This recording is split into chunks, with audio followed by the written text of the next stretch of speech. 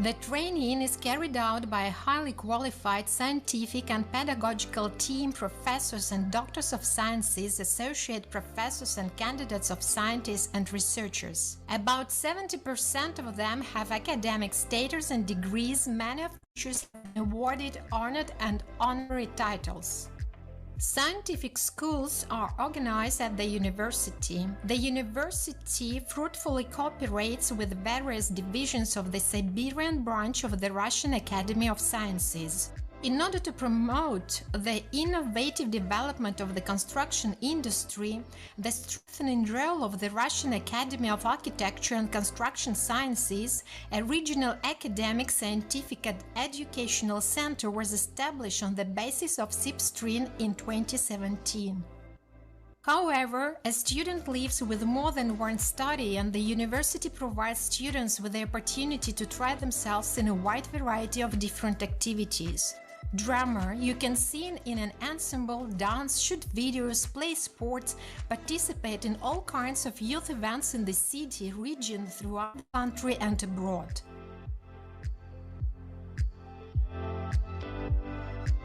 SIPSTRIN in its region is one of the leading scientific and educational centers of the Siberian region and the Russian Federation. Scientific achievements and bright creative life make the university the place where applicants from Russia as well as from other countries seek to enter from year to year. Наш выпускник сегодня, вчера. Our graduate today, yesterday, tomorrow is an ultimate specialist. The time has come when we must adopt the experience that exists in the West and actively develop this direction, not just accept those developments that exist abroad, but develop our own developments. We are always happy with those students who are always seeking, who are ready to explore, who are ready to consider the most incredible technologies, the most incredible equipment. SIPSTRIN lived, SIPSTRIN is alive, SIPSTRIN will live and will always develop and will always be in demand. The university board, the staff and the students are confident in the future. 90 years is the experience and tradition of quality education.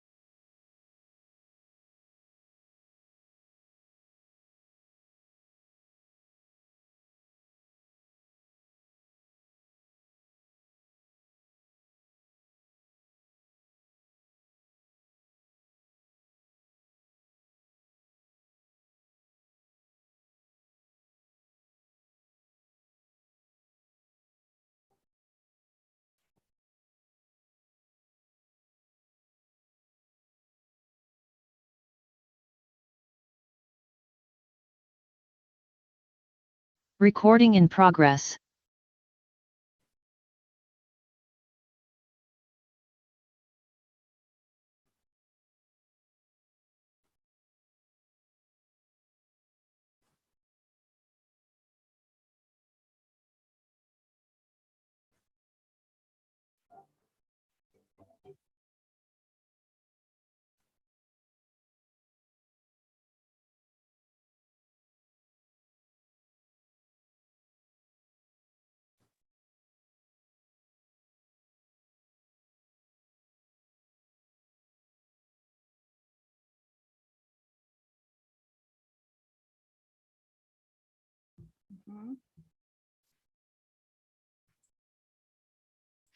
Dear guests, dear participants, let me start our conference, Environmental Technologies of Urbanized Areas. This international meeting is organized by the UNESCO chair of our university, Novosibirsk State University of Architecture and Civil Engineering, SIPSTRIN. And today, the participants of this conference are from different countries and different universities of the world. In total, we have about 20 reports today. First of all, please, I want to give and I want the floor to our rector of our university and the head of our UNESCO chair, Yuri Leonidovich Skolubovic, which talk some keynote words in Russian. Please, Yuri Leonidovich. Добрый день, уважаемые коллеги. От имени Новосибирского государственного архитектурно-строительного университета СИПСТРИН я благодарю вас за участие в нашем международном мероприятии. Хочу отметить, что сегодня важно международное взаимодействие в различных сферах, и особенно в области архитектуры, строительства, экологии. Dear colleagues, Novosibirsk State University of Architecture and Civil Engineering SIPSTRIN and me are grateful that you find the time and are able to participate in our international event, as that is rather important nowadays, especially in the sphere of architecture and civil engineering. Секция «Природоохранные технологии» урбанизированных территорий проводится уже традиционно на площадке кафедры ЮНЕСКО нашего университета в рамках 15-й Международной научно-технической конференции «Актуальные вопросы архитектуры и строительства». Она стала уже традиционной, проводится в 3-й раз, и очень значимо, что на конференции активно обсуждаются вопросы, которые решают актуальные проблемы, обозначенные ЮНЕСКО. The section Environmental Technologies of Urbanized Territories at the site of the UNESCO chair at Novosibirsk State University of Architecture and Civil Engineering SIPSTRIN within the framework of the 15th International Scientific and Technical Conference, Actual Issues of Architecture and Construction has become traditional and is held for the 3rd time, and it is rather important. Круг участников нашей конференции постоянно расширяется, и я хочу отметить, что в этом году в работе конференции примут участие представители университетов из 10 стран мира. Это Беларусь, Индия, Казахстан, Китай, Кыргызстан, Монголия, Сербия, Турция, Узбекистан, а также ведущие вузы Российской Федерации, представители вузов Московского государственного университета имени Ломоносова, Московского государственного строительного университета, НГАСУ СИПСТРИН, ну и некоторые другие. The number of participants is constantly expanding. This year, the representatives of university from 10 countries will participate: Belarus, India, Kazakhstan, China, Kyrgyzstan, Mongolia, Serbia, Turkey, Uzbekistan, as well as the leading Russian universities such as Moscow State University, named after Lomonosov, and Moscow State University of Civil Engineering, and many others.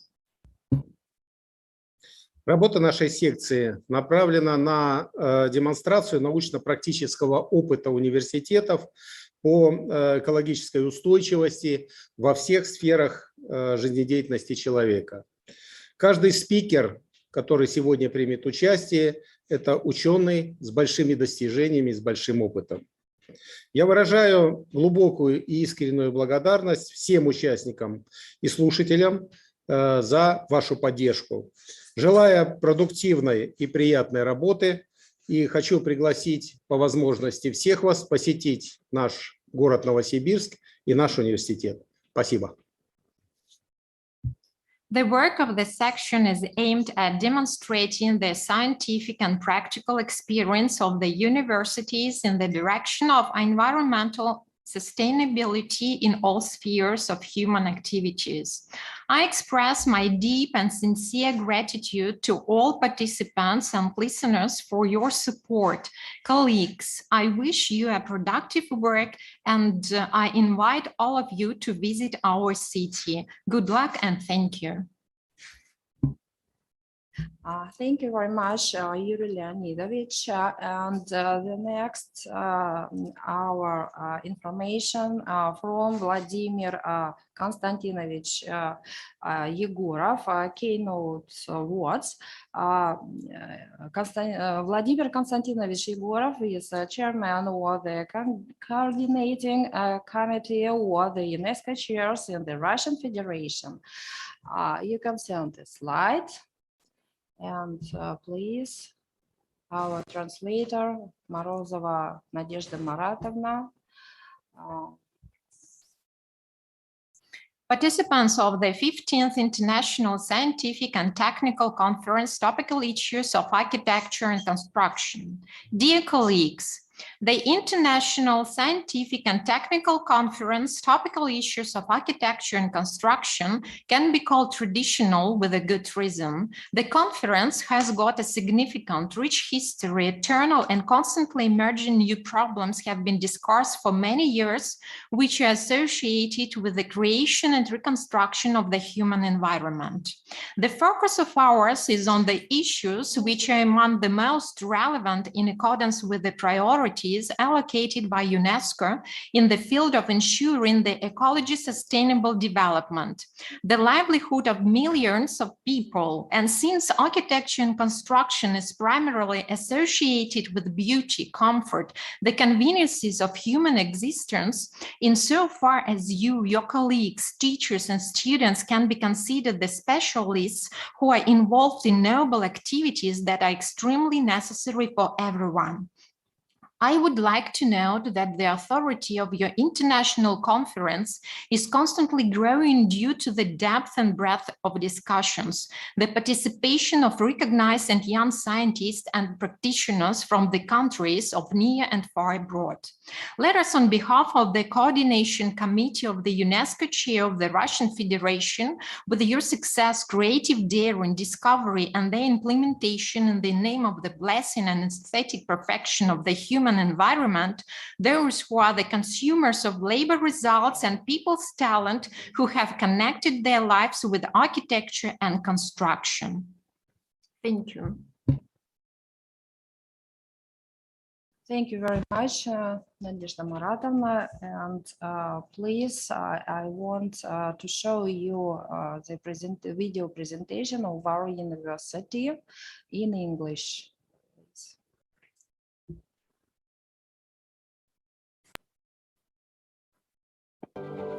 90 years ago, Novosibirsk State University of Architecture and Civil Engineering, Sepstrin, opened its doors.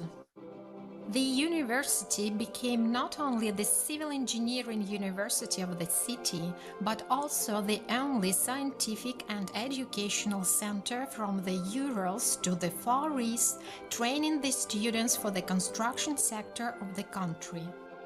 Years passed and glory went on. The university received international prestigious awards in America, Switzerland, and other countries. The university became popular not only in Russia but also abroad. For 90 years of its work, the university has trained more than 50,000 highly qualified specialists. The educational programs of the university reflected the modern specifics of the construction industry, which is confirmed by the reviews of the heads of the construction companies of the Novosibirsk region. The graduates have high potential and career opportunities. The university is regularly on the 50 best universities in Russia in terms of the demand for graduates in the labor market. Partners and customers include the industry's leading enterprises and companies. Today, the university continues its development. The university includes 4 institutes, 3 faculties, 27 departments, including the UNESCO International Department opened in 2015, and trained in 42 educational programs of undergraduate, specialty, master's, and graduate studies. More than 5,000 students study at the university, while in recent years foreign citizens from abroad enter the university. About 500 foreign citizens from 29 countries currently study at the university. The training is carried out by a highly qualified scientific and pedagogical team, professors and doctors of sciences, associate professors and candidates of scientists and researchers. About 70% of them have academic status and degrees. Many of teachers have been awarded honored and honorary titles. Scientific schools are organized at the university. The university fruitfully cooperates with various divisions of the Siberian branch of the Russian Academy of Sciences. In order to promote the innovative development of the construction industry, the strengthening role of the Russian Academy of Architecture and Construction Sciences, a regional academic, scientific and educational center, was established on the basis of SIPSTRIN in 2017. However, a student lives with more than one study, and the university provides students with the opportunity to try themselves in a wide variety of different activities. Drummer, you can sing in an ensemble, dance, shoot videos, play sports, participate in all kinds of youth events in the city, region, throughout the country and abroad.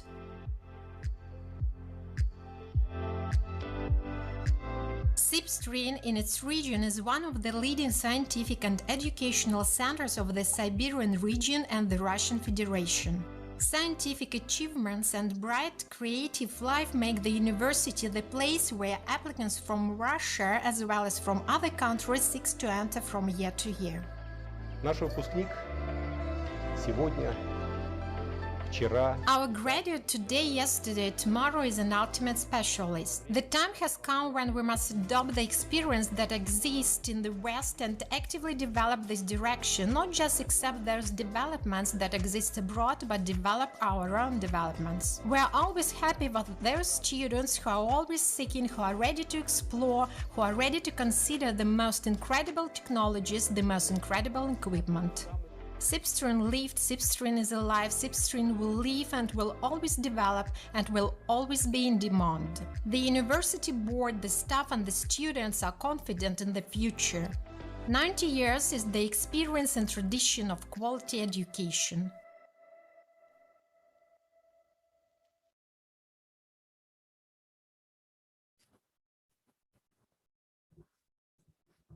Thank you very much for your attention for video presentation of our university, and I want to the floor to our new partner from India, Vinodini Ramesh Manisha, Doctor, Dean of School for Sustainable Development, Head of UNESCO Chair on experimental learning for sustainable innovation and development. Manisha Venadina Ramesh. Amrita Vishwavidyapeetham, University, India. Please, do you hear me? Dear Professor Venadina Ramesh, Manisha. Yes, madam, we are able to hear you. I hope Thank you very much. I'm very glad to see you today. Thank you. And so, please, some words from you. Thank you so much. Namaskaram from India, which means, you can call us good morning or good afternoon from our side. Should I start my presentation?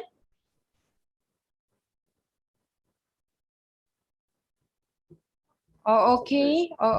Maybe you, no problem if you have this opportunity. I am not able to share my presentation. Somebody on that side has to enable for me to do the screen sharing. Okay, please try again. No, yes. Please try again. Yeah, I'm getting. Thank you very much.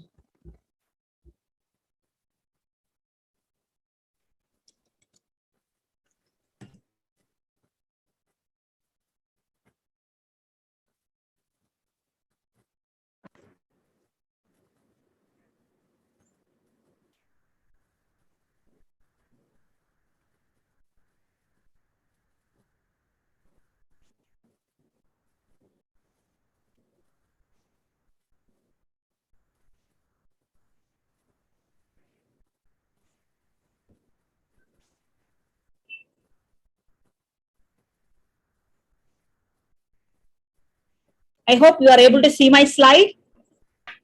Yes, we see, please. Thank you, everybody. I am thanking the organizers for inviting me. Today's talk from my side will be Youth Empowerment and Environmental Sustainability, case studies from India. I am Dr. Manisha Vinodini Ramesh. I am the provost of Amrita University. At the same time, I am also the UNESCO Chair on Experiential Learning for Sustainable Innovation and Development. Just to give a quick update, this university believes in three main philosophies. One is education for life and education for living, where we impart a culture of heart as part of the education, and compassion-driven research, where we use the research to serve the lowest and the most vulnerable strata of society, and global impact, where we stand at the strategic juncture of two streams of cultures, the East and West.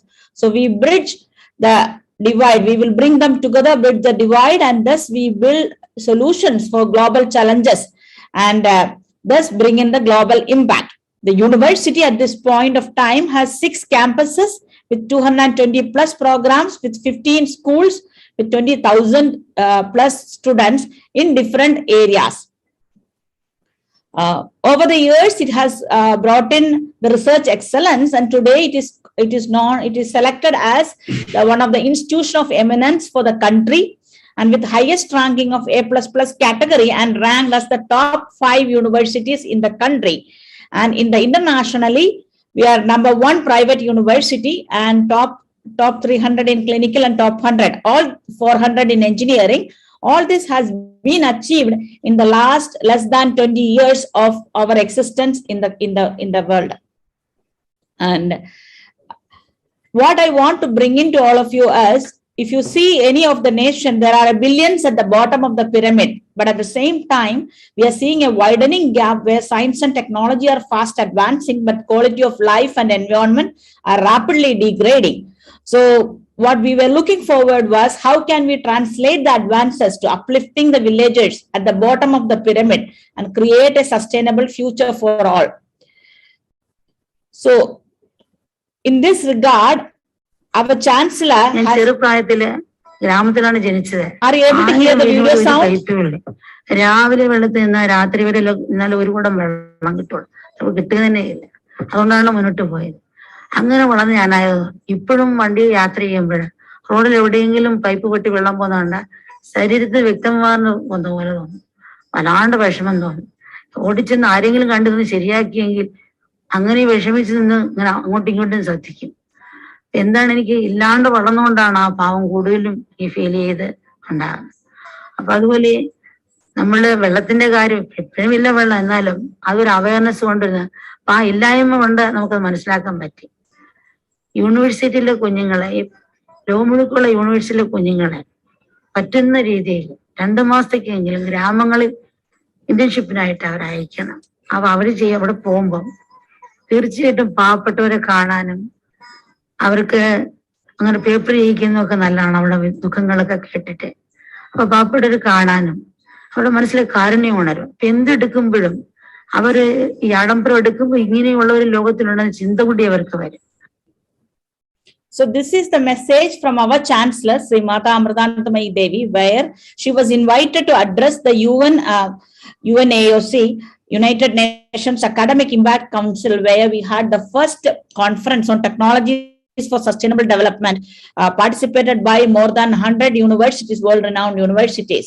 And she was talking about how sustainable development has to be brought in, how the youth can be empowered, where how can we bring in the compassion in the youth so that they will serve the society and they will build the sustainable solutions for the society.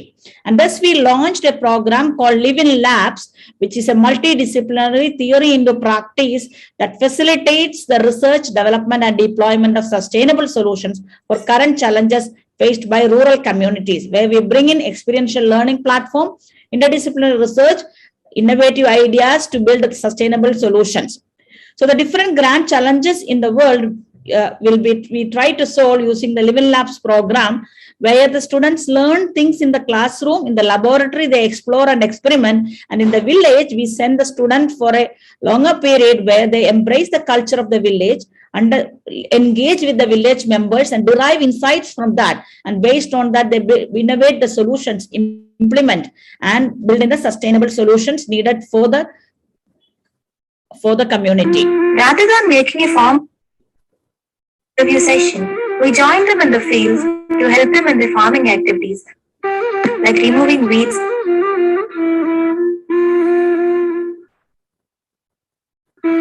sowing seeds, etc.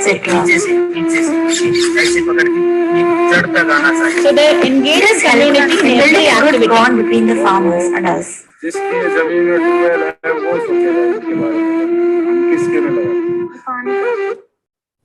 So thus, we try to bring in a participatory approach where students, faculty and community stakeholders engage together and they become the motivated actors and stakeholders.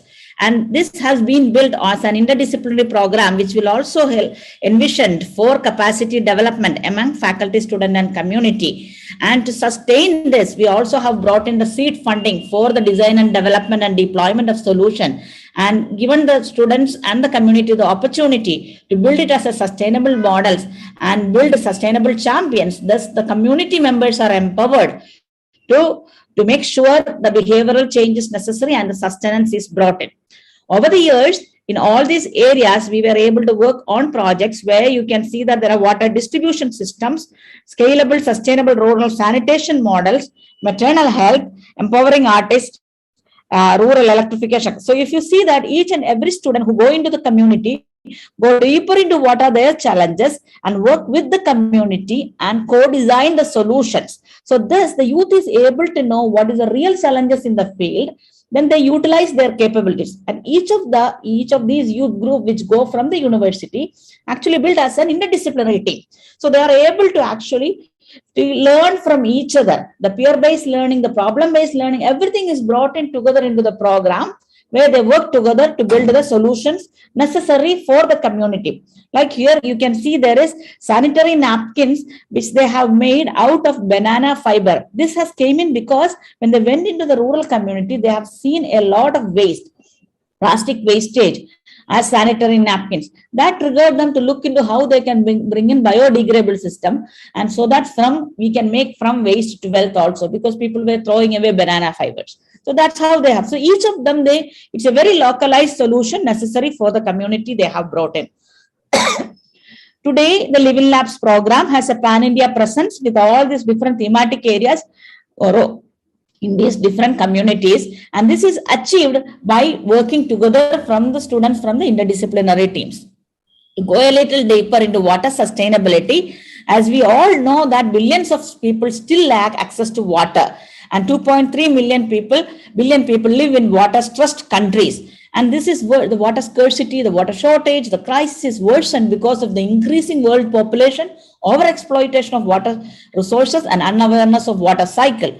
So this is where the importance of the targets which the United Nations has brought in for access to safe and affordable drinking water, restoration of water, strengthening participation, more efficient use of resources need to be built in the community. You can see how Amrita University students are utilizing their capability through Living Labs programs in providing these things. What they look forward is they will university students, when they go to the community, they look at identifying the localized factors that needs to be addressed. What are their relationship of factors? They live in the community and understand what are the anthropogenic activities they are doing, how the impact of climate change over the years are affecting those communities. And this has helped us to build solutions of water distribution systems, clean drinking water solution, rural sanitation models in all these communities. Not only by working from the different students from social science, management, engineering, medical school, etc., along with collaborating universities such as UC Davis, King's College, EPFL, TU Delft, Ryerson University, etc. And these all were prompted because of high prevalence of water contamination and high prevalence of waterborne diseases has prompted the students to look into these things. One of the state in India which has like 73% of water resources are polluted. All this has pushed them to look into the water contamination, and 29.5% of rural households only 29.5% have safe drinking water. They have around 5 lakh diarrhea cases, 10,000 plus dengue fever cases, 400 affected by hepatitis, typhoid, etc. So these are caused because of the contaminated water, and 80% of illness was reported. And to remove this, the students looked into it, how purified water can be brought in and on a community scale and take forward. So some of the projects which we have worked on, our students worked on, are on access to safe and affordable drinking water for all with using the program called Jeevamrutam, restoration of water related ecosystem, environmental, where we looked into river water regeneration. Pamba is one of the famous river in the state of Kerala, waste management, and strengthening participation of local communities by building water-wise community water champions and school programs. And for urban aspect, more efficient use of resources, we have brought in work on called forward and early warning systems. So we built in access to water through building in water distribution systems, access and availability of clean drinking water through providing clean drinking water solution through Jeevamrutam, restoration and efficient use using community empowerment and IoT system, participation of local communities through building water-wise communities and waste management. So in this case here, in this slide talks about the different states in India where our students have provided water access and availability, even though each of them have varied with respect to the challenges. They varied with respect to geology, climate, over abstraction, presence of aquifers. They have different types of conflicts, the economy, the distance discrimination, the water quality. They were varying with respect to pollution, source of point of contamination, treatment, water ethnography. They had different levels of knowledge, attitude, practice, and skills. And using that, they have actually built a path forward for providing water availability, water access, water quality, and water awareness. Where in the Jeevamrutam today, we have done more than 250 deployments and reaching to 500 deployments in a year's time, and water distribution to 7 communities, and IoT systems in 5 communities, and water-wise communities in 25 communities. And in each of these things, in the Rajasthan, where the cultural inhibitions was very strong because of the agrarian community and limited participation of the community. So students have brought in a dynamic model of implementation, even in the field when they had seen something is short, which they have not known earlier. They've changed it and they built the team and then build it. Same way, whereas in Odisha, in Rajasthan, we were able to give pipe connection to each home, whereas in Odisha, because of their cultural incubation, they didn't want pipeline in every in front of each house. They wanted a pipeline as a common point for a few houses, and they never wanted it to be anywhere near the toilet because they treat water as God. So as Devi. So that's where they were not. So we had to change your deployment and design based on these things. And they wanted to have the pipeline that were diverted according to the user demand. So the community is fully involved from the day one, from challenge identification to the design to the deployment. Like that, each of these slides, you can see the whole community involved in with participation of the community members. For 4 kilometers, they had to dig deep and then put the water distribution systems and put it up. So it is with the university students whom you are seeing are all university students working with the community members. And in Jammu Kashmir, which is on the northern part of the country, where there is the lack of awareness of available water sources in the community, and we use the artisan wells to provide sustainable water sources. And in the state of Jharkhand, where the major problem was in the summer, they don't have water. So they are an agrarian community, and then basically in those months, they don't have any livelihood. So we have co-designed solutions in such a manner that there can be the rainfall can be collected, and then that can be used and stored and used for providing water during the summer, and they have gone through. We didn't leave it there. We started going more deeper into the community, looked at what are the contamination levels. This is with respect to the state of Kerala. Over the years of 2010 to 2017, we have actually looked into what are the different contaminants and understood how they are varying. And based on that, we have classified them and found out which are mostly polluted, leastly polluted.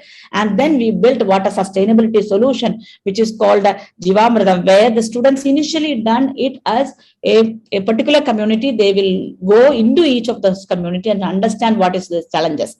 And this became a very largest program in the university with the 15 million funding, and with the aim of reaching to 5,000 villages getting drinking water solutions. And the image you can see is our current Indian president, honorable president, is inaugurating that program with our chancellor, Amma.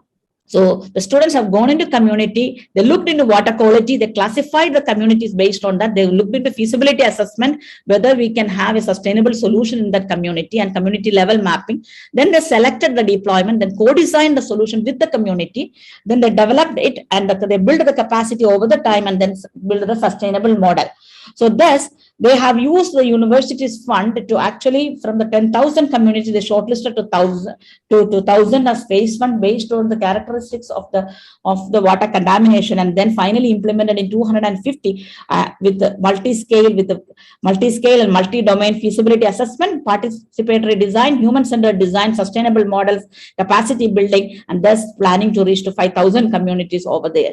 And they ensured the capacity building by utilizing the UNDP capacity development process, went through all the steps, and also built sustainable models, business models for each and every community, looking into their finances, the revenue and cost structure, infrastructure offering, and customers. So different types of community models were coming, where local government ownership model, community-based model, community ownership model, school ownership model. That means each of these solutions was owned by a different group based on that community's characteristics, and they are operating, they are maintaining and sustaining, and there is a sustainable business model, so that this particular solution we have given will be sustained over the years, and the responsibility is taken by the community. And this is achieved by bringing in the PPP model, where we brought in community, the local government, university, and NGO, and they have taken the different pieces to achieve this. And thus, we were able to bring in the multidisciplinary engagement and collaborations with women entrepreneurs, local self-help government, ward level members, end-user engagement, self-governance, and customized technology, thus achieving the modular affordable solution, multi-stakeholder engagement, and community empowerment. We didn't stop with that. We went forward in looking into public health assessment. We identified risk in the community level, assessed the risk, adopted control measures and monitoring, where we did detailed water quality analysis in each of those things, identifying major parameters, identifying most polluted district, then worked very closely with the medical school of Amrita and also the district health assessment group, the district health administration, to determine the water quality and index and also major water, and conduct regular awareness and campaigns. And if you see that we have actually number of sources tested is so high, and we have classified them, and based on that we moved forward, and the water quality index for each of these places were calculated, and the diseases were also looked into deep detail and brought in the cases, and then based on that the medical school worked with them on reducing each one of them. And these are the different awareness sessions which our students are doing with the community to take forward this one, and the medical camps and this one. So the multiple schools, and not only that, we have collaborated with Tel Aviv University in strengthening the participation of community, where we worked with all the schools in the region to enhance water awareness in the community, train the students to become water champions, and identify water ambassadors and rank the communities. And we also build a community level program to know your water, where we have a geospatial platform has been built for them to put about the details of their own thing. And on the urban water side, we looked at how the water cycle is changing and what its impact. And we brought an IoT system to monitor the different water management cycle with distribution management, resource monitoring, and wastewater management. And we have taken up a national scale project called Fast Forward to SDG 6 in collaboration with other partners also, and where we are looking into on an urban scale in 4 major cities, secondary cities in the country, in the 4 parts of in Ludhiana in Punjab, and Haldia in West Bengal, and in Mumbai, and in Kochi in Kerala, where we have actually looked into each of these places what is the major urban challenges, and based on that we were bringing. So here the pillars of urban water we have looked into: urban watershed management, extreme event management, water quality and quantity, sewage and wastewater management, supply and demand management, water sustainability and climate risk. In each of these areas, the students worked with the community. They worked with all the stakeholders. Based on that, they have designed the sensor systems, decision models, predictive analytics, and visualization and alert systems, so that the governance of water-wise cities can be brought in, cost-effective technologies to improve water availability and quality, decentralized treatment technologies for socio-technical setting of urban communities, and also integrate all these things into a digital social platform, so that different stakeholders and pilot cities can be brought in, and monitoring, implementation, intervention, and synthesizing findings from 4 pilot cities can be brought in by an intelligent water management system, where we are looking into all the different things, so that finally you get the usage patterns, alert, and forecasting. By utilizing the smart management system in as IoT devices, communication services, the different IoT services, big data analytics, and enterprise applications, so that IoT for water sustainability, where we were able to look into it as large-scale monitoring in the coercion fine-grainment, addressing the scalability, interoperability, time-critical accuracy, etc.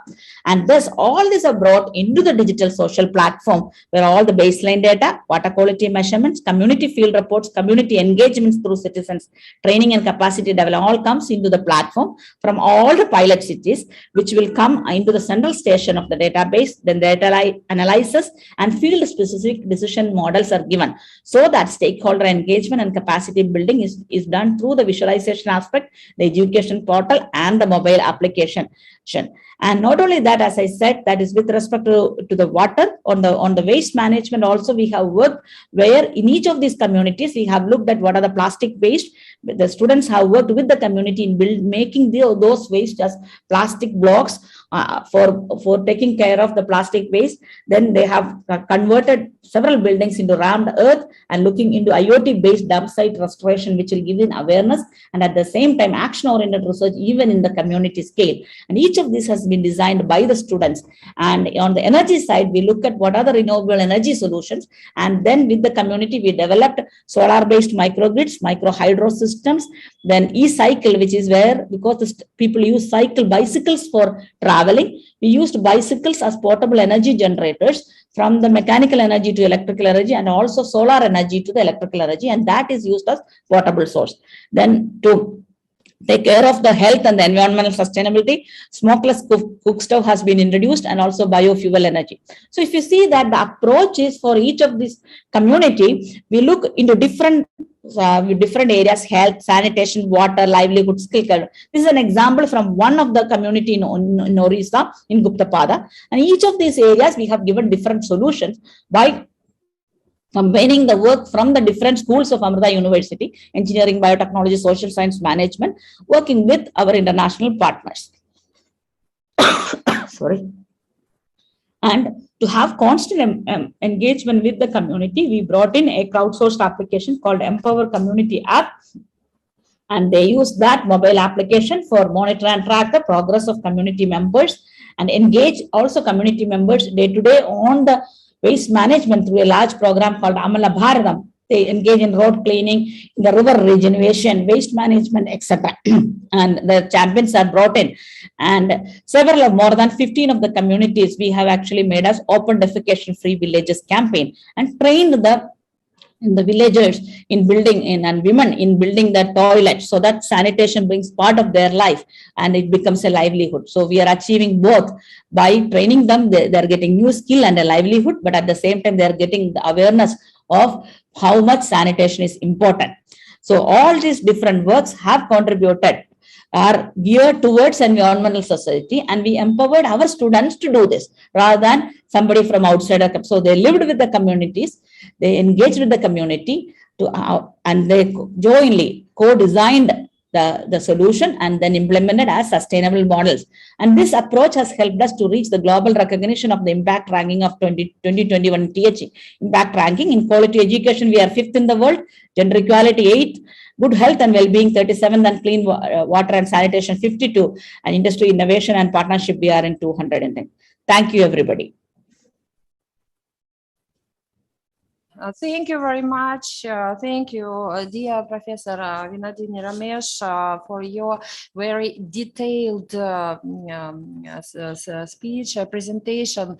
Thank you for your information about the main water issues in India and the different ways for water sustainable development and of course in the way of sustainable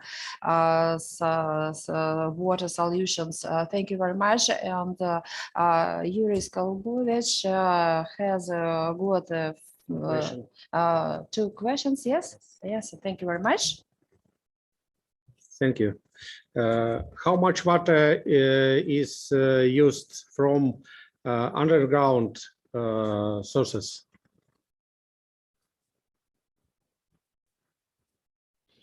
Each community have different levels of usage. Like if you see in some of the communities in West Bengal, there are underground water sources goes almost like 400 to 800 meters down. And whereas some other places, it is only like in Kerala, because it is below the sea level, it is like, very high is the underwater level. So it is varying with respect to the region, because as you know that India is a very vast country and they are topographically very diverse also. But the major challenge what we see is people are unaware of the groundwater sources and over extraction.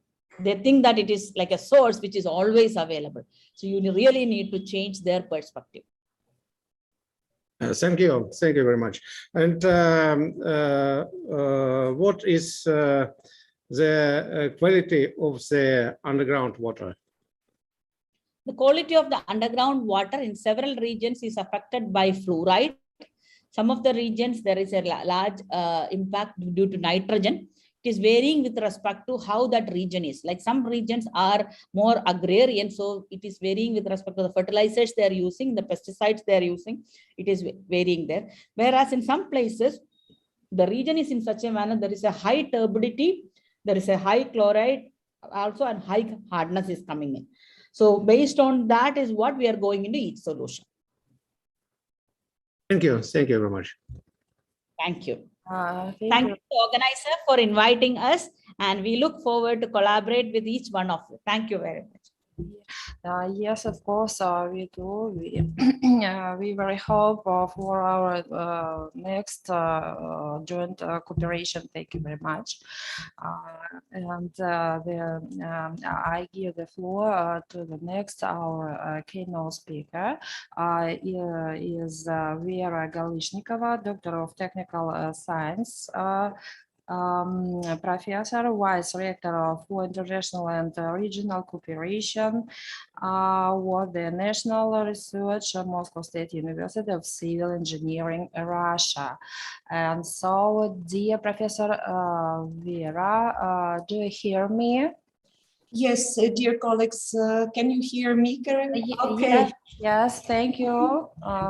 So, dear Rector, dear Professor Skolubovic, dear organizers, dear participants of the conference, I just want to make one minor correction. I am not the keynote speaker. I don't have the presentation, but I am grateful for the opportunity to be here with you, and I want to welcome and to greet you on behalf of the whole Moscow State University of Civil Engineering.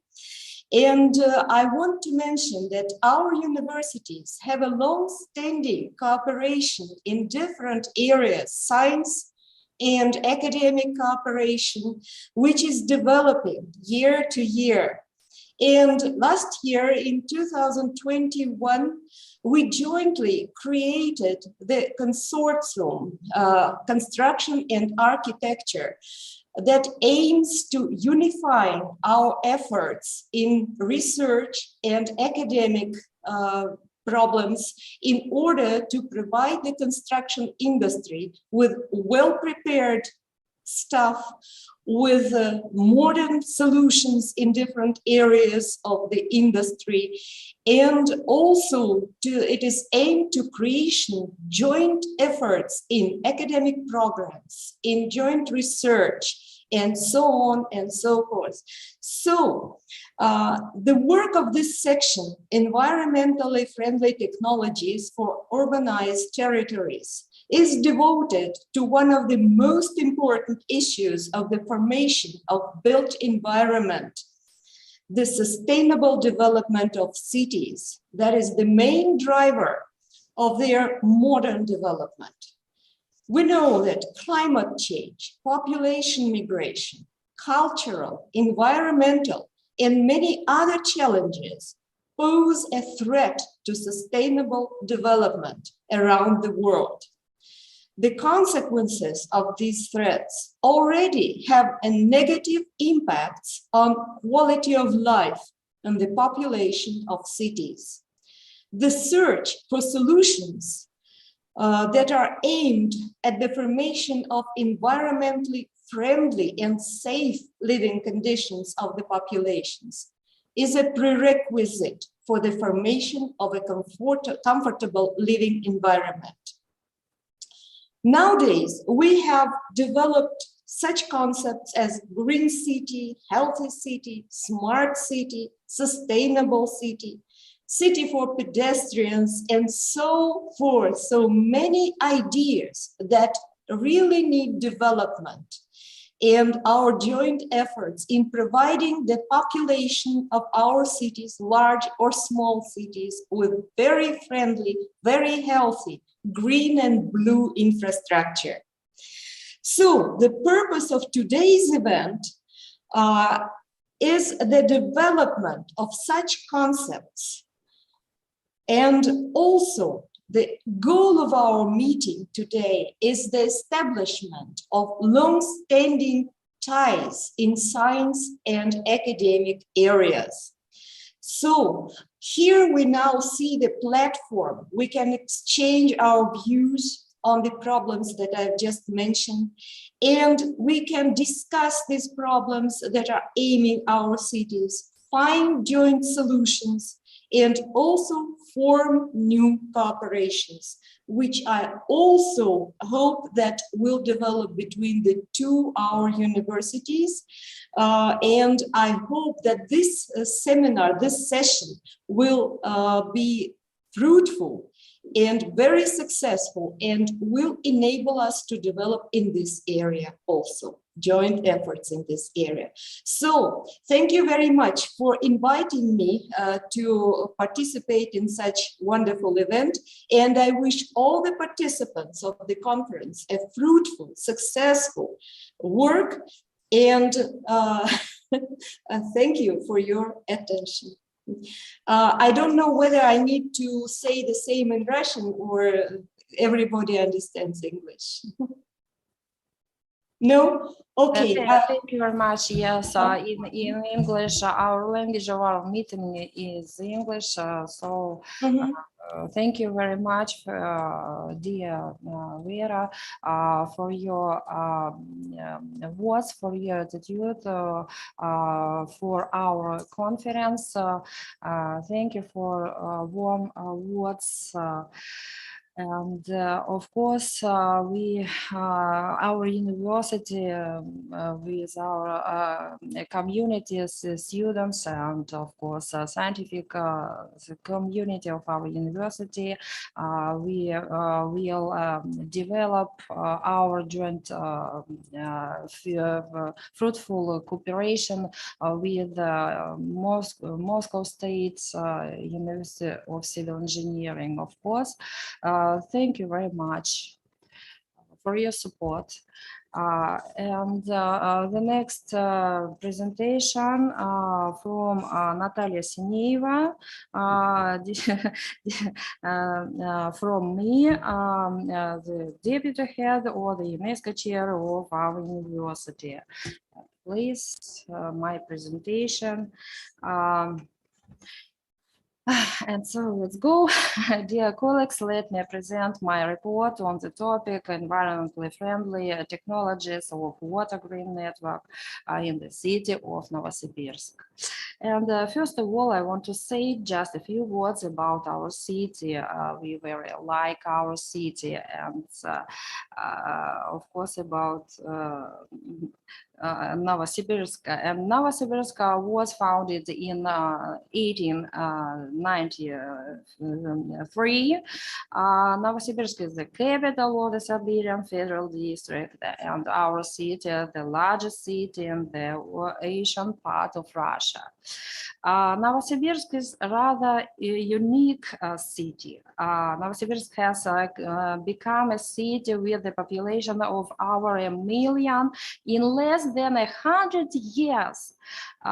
Because of several reasons. It is the resettlement of people in Russia from the European part to Siberia during the Great Patriotic War, the construction of Akademgorodok, and other historical stages. Currently, the population of the city is more than 1.5 million people. At the same time, Novosibirsk has an extremely heterogeneous population density that doesn't allow us to talk about the integral nature of urban development. There are wastelands and other bed spaces which lead to a decrease in the aesthetic qualities of natural and urban areas. Floodplain channel complexes of small rivers in the city of Novosibirsk belong to such places. At the at the beginning of the last century, small settlements, mills, very small industries have been formed on the banks of the rivers within the boundaries of the future city.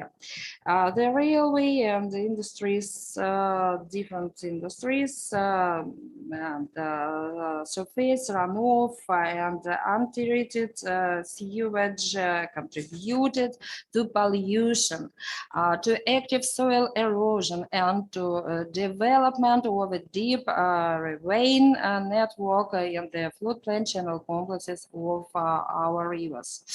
And thus, the complete ignoring for natural factors to create a normal urban environment has led to serious ecological problems that Novosibirsk has not been able to overcome for more than 120 years. Okay, and the next slide, you can see our all small rivers.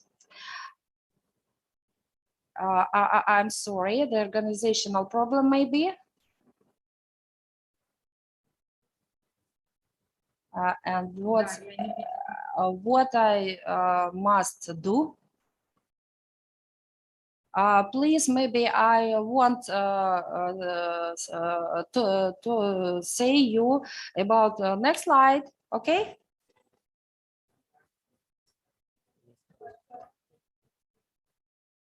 Okay, no problem. Thank you very much. I'm sorry, dear colleagues, some organization problem. Thank you very much for my colleagues for your help. Thank you very much, Evgenia Vladimirovna. And so, you can see on the slide some all rivers of our city, small, and of course the large river Ob. By the way, the Ob is one of the longest rivers in the world. The water quality of small rivers is defined on observations which are carried out on one observation post at their mouths. An example of observation post for water bodies of Novosibirsk is shown in the figure. Next slide.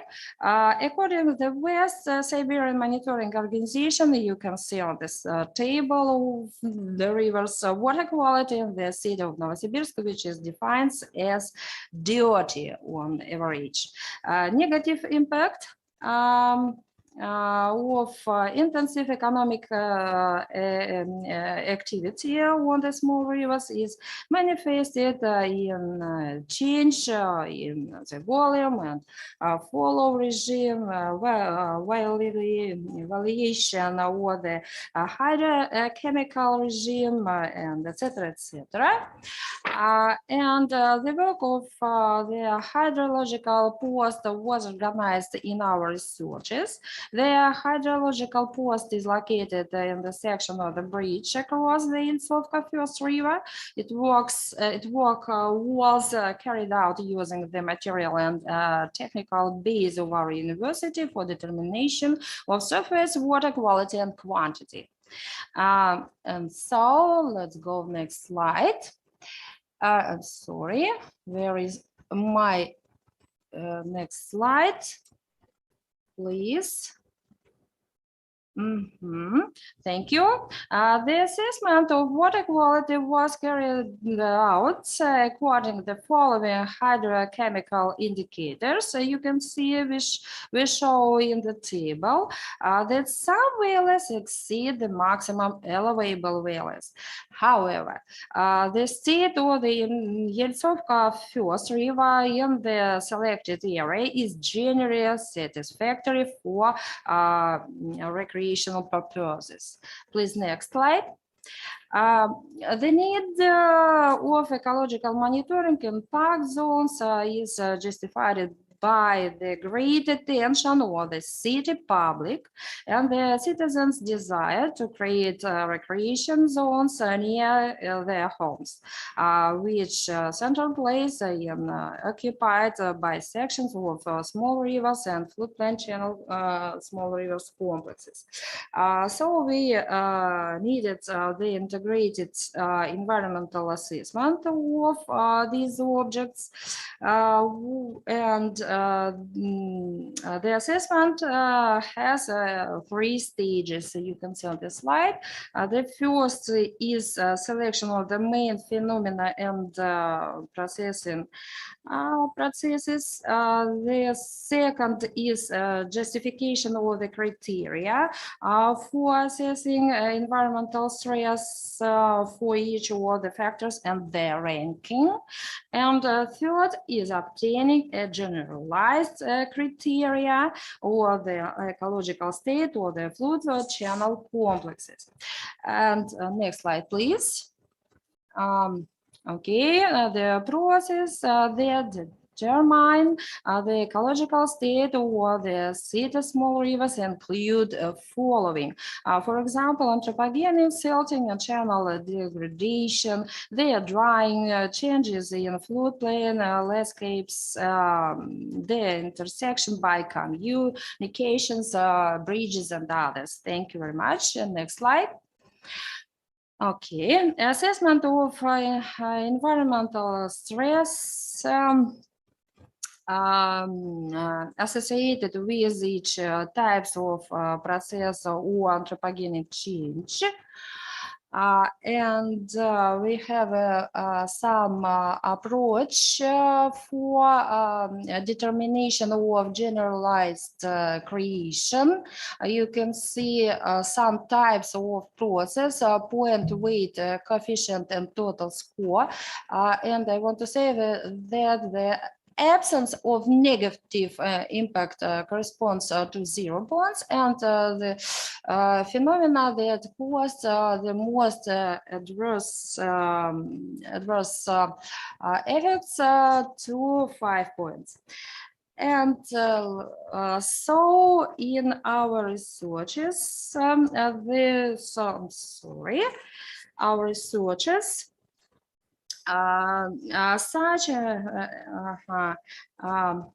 such an approach for determining a generalized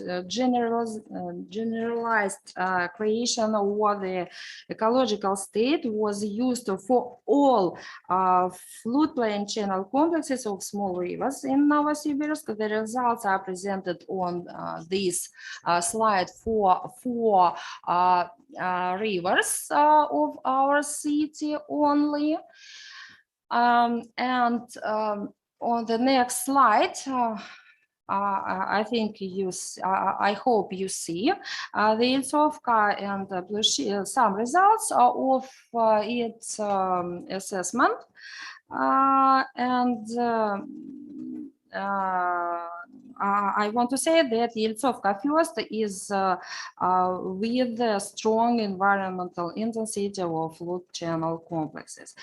And so the generalized criteria for assessing can be used to justify the recommendations for often engineering activities to reduce environmental stress. There are restoration, environmental rehabilitation, reconstruction, conservation. And you can see some determination of these engineering activities on these slides. So in this study, we considered the river and its flood channel complex with the high generalized criteria for Iltsovka first river. You can see on the slide some of characteristics of this river.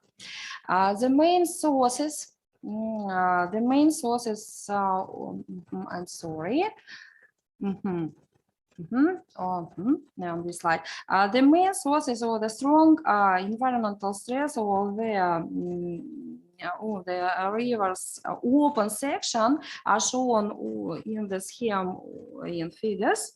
Some of that may be surface runoff, coarse erosion, garbage on floodplains and in the riverbeds, silted zones of the riverbed. It is necessary to take activities to conservation of the river. The following types of activities are offered on this slide. Of course, the creation of a water protection zone, liquidation of surface runoff collectors without appropriate treatment, mechanical cleaning of the channel from garbage, sediment-filled trees, cleaning floodplains, And after all, it is necessary to carry out environmental rehabilitation of the river. And so this scheme is shown in the slide. My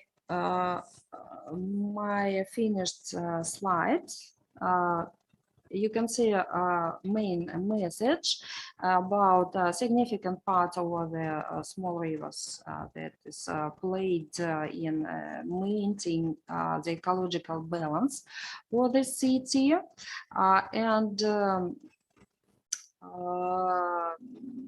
We want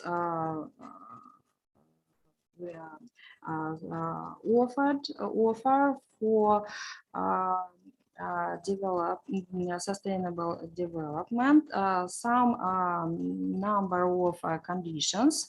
For example, maximum preservation of river valleys to create conditions for self-regulation of the system, preservation of the river network continuity,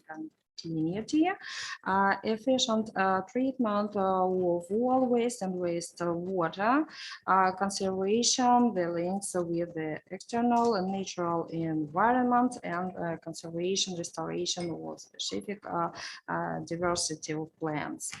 And this slide is finished. So in most cases, these factors don't work in Novosibirsk, unfortunately. And therefore, the conservation and restoration of the natural potential of the river valleys, where it is possible, is the most important task for us, for the university, of course, for the citizens of the city of Novosibirsk. So, dear colleagues, thank you very much for your attention for my report. If you have some questions, please, one or two questions. I'm waiting, maybe. If we haven't the questions for me, no problem. I want to give the floor to our traditional partner of our university, the UNESCO chair of Belgrade University, Belgrade University, Serbia. Dear Professor Marka, do you hear me, please? Oh, yeah. I will try to share the screen. Okay. Yes. Okay. Okay, can you see this? Yes. I guess so. Okay. Thank you very much, Natalia. Thank you very much, Yuri. It is my really great pleasure to see you and to have an opportunity to share with you our recent research. Colleagues, Professor Jovan Despotovic, especially Alexander Šotić and me, were working in the past 3 or 4 or 5 years with complex water resources systems and especially risk and safety. So I will speak about these topics. This is a table of contents. And I will actually start with this statement by Professor Leveson. And maybe I'm boring, but I really trust that it is important to mention. The first step in solving any problem is to understand it. We often propose solutions to problems that we do not understand, and then we are surprised when the solutions fail to give the anticipated effects. So not only in Water Framework Directive, which is popular recently, but in all science and water resources management, we are used to think about water engineering systems as a whole, as treated on a catchment basis.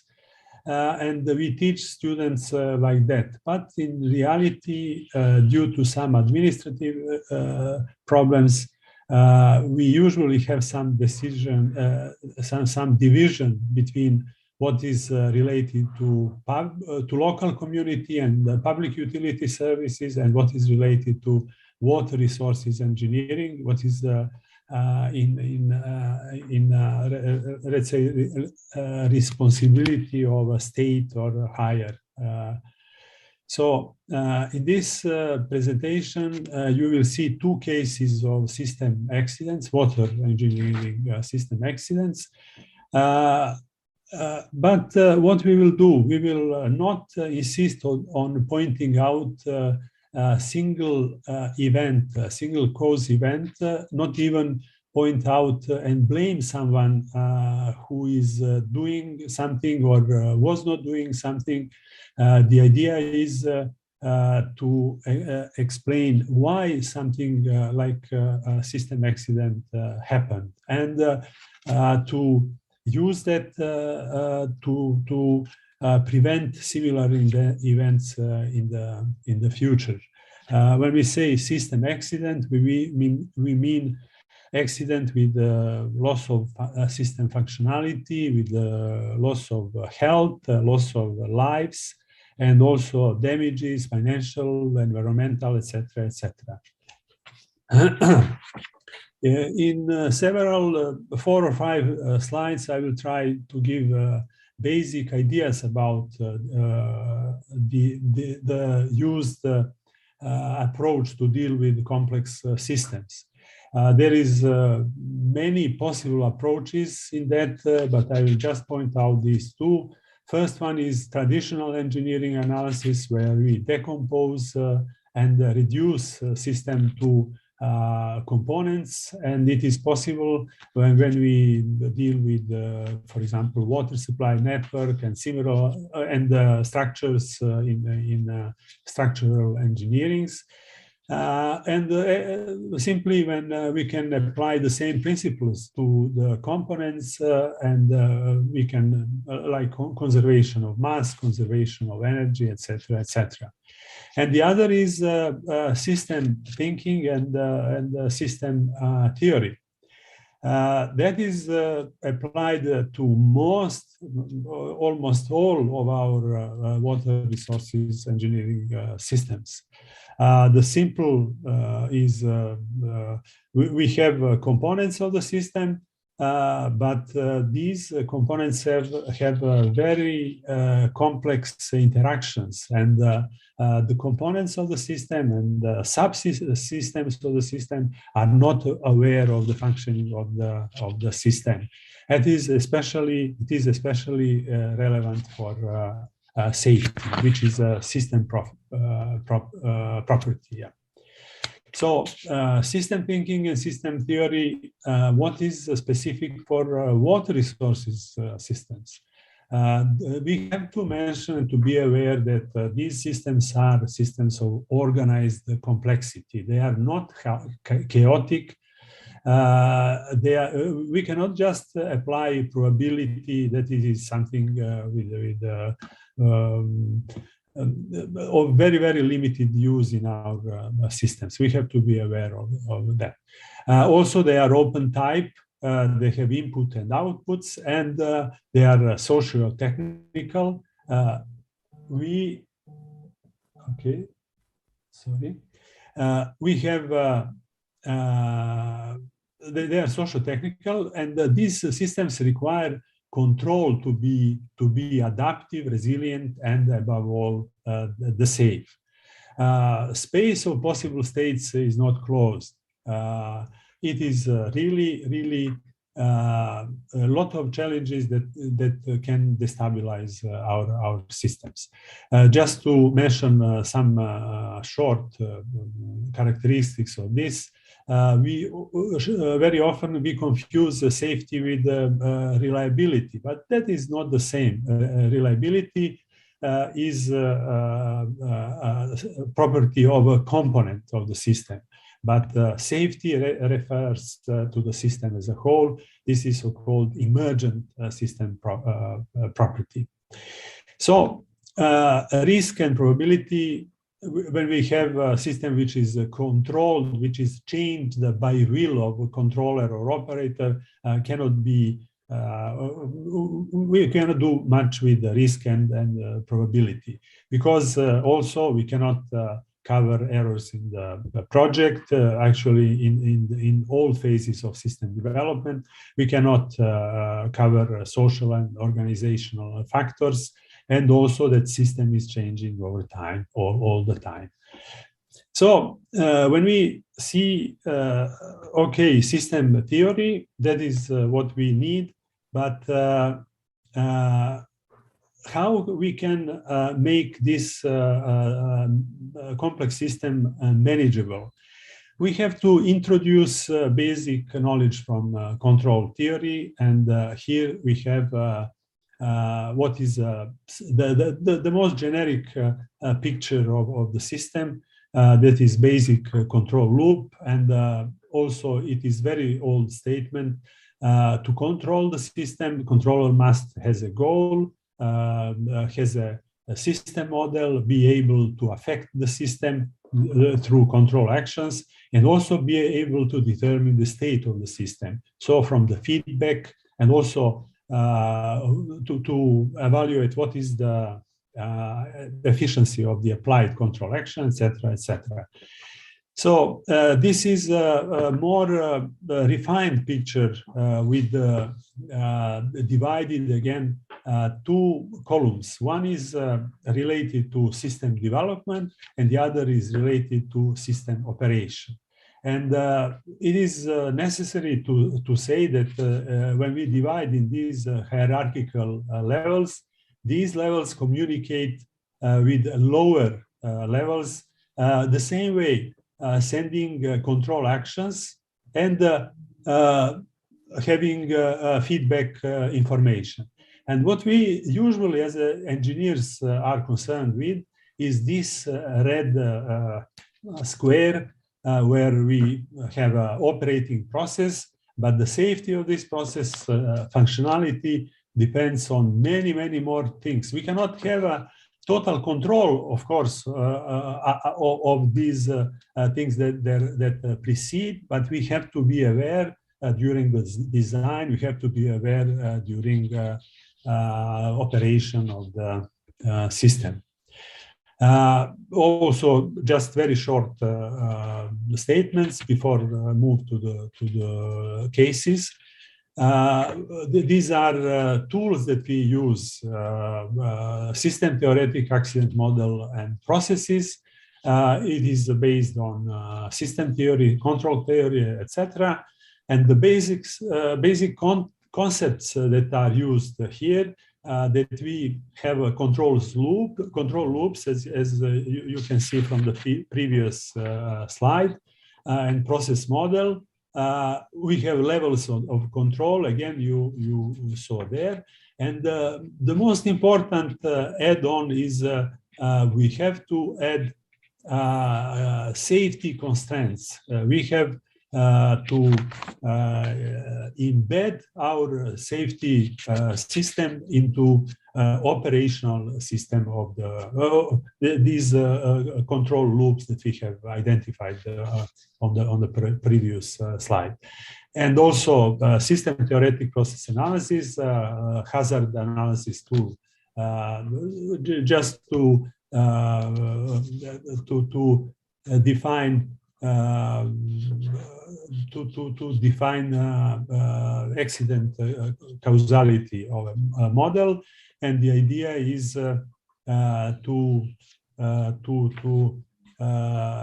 determine causality of possible undesirable outcomes and to implement that of these identified causes into system safety constraints, and to build that into the system.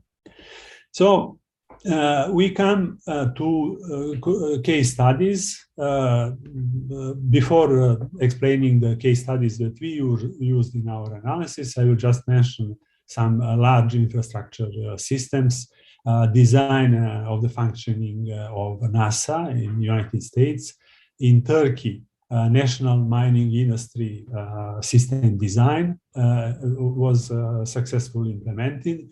In Australia, national traffic safety system design. So these are these two in Turkey, in Australia, definitely very important large infrastructure systems are as I heard, successfully implemented. What have we done in Serbia related to water resources management systems? We were involved to different extent in two system accidents. One is regarding water supply system of the city of Užice, where artificial reservoir was constructed, about 50 million cubic meters, where a small hydropower plant was added and operating, and water treatment plant, definitely. These photos are here, and the other is relatively recently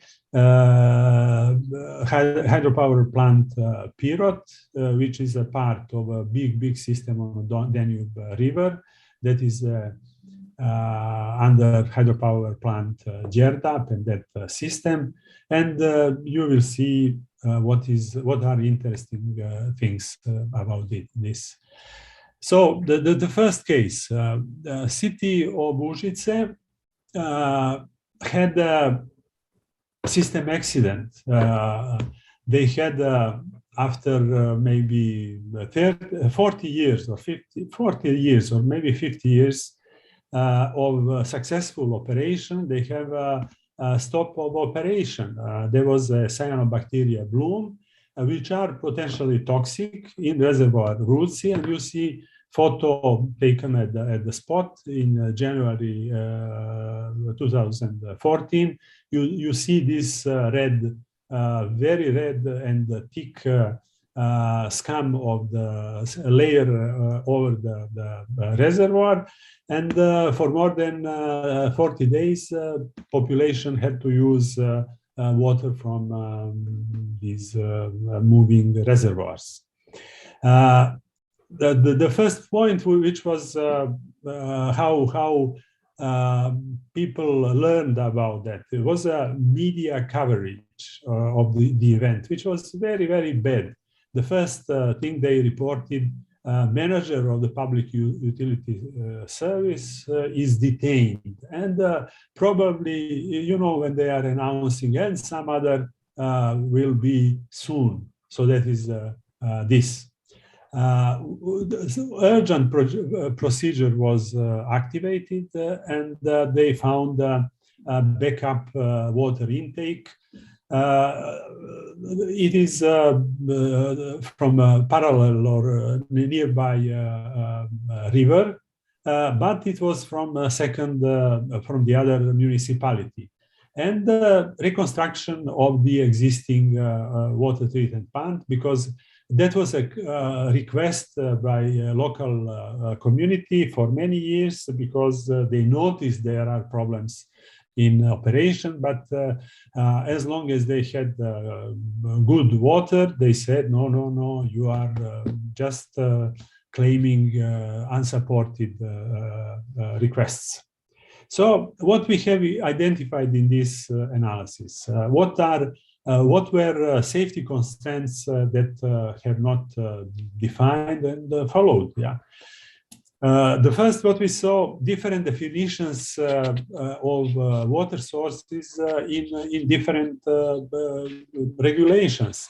So they did not have appropriate monitoring program for that. The second is that the municipality of Užice handed over to the state agency authority over reservoir Ruci in line with new regulations. But that agency did not accept it.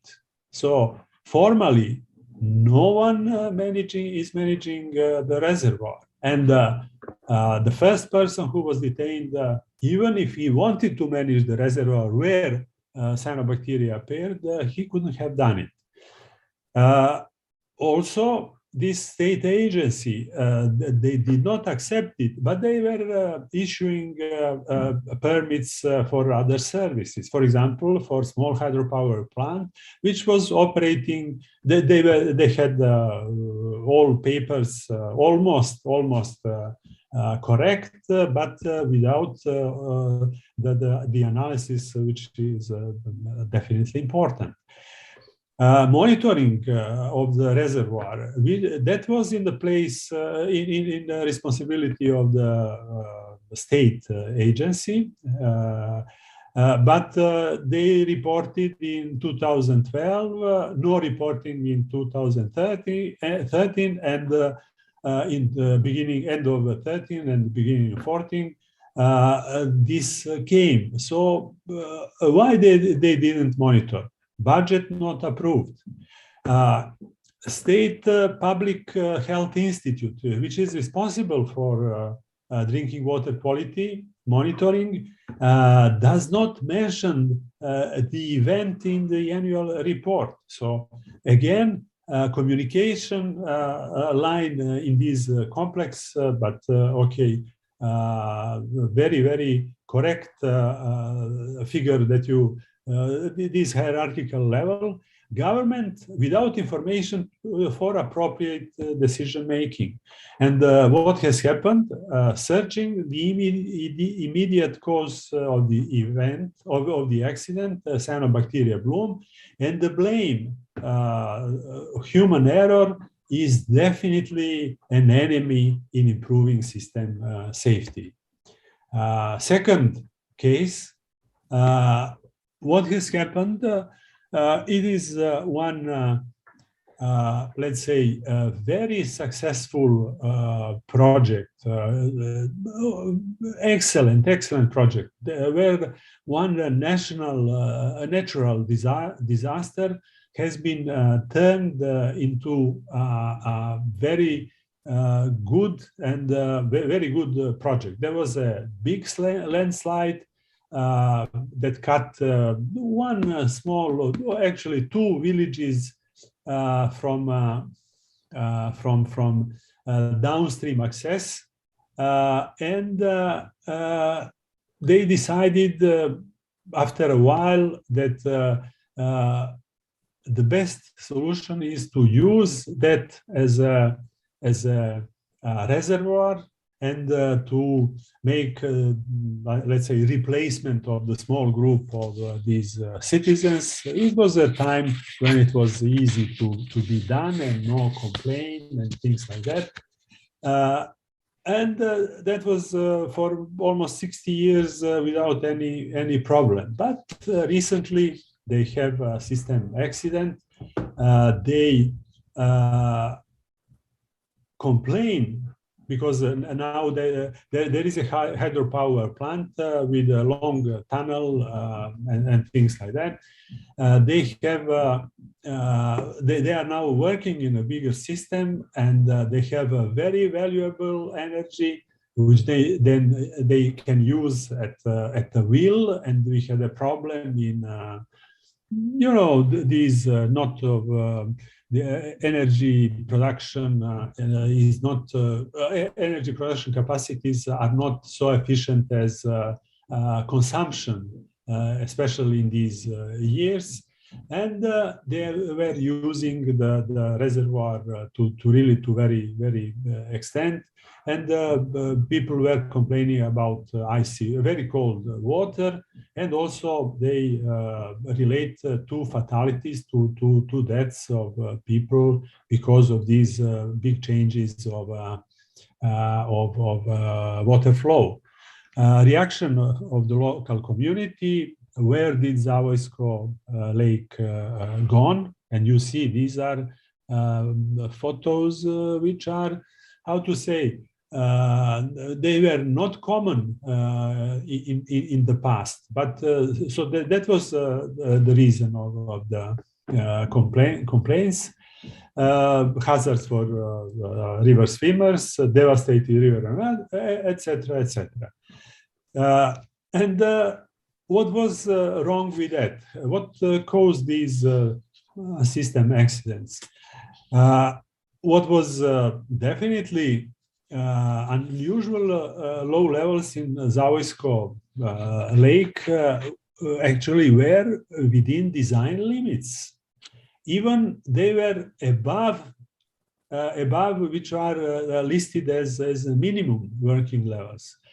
And that is a problem of design because when they designed that 60 years ago, they didn't expect that somebody there will be, I have to say, some environmental problems and that somebody will complain. And especially when they plan energy production, they see, for example, 100 million cubic meters of water, and we can do everything at will. So it is definitely something that remained for a long time, never questioned recently. Also, scheduled annual production plan reached already in April. So what kind of planning is, even planning was not done, but you know, what is, when they citizens were questioning these state agencies which are responsible for that, they said, okay, they have a proper water permit, they are operation according to the law.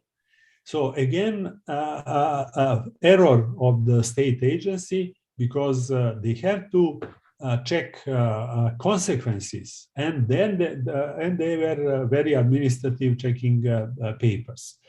So what we have here, hydropower plant was operating as designed. There was no component failure.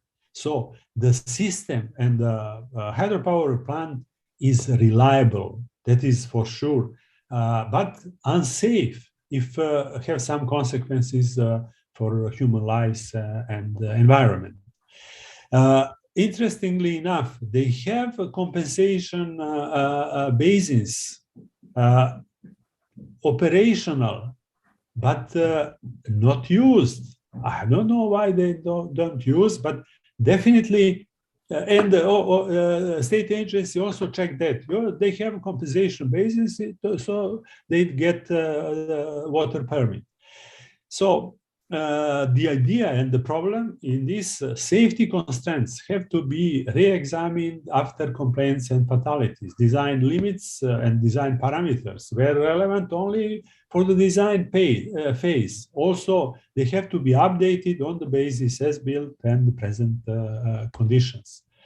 I will have two short or I don't know, concluding list of concluding remarks. We have to know that systems or some system can be safe only if we design it safe, make it safe, and control its behavior. This methodology is a solid basis for this because they consider errors in design and construction, in the functioning of the system, in the management of the system, and you see all the here, and also unidentified or out of range environmental impacts and events that has never been seen before. They were not experienced, but we cannot claim that they don't exist. And related to these cases, we have to say that safety of complex engineered systems, as our water resources management systems, have to be analyzed in an integrated, holistic way, taking into account all their relevant characteristics. First of all, organized complexity, open type, social, technical, etc., etc. And integration has to go beyond the physical scale of the system. Exactly river basin approach. Beyond that, to include higher administrative organizational levels, communication between different levels and different system components, and affected stakeholders. Two recent cases, more or less, that have system accidents, have revealed several design, organizational, and communication in first place flaws, but without any component failures. In the first case, water treatment plant has been reconstructed, but safety was not improved. Why? What about cyanobacteria? Probability to see them soon. Yeah. We have to admit it is very high, because cyanobacteria are very tough organisms, and with this reconstruction of water treatment plant, we didn't do anything with cyanobacteria. Again, we will have to use this how to say backup source, and the catchment of that source is in other municipality, out of reach of the present. So with all risks that has. And in the second case, we are trying. I hope we will be successful without unnecessary publicity to improve safety of the hydropower plant operation, because we understand, we see very huge importance of traditional hydropower sector in the national economy. So I think this is spasiba za vaše vнимание. Thank you.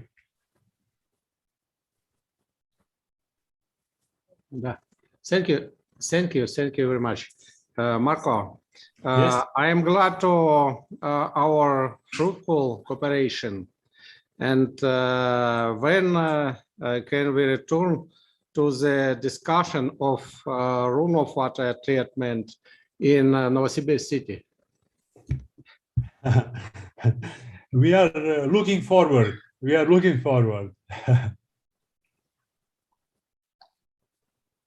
Thank you very much, dear Professor Mark, for your systematic approach for integrated use of water resources, and of course your cases.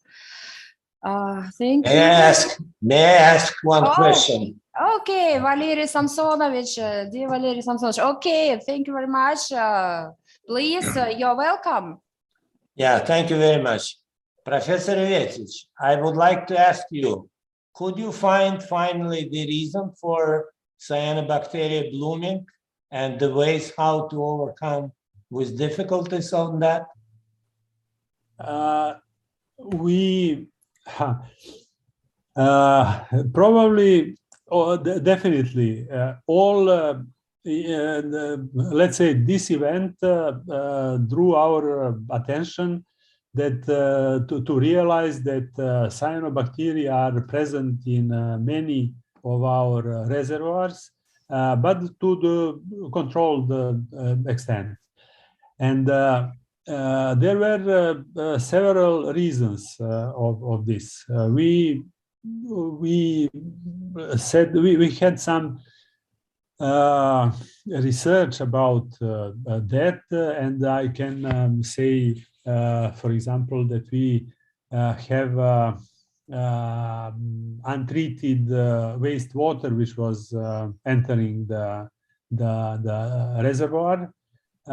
We have this small hydropower plant which was operating on their own, and they have lowering water level, and during 2 or 3 years, littoral part of the lake, which was most of the time stable with a lot of vegetation, which was used by fish stock to regenerate, was dried, and fish was how to say, affected, and also so third was there was a lot of organic load from agriculture also neighboring, and that winter started like very warm, and it happened, the bloom started. They are in the let's say several more of these reservoirs there are cyanobacteria. So how to say, that was so because we have been working with those cases something like 7-8 years ago, and we have been trying to understand the reasons for cyanobacteria blooming, and we found by that time that the cyanobacteria blooming is taking place every time when there is waste waters from agricultural activities, particularly containing nitrogen, inorganic nitrogen compounds, fertilizers, first of all. And only in the cases when we have excess of nitrogen containing fertilizers in the waters of river or lake, we have the intensive cyanobacteria blooming and the formation of the toxic, highly toxic and badly with the some formation of the compounds, toxic compounds called cyanotoxins. And we have been using the high resolution chromatic mass spectrometry to understand what kind of cyanotoxins are formed and how much of them are existing in those rivers. So those were the reasons for the cyanobacteria blooming. And for the terrible odor, the cyanotoxins are responsible. Thank you. Thank you. Thank you very much. Yeah. Thank you, dear colleagues, for your professional dialogue. And I want to give the floor to our next speaker, Nina Danilina, Doctor of Technical Science, Head of the Urban Planning Department, Moscow State University of Civil Engineering, Moscow, Russia. Please, Nina. Yes, I'm here. Oh, thank you very much. I share my screen. Yes, Is so it, we see. Is it okay? Do you see it? Yes, all okay. Please, you're welcome. Okay, thank you very much. I'm very glad to participate in this conference, especially in this section of environmentally friendly technologies of urbanized territories. It's very close to me and my department. And the topic is adaptation of modern cities to climate change, the case of urban green network. This topic is a part of our international project that we do with the European Commission and some Asian countries, and it will be end tomorrow. That's why here I want to share some results of it today with you. So this is one of our big projects, our resulting projects on the research of climate change challenges in Russian cities. We have a very big research project this autumn with our students. There are more than 100 cities were in this project and more than 100 students too. So every student has its own city to explore on the case of this climate change and its impact on their city territory. So you can see that the geography of our research was very huge. We cover all the territory of our big country, and we have some results that I want to present you today. How we do this research? We define 4 parameters. They are. The first group was urban parameters. It was about the population, its number and its density, the quality of life, and boundaries of cities and main parameters of the city, of every city. The second group was a statistic on climate change impact, and it was very hard to find it because there is no official statistic or a big lack of this statistic in our official documents. That's why we try our best to find any sources of this information, even in newspapers and open sources internet, to understand what is the situation and this impact with climate change.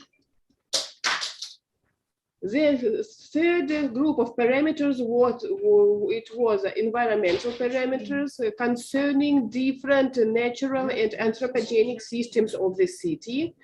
And on this step, we focus our attention on urban green networks, because we understand that it is very important for city to understand the situation with these green zones.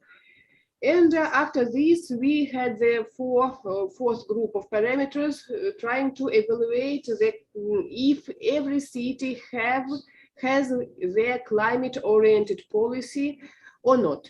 And it was very interesting to find that not all cities even heard about climate change oriented policy, and a lot of cities who don't nothing in this direction. And we can't find any information about climate change in their official urban documents. On this step, when we do our research, we understand that one of the most interesting topics, it is our urban green networks. And we try to find these points of communication when we are speaking about adaptation of modern cities to climate change. In the case, how to reduce these consequences using the concept of green cities. But when we are speaking about green city, we don't speak about the number of these trees or square of these green areas on the in a city, but we are speaking about main directions of urban processes in what urban green networks play very big role as we understand. The first one, it is when we are speaking about research on carbon dioxide absorption as a way of carbon neutrality. So we try our best to count the number of this carbon dioxide that is produced by industrial of the city. And then we compare this quantity with number of carbon dioxide that can be absorbed by these green urban networks. And also it was a special research to find and to evaluate is our cities are close to carbon neutrality or no. The another direction of our research is when we are speaking about urban green networks, it was about comfortability and quality of population life being, because when we are speaking about people, and our cities are for people, we are speaking about their life not only in their houses, their homes, apartments, but also in open air. And in this case, our urban green areas, it is the main focus of this population attraction. And the third direction that we were speaking about, it was city resilience and how to provide it as the ability to absorb, recover, and prepare for future shocks. Because we understand that the more nature areas in the city, the more resilience the city has.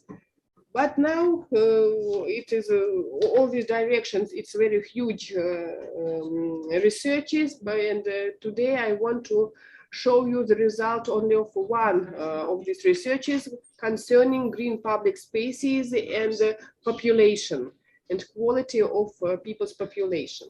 So when we have this research, we have the hypothesis that it is not only important to have green city areas, but it is very important to use them in the right way for needs of population.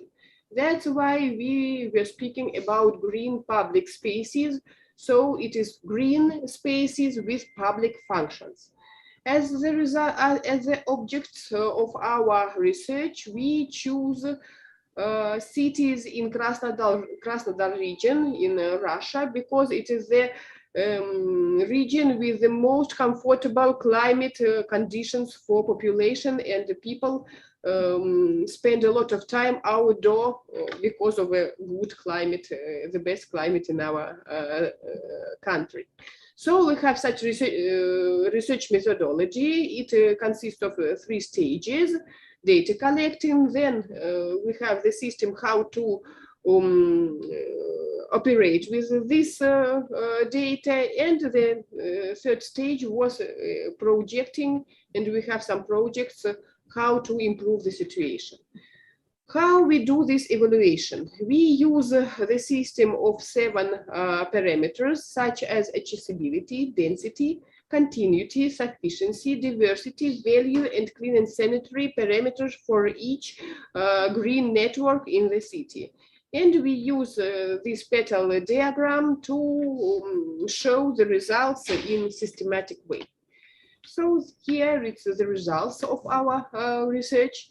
You can see our chosen cities and their green networks that they have an existing situation, and the results of our evaluation for every city on this petal diagram. And some words about conclusions. I know that I don't have enough time to speak about it in more detailed way, but conclusions, I think that it will be okay. So 2 main conclusions. The first one, it is the positive conclusion that there is no problem with volumes of green zones in Russian cities. All our cities, on the examples of our research, objects have these green zones, and their capacity is quite good for cities and for population. So it's not the problem. The problem is with the quality of these green spaces in cities and how they use for the needs of population, especially when we are speaking about their value, sanitary and hygiene, and density in the cities. To have the result, we have a very huge field for projects how to implement, how to improve the situation in this sector in our urban projects. Thank you for your attention. If you have any questions or if you have any ideas how to develop this topic or it's close to your activities, please contact me without any hesitations on our email. And we will be very glad to have collaboration in this topic with our colleagues from everywhere. Thank you for your attention. Thank you, dear Nina. Of course, now we with Yuri Leonidovich discussing about your project and want to do some suggestion for you. And so thank you for your I'm sorry, possibility for cooperation.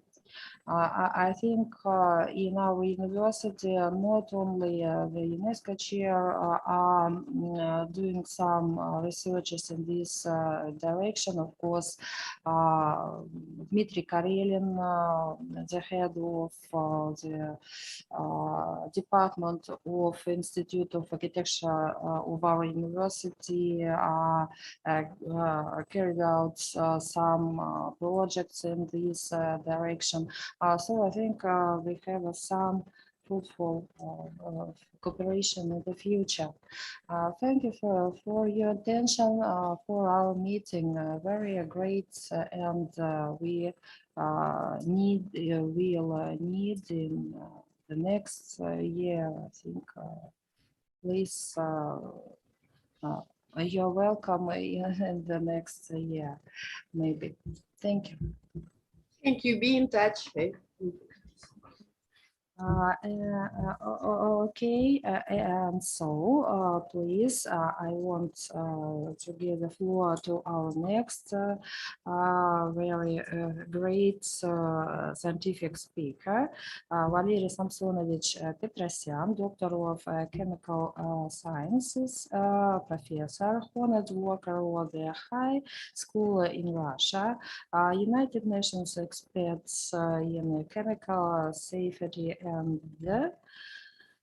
and so the second author of this report, Andrei Shepelev, Lomonosov, Moscow State University, Moscow, Russia.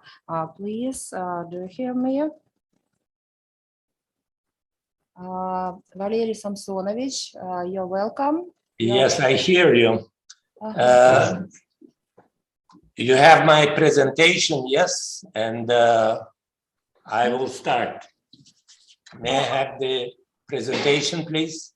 Okay, just a moment, please. Just a moment.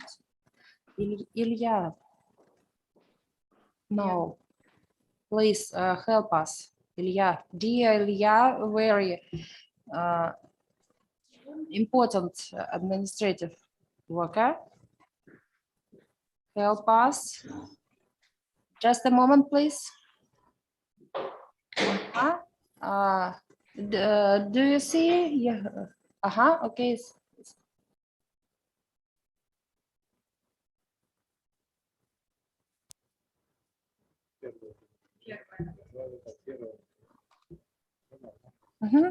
Do you see your presentation? Yes, thank you very much. Next slide, please. I will be talking about the new system of municipal solid waste management in Russian Federation. And first of all, I would like to say that we have about 5 billion tons of waste, including industrial waste, formed annually in Russian Federation. And only 70 million tons of those are municipal solid waste, and only 5% of municipal solid waste are involved in the secondary treatment, and the rest are accumulated in the landfills. Next slide, please.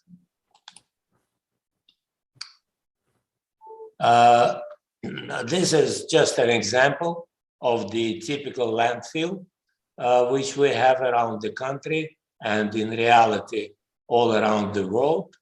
And it was already 30 years ago when I called landfills of municipal solid waste chemical bombs affecting public health and climate change.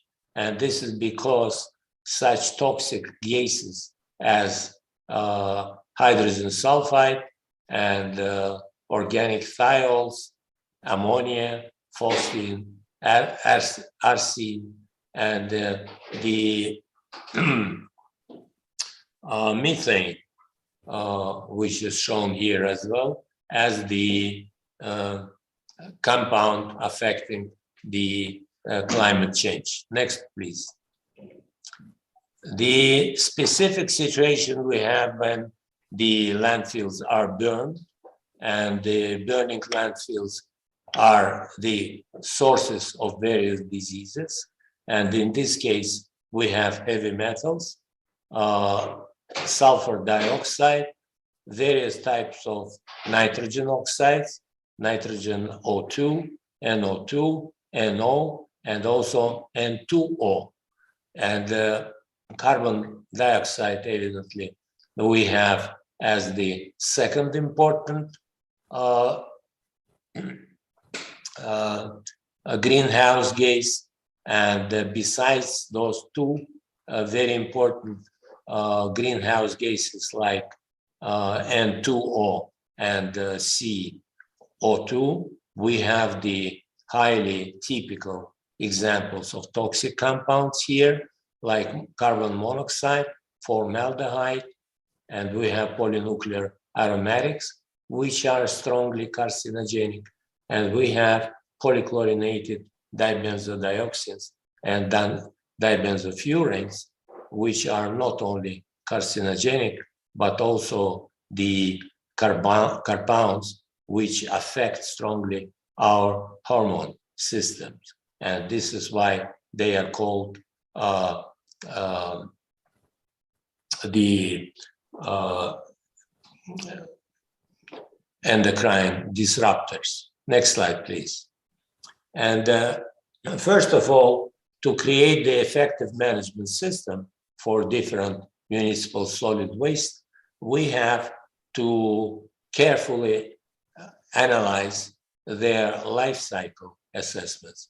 We did that back to 3 years ago, 2019, and here I will show you different life cycle assessments for municipal solid waste of glass and metal on this slide. Those are two, or these are both inorganic materials, I mean glass and metals. And in every case, we have the sand down to the cycle as the natural resource for glass, and performing some chemical treatments, we get as the primary material resource glass itself. And if we move around the circle to the left first, up, we get first of all goods of glass, and then using these goods of glass, we have at the end the municipal solid waste of glass, and only putting that municipal solid waste of glass into the treatment, the secondary treatment, we can get glass again as the secondary material resource. And this is the typical life cycle assessment for the waste, which shows that in this particular case, in the case of glass, we do get the typical cycles which help us economy the sand as the natural resource. That means that we are performing in reality the sustainable development cases, helping next generations to get enough natural resources. And in the case of metals, on the right, we again have as the natural resource, in this case, evidently not the sand, but metal ores. And again, with some of the chemical treatments, we get the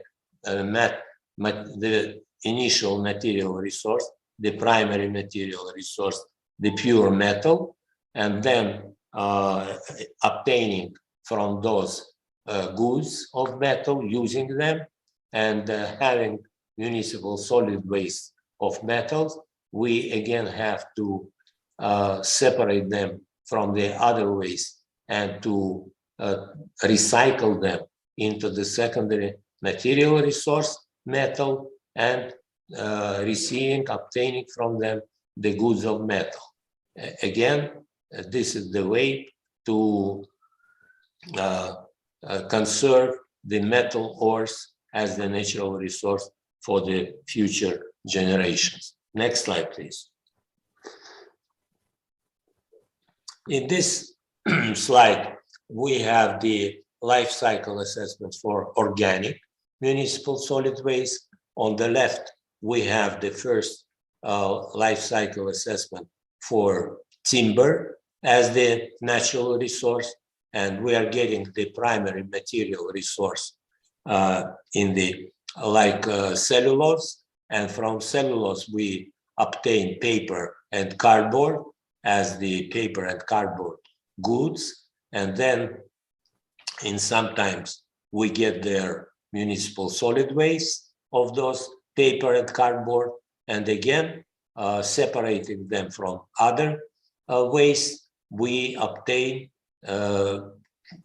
we perform the secondary, we perform a recycle and getting the secondary material resource cellulose, and again getting paper and cardboard goods, and again saving timber as the natural resource for the future generations. The most complicated case is the situation with polymers. And because as the natural source, in this case, we have oil, and treating the oil with various chemical procedures, we are getting the primary material resource, polymers, and then we get from them goods of polymers, using them and obtaining municipal solid waste of polymers. We are getting a rather difficult situation because this is not like in the case of paper, cardboard, glass, or metal. In this case, we have always at least 10 different polymers. And first of all, to create the recycling of those individual polymers, we have to separate them. And unfortunately, by today, we in the world, because of some restrictions, scientific and technological restrictions, we can differentiate only 4 polymers of 10. And those 4 polymers are polyethylene and low density, polyethylene high density, polypropylene, and polyethylene terephthalates. And the rest of the polymers, like polyvinyl chloride, polystyrol, nitrogen-containing polymers, and polycarboxylates, polycarbonates, and some others, we can get only in mixtures. So in this case, we have the deviation from the cycle, and we get what we call étagère. And in this étagère, we have at the first shell of this étagère, we have in separated polymers, and then we have the treatment of these polymers in the specific thermal destruction factories, which are very modern but rather expensive plants. And then at the end, we get the energy. We may have both heating and we may have electricity. And next slide, please.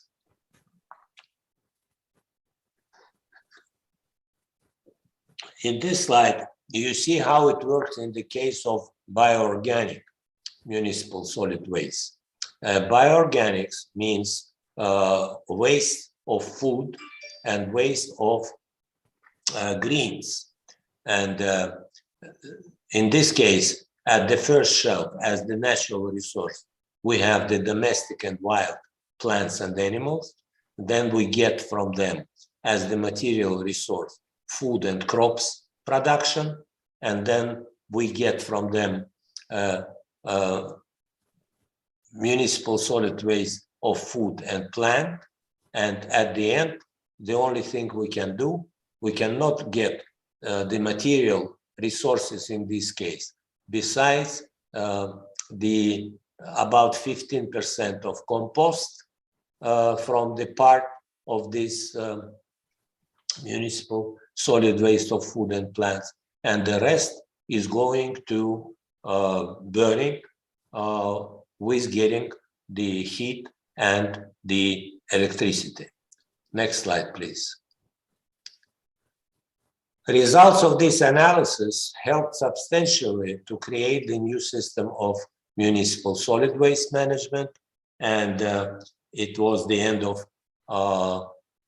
2019 when we have been reporting the details of this new system, consisting of 5 key steps. First is the collecting of municipal solid waste by population, and this collection might be separate. Second step is the logistic of this separately collected waste, which has also been performed by separate cars. The third step is the careful resorting of this waste separated by public before recycling, and that has to be performed manually by professionally educated workers at the special centers which are supposed to be built in every place where you deal with this municipal solid waste. And the fourth step is the recycling of carefully resorted waste into the secondary residues, and it must be performed at the specialized plants and factories. And thermal destruction of mixtures of non-resorted organic and bioorganic has to be performed by these specific plants which I have mentioned already, which thermally destruct this organic and bioorganic waste into and getting 2 types of energy, heat and electricity. Next slide, please. And the question is the system in operation nowadays in Russia. Yes, it is, because the presidential decree, the decree by President Putin came into force January 1st, 2019. And according to that decree, one of the vice premiers of the government is leading performance of the system, and the responsibility is at the Federal Ministry of Natural Resources and Ecology. And the decree by President has been nominating the federal ecological operator in the capacity of Minister of the Government, and this operator coordinating the efforts of region operators who are, due to the high level initial capitals, representing the well-known investment companies supported by the federal and regional governments. So it is mostly done by private business with the help of the government. Next slide, please. We do have the first successes of the new municipal waste management system in Russian Federation in those last 3 years, 2019, 2020, and 2021. There are already some leaders in the country, like Moscow Oblast, Moscow region, Republic of Tatarstan, some others, which do invest together with some leading companies substantial financial resources in this field, and these investments, results of these investments becomes evident very shortly.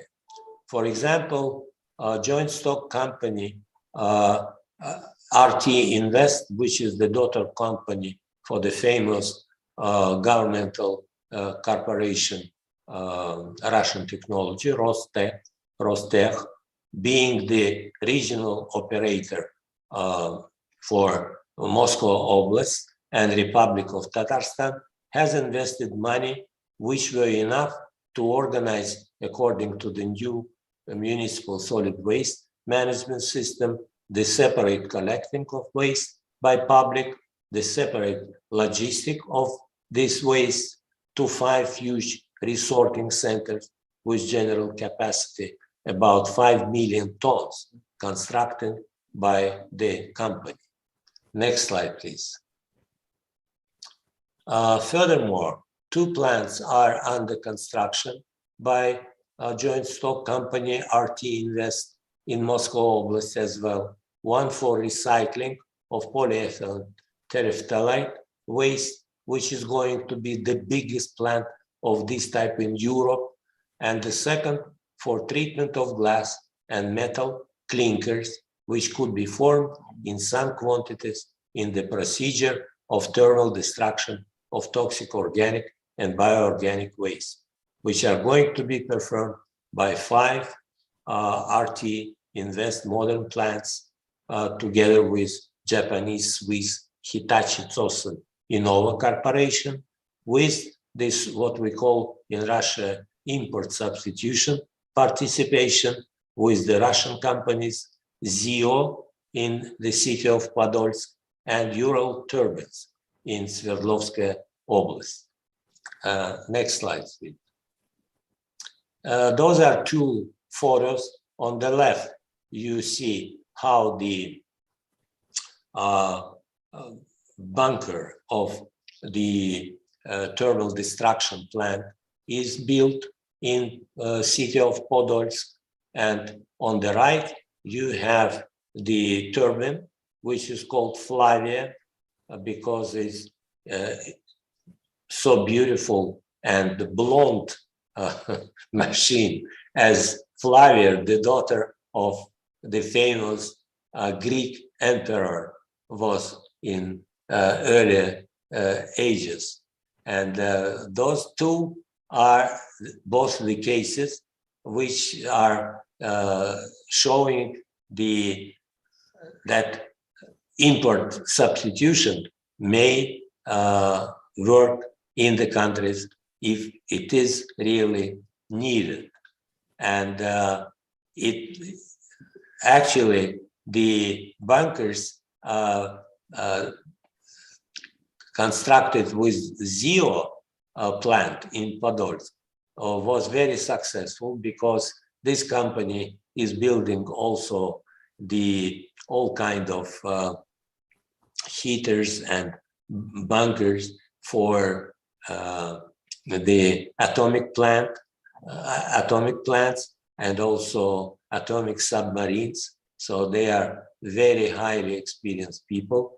The plant celebrated its 100th anniversary 2 years ago, and nowadays they are absolutely modern plant building the highly complicated constructions. Next slide, please.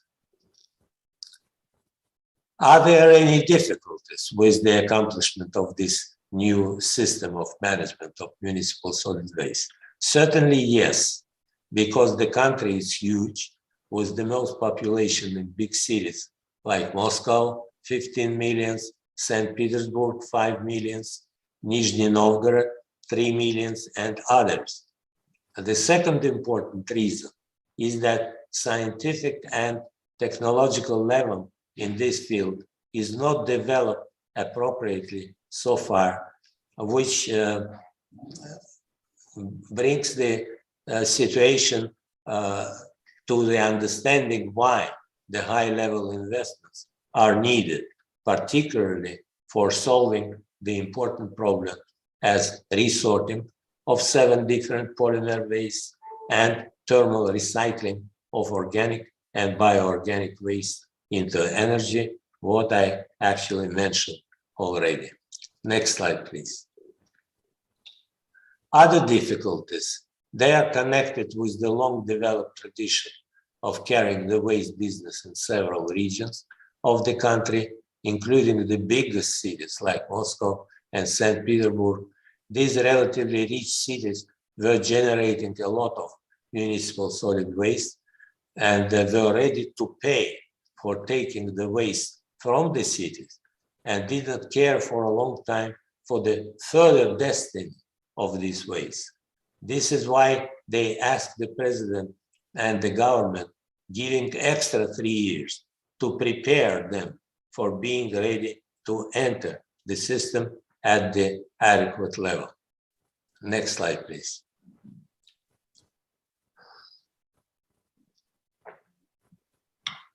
How do we see the perspectives?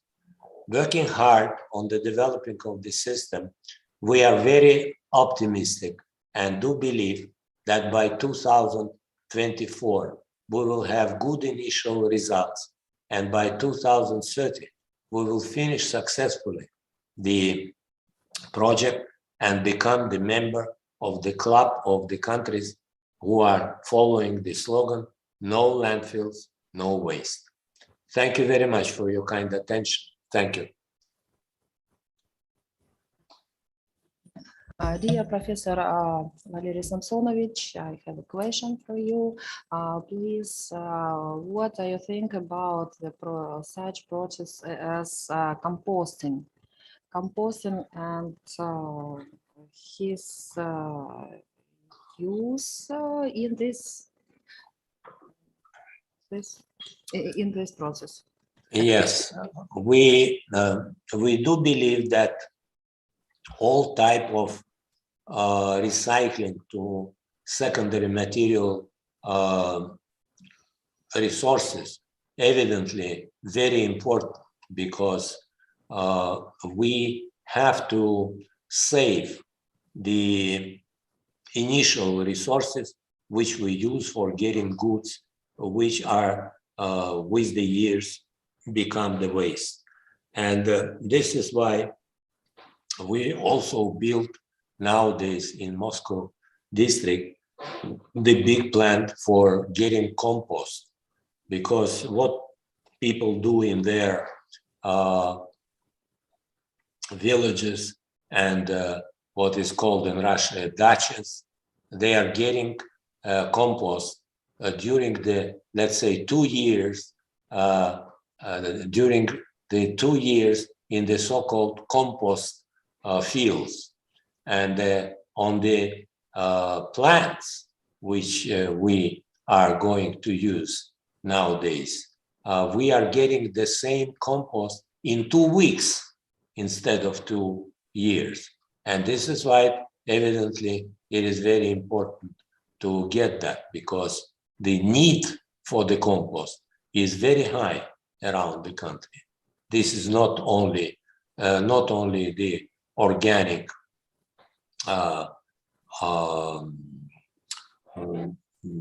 organic minerals, but they can be also used as techno compost for construction of roads and for various types of activities. And this is why we are trying to do our best with the help of our colleagues to use as much bioorganic waste to get the compost from them as possible. Okay, thank you very much for your participation in our meeting. I have a lot of questions for you in this way, because I am a member of a community of Novosibirsk region for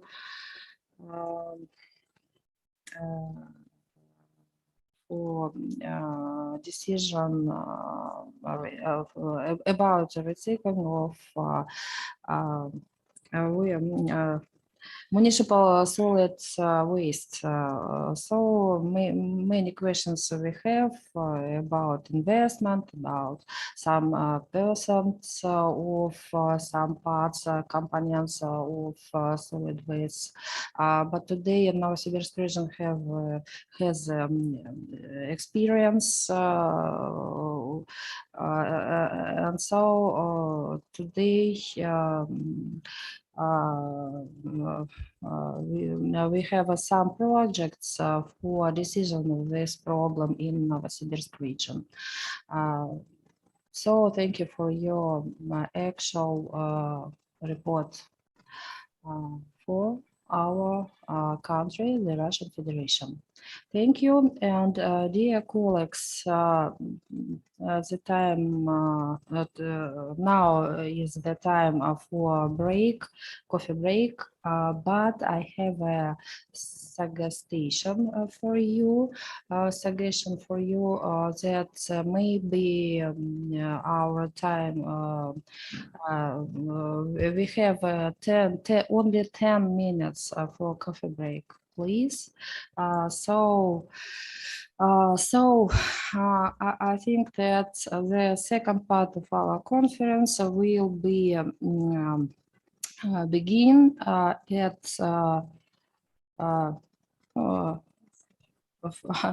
4:35 Novosibirsk time. So 10 minutes, please. Coffee break. Okay, thank you. And the next report will be from our partner, Konya Technical University, Turkey. Our partner is Lindergan and his scientific staff. Okay. I'm sorry, I just would like to add that because I had my class at the Moscow State University, I will be not participating in the second part of the meeting today. But if the colleagues will have any question, they can get with their Novosibirsk colleagues my emails and telephones. And if you will have any questions, I will be happy to help. Thank you, and all the very best to you. And Professor Marco, I will be happy to help you with the solving the problem of the cyanotoxins blooms. Okay. Thank you very much. Thank you. Very best. Bye. Thank you. Valery Samsonovich, thank you very much for your participation. Thank you.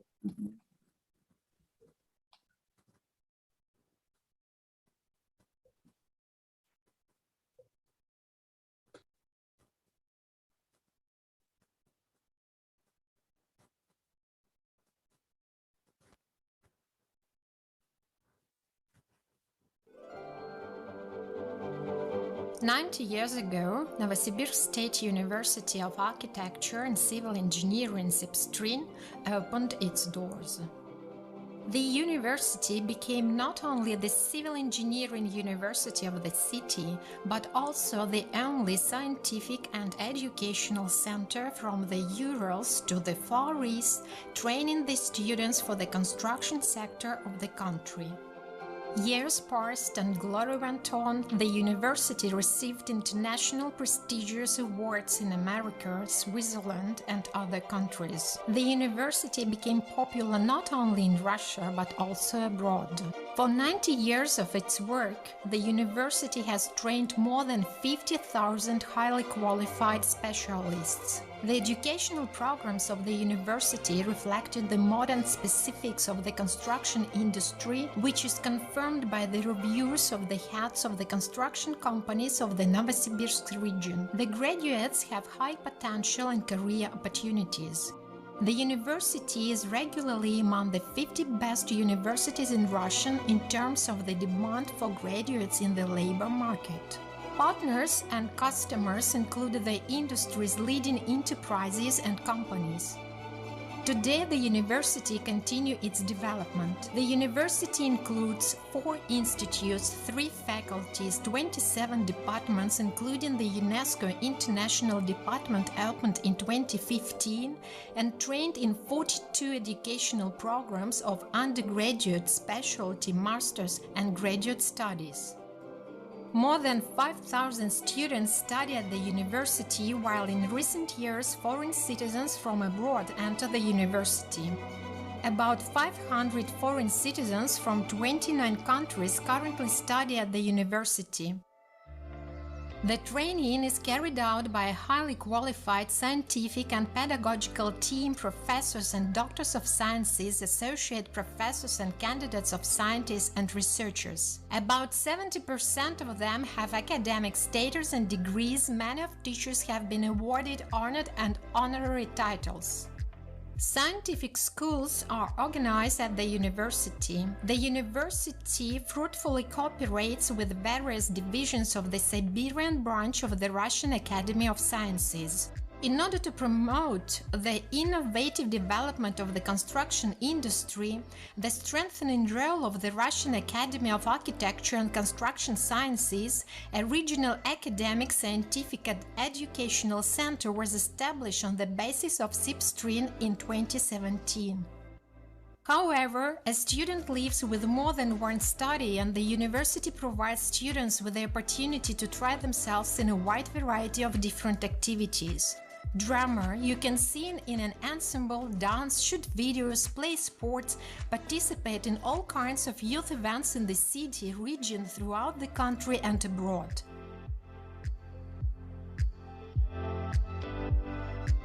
SIP-Stream in its region is one of the leading scientific and educational centers of the Siberian region and the Russian Federation.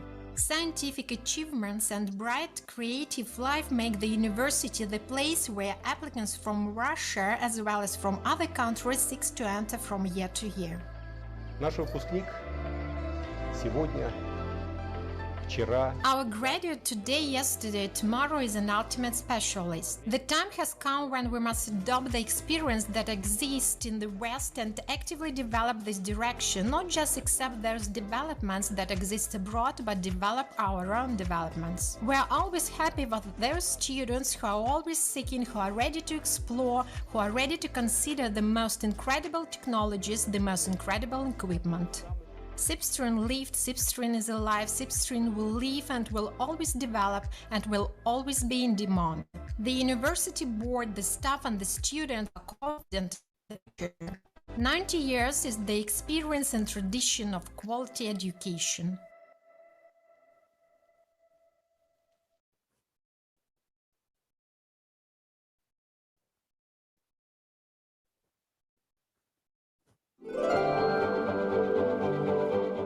Years ago, Novosibirsk State University of Architecture and Civil Engineering SIP-Stream opened its doors. The university became not only the civil engineering university of the city, but also the only scientific and educational center from the Urals to the Far East, training the students for the construction sector of the country.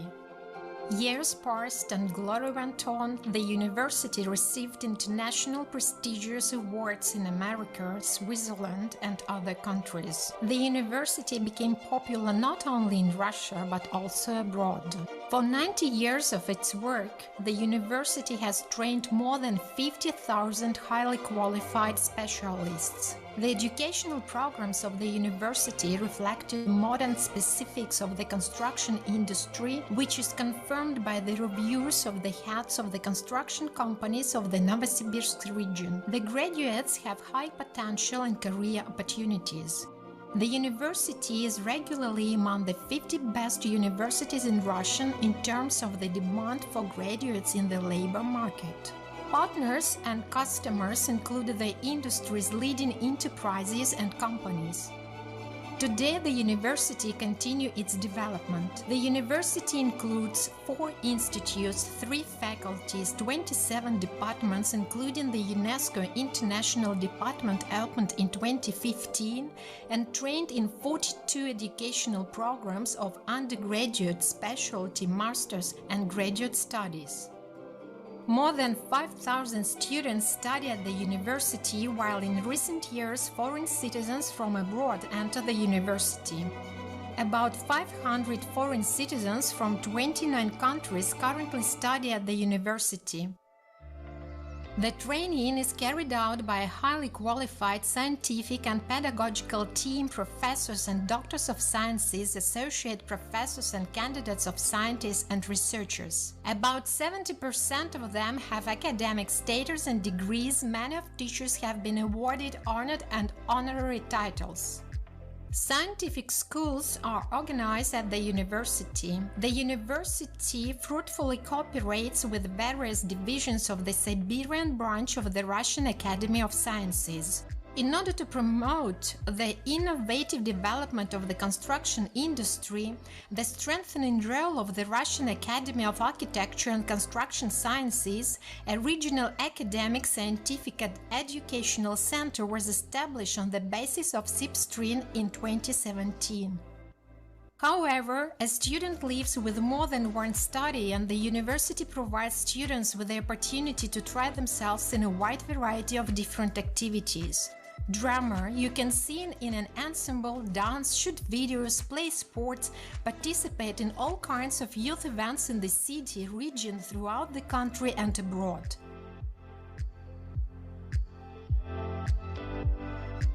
SIPSTRIN in its region is one of the leading scientific and educational centers of the Siberian region and the Russian Federation. Scientific achievements and bright creative life make the university the place where applicants from Russia as well as from other countries seek to enter from year to year. Наш выпускник сегодня, вчера. Our graduate today, yesterday, tomorrow is an ultimate specialist. The time has come when we must adopt the experience that exists in the West and actively develop this direction, not just accept there's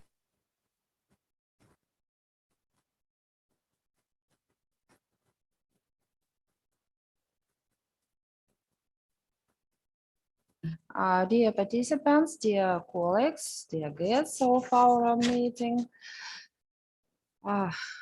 some repeating words about our international meeting today. The name is Friendly Environmental Technologies of Urbanized Territories.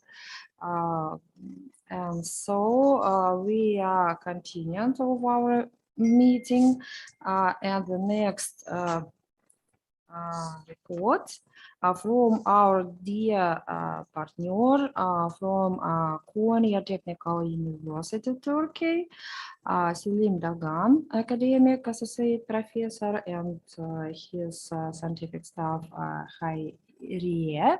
I'm sorry. Do you hear me? Yes, we can hear you. Thank you. Please, you're welcome. And thank you very much. Hello to everyone. Today, Hayriye is going to have the presentation. She's a master's student, so it will be her first presentation. So we are going to talk about global trend of cement production and usage. And also she's going to talk a little bit about the project proposal that we are preparing about the life cycle assessment. I hope, I wish the Professor Petrosyan was here with the experience of the life cycle assessment. However, we would like to collaborate all of the professors here who are presenting their studies. So life cycle assessment and the Green Deal and these hot topics are very popular in the world. So if you would like to collaborate in these topics, we would be glad to cooperate with you. Okay, now the floor is Hayriye's. Please proceed. Can you see my screen? Yes. Okay, I'm starting. You can just make it full screen, maybe. Okay.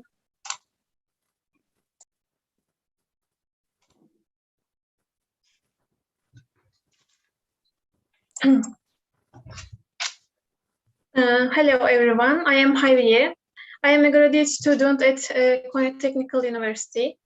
Today, I will present to you our work called Global Trend of Cement Production and Usage. In the presentation, I will first talk about cement production. Then I will explain cement production in the world and in Turkey. Environmental impacts of cement production. Finally, I will talk about life cycle assessments of cement production. Cement production has undergone a tremendous development from its beginnings some 2,000 years ago. While the use of cement in concrete has a very long history, the industrial production of cement started in the middle of the 19th century. First with shaft kilns, which were later on replaced by rotary kilns as standard equipment worldwide. Today's annual global cement production has reached 2.8 billion tons and it is expected to increase to some 4 billion tons per year. The cement production process is shown in the figure. Portland cement is generally made from calcareous and argillaceous materials combined with smaller quantities of iron-bearing materials and sand. These materials are grounded, blended, precalcined, and burned for manufacturing cement clinker. Thus, the production of cement involves mining, crushing, and grinding of raw materials, calcining the materials in rotary kiln, cooling the resulting clinker, mixing the clinker with gypsum, and milling, storing, and bagging the finished cement. Usually, the basic cement manufacturing process is divided into 3 production stages: raw material preparation, clinker production, and cement grinding. The most important of these processes is clinker production because it emits a lot of carbon dioxide to the nature during its production. So how much is the production of cement, which has such a great effect?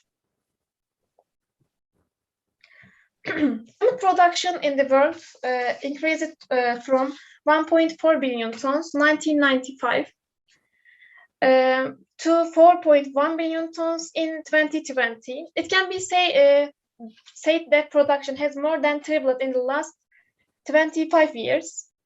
It's seen that the sector, which entered the recession period with the global crisis in 2008, gained its momentum after 2010. We see the cement production by years in the graph. If we look at the cement production amounts, it's possible to talk about the plan of the main actors in the world style industry. Looking at the data of 2020, it's noticed that China differs from other manufacturers by a large margin in world cement production. With the large industry it has created, China realizes half of the world's production alone. According to the figure, it has produced more than 2 billion tons since 2010.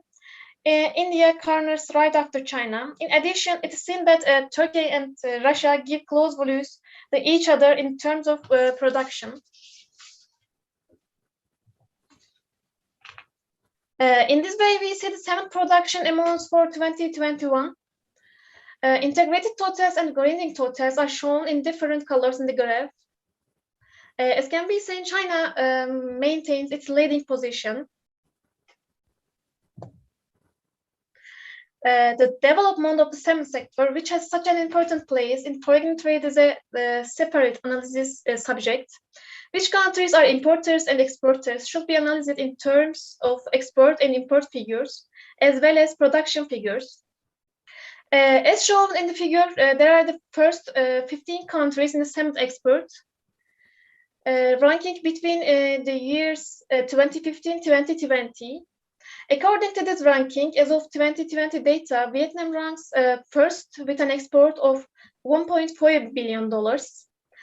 Turkey is in the second place with an export of $1.2 billion, and Thailand is in the third place with an export of $584 million. In terms of export potential, the performance of developing countries is at the forefront. In addition, while export figure in the cement sector reflects domestic production and consumption, global the marginal imports show the demand appetite. While export figures in the cement sector reflect domestic production and consumption, global imports show the appetite for the demand. In figure, the shares of the first 15 countries in world imports are presented with year 2020 data. Chinese and the USA's in total demand corresponds to 26% of global demand. Global cement demand originates from the developed economies in general and especially from the European continent. France, Netherlands, Germany, Belgium, Italy are the main actors of this group. In the world cement sector, it can be said that Turkey is a significant player in the sector with its shares in both production and foreign trade. After 1980, a rapid increase in cement production and consumption figures is observed in Turkey. The production level, which was 12.9 million tons in 1980, reached its peak in 2017 and rose to 80.5 million tons. Parallel to developments in the economy, production started to decline after 2018 and reached 76.5 million tons by 2020. It's seen that the most of the cement produced is directed to domestic consumption. 75% of Turkey's cement production meets domestic demand. Reminder, 25% exported. The amount of imported cement is very low. The cement types are numbered according to the additives and their amounts. For example, cement 1 means pure cement, cement 2 means composite cement, and cement 3 means blast furnace slag cement. The most commonly used cement type in Turkey is cement 1. Then cement 2 and cement 4 is used.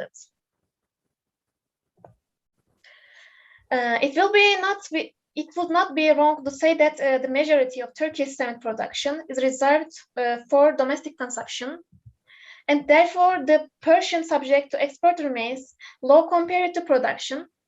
Despite this, while Turkey is among the top 10 countries in world production, it also ranks second in world exports. Oyak Cement Factories ranked 104th in the cement sector 2020 among the first 500 industrial firms in Turkey announced by the Istanbul Chamber of Industry.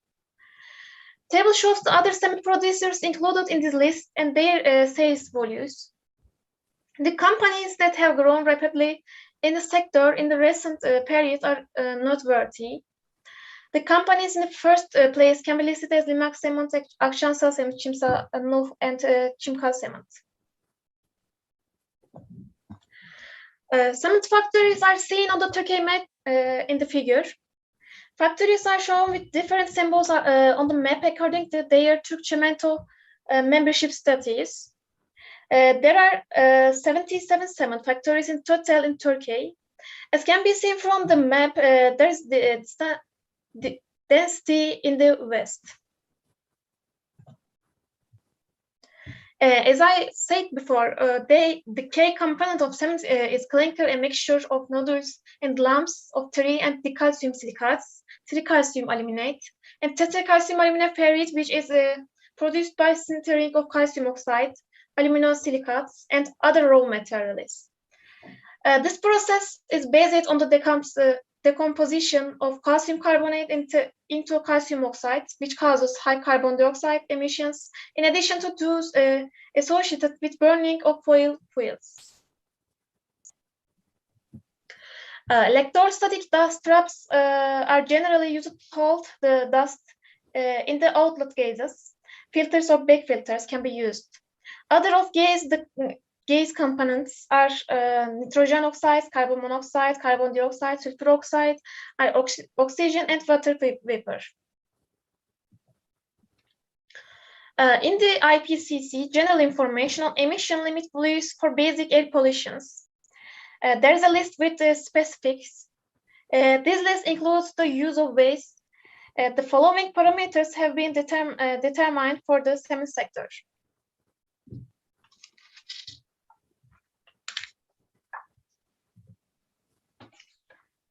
In the literature, it's stated that the cement industry is responsible for carbon dioxide emissions of anthropogenic origin in the world. 1972 to 2011 global carbon dioxide emissions increased from 14.8 to 31.3 gigaton carbon dioxide. The 10 countries shown in the card account for approximately 67% of the world's carbon dioxide emissions. We can say that carbon dioxide emission is one of the most important factors for a viable world. Therefore, this emission must be calculated accurately, in detail, and close to reality. We must take the necessary precautions accordingly. Life cycle assessment is the most convenient and detailed method we can use to calculate carbon dioxide emissions. I would like to talk a little bit about the fact that we will use this method for carbon dioxide emissions in the BEC project we plan to do. Life cycle assessment, or LCA, also known as life cycle analysis, is a methodology for assessing environmental impacts associated with all the stages of the life cycle of a commercial product, process, or services. For instance, in the case of the FO manufacturing products, environmental impacts are assessed from raw material extraction and processing. We call this phase as cradle. Through the product's manufacture, distribution, and use to the recycling or final disposal of the materials composing it, we call this phase as grave. An life cycle assessment study involves a thorough inventory of the energy and materials that are required across the industry value chain of the product, process, or service, and calculates the corresponding emissions to the environment. LSA thus assesses cumulative potential environmental impacts. The aim is to document and improve the overall environmental profile of the product. Widely recognized producers for conducting LSAs are included in the 14,000 series of environmental management standards of the ISO, in particular in ISO 14040 and ISO 14044. The life cycle assessment methodology, basically making an inventory of the energy, water, and other raw materials and natural resources used in the process of realizing a product or service, and the environmental emissions that arise with the process. Evaluation of the environmental impacts that may occur in connection with these inputs and outputs. Covers the systematic and comparative evaluation of the results and presenting them to the decision makers.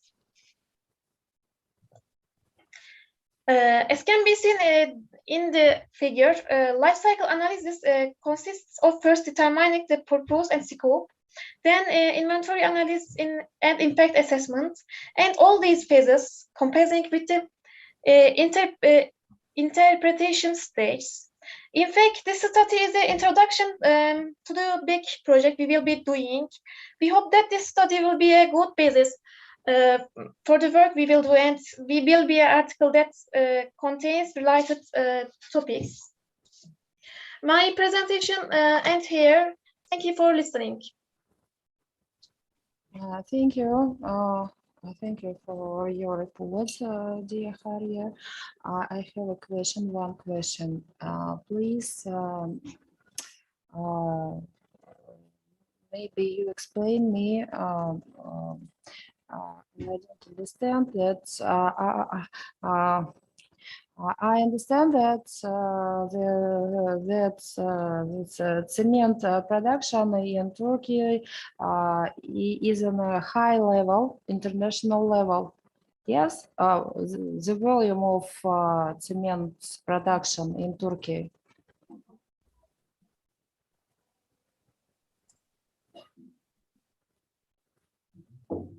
Hayriye, did you hear, Hayriye? Yes, yes. Maybe Selim. I don't understand. I have a question for you. Maybe. Yeah. I can answer. Maybe Hayriye didn't hear, or she showed some charts, graphs about the import, export, and production and usage graphics about the world. So Turkey, regarding in each of the graph, take a location in the top 10 countries. Mm-hmm. And if she show you the Istanbul Chamber, can you show, Hayriye? So in Turkey, especially in the top 500 companies, there is 10 cement producer companies. So it is also a significant sector in Turkey. And when we see the Green Deal, so all the regulations will be start about the deal is going to be the cement sector and also the other construction sectors. So it's going to be very popular soon. If we do the analysis about the improving the innovative approach to produce, for example, in our research, we are going to substitute some clinker with pozzolans, natural resource, and also some ash. So it's going to be more environmental friendly, and it's going to have less environmental impacts in terms of the carbon dioxide emissions. My main question about pollutions, because I didn't see Turkey. The slide number 19. So I don't understand how. 19. Yeah. Okay. So I don't see Turkey in this list. Yes. This is the gigaton of carbon dioxide because of the usage of the cement. China and USA has actually she didn't put the graph on the usage of each countries. So these countries, especially China, USA, and India, has the higher potential of using the cement. So either they do not produce this cement, but they import the cement. So they are the actually after Saudi Arabia, Turkey comes maybe second or third from this graph. But actually, the China and USA is the top countries using the cement worldwide. Okay, thank you very much for your answer. Thank you very much for your attention and participating in our meeting. Okay, it's our honor, and we would like to seek any collaboration opportunities with the partners here who are going to present their studies. So we would be glad if we get in touch with the partners and the researchers here. Thank you. Thank you. Thank you very much. And the next presentation from Dmitry Safonchik. Yes? Yes, of course. Okay, thank you very much. Yanka Kupala State University of Grodno, Public of Belarus. Dmitry Safonchik, PhD technical sciences, I'm sorry, and Tatiana Bulay, associate professor. Do you hear me? Yes? Yes, of course. Good afternoon. Do you hear me? Yes, of course. Very, very great. We see and hear you. You're welcome. Thank you so much. Good afternoon, dear colleagues. Allow me to present a report on the topic research. 1 minute, please.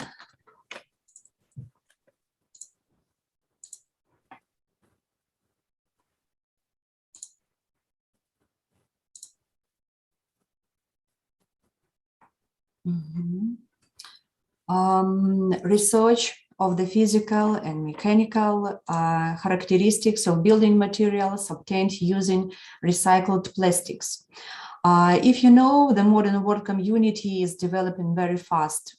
And the other side of this is an increase in the volume of harmful emission into the environment, a reduction in the forest areas, and less suitable for agriculture. The efforts of the entire world community, for example, is a way to solve this ecological problem. It is necessary to pay special attention to the creation of non-waste industries and competent disposal of waste accumulate over many years. Designing non-waste industry requires to have a lot of time, and it's accumulate of significant volumes of various byproducts of the main production. In addition, in the course of the life of the person himself, a considerable amount of waste is also generated that requires disposal.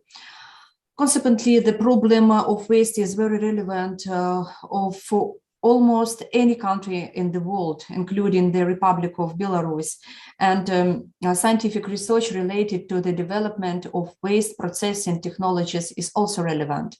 In the Republic of Belarus, the main terms related to waste are formulated in the law of the Republic of Belarus number 271 on July 2007 on waste management. In the construction industry of our country, there is a regulatory document, rules for the management of construction waste, where in addition to the rules for the collection, accounting, storage, and transportation of waste, recommended direction for their rational use are given. There are different, the concept of waste is different in different ways.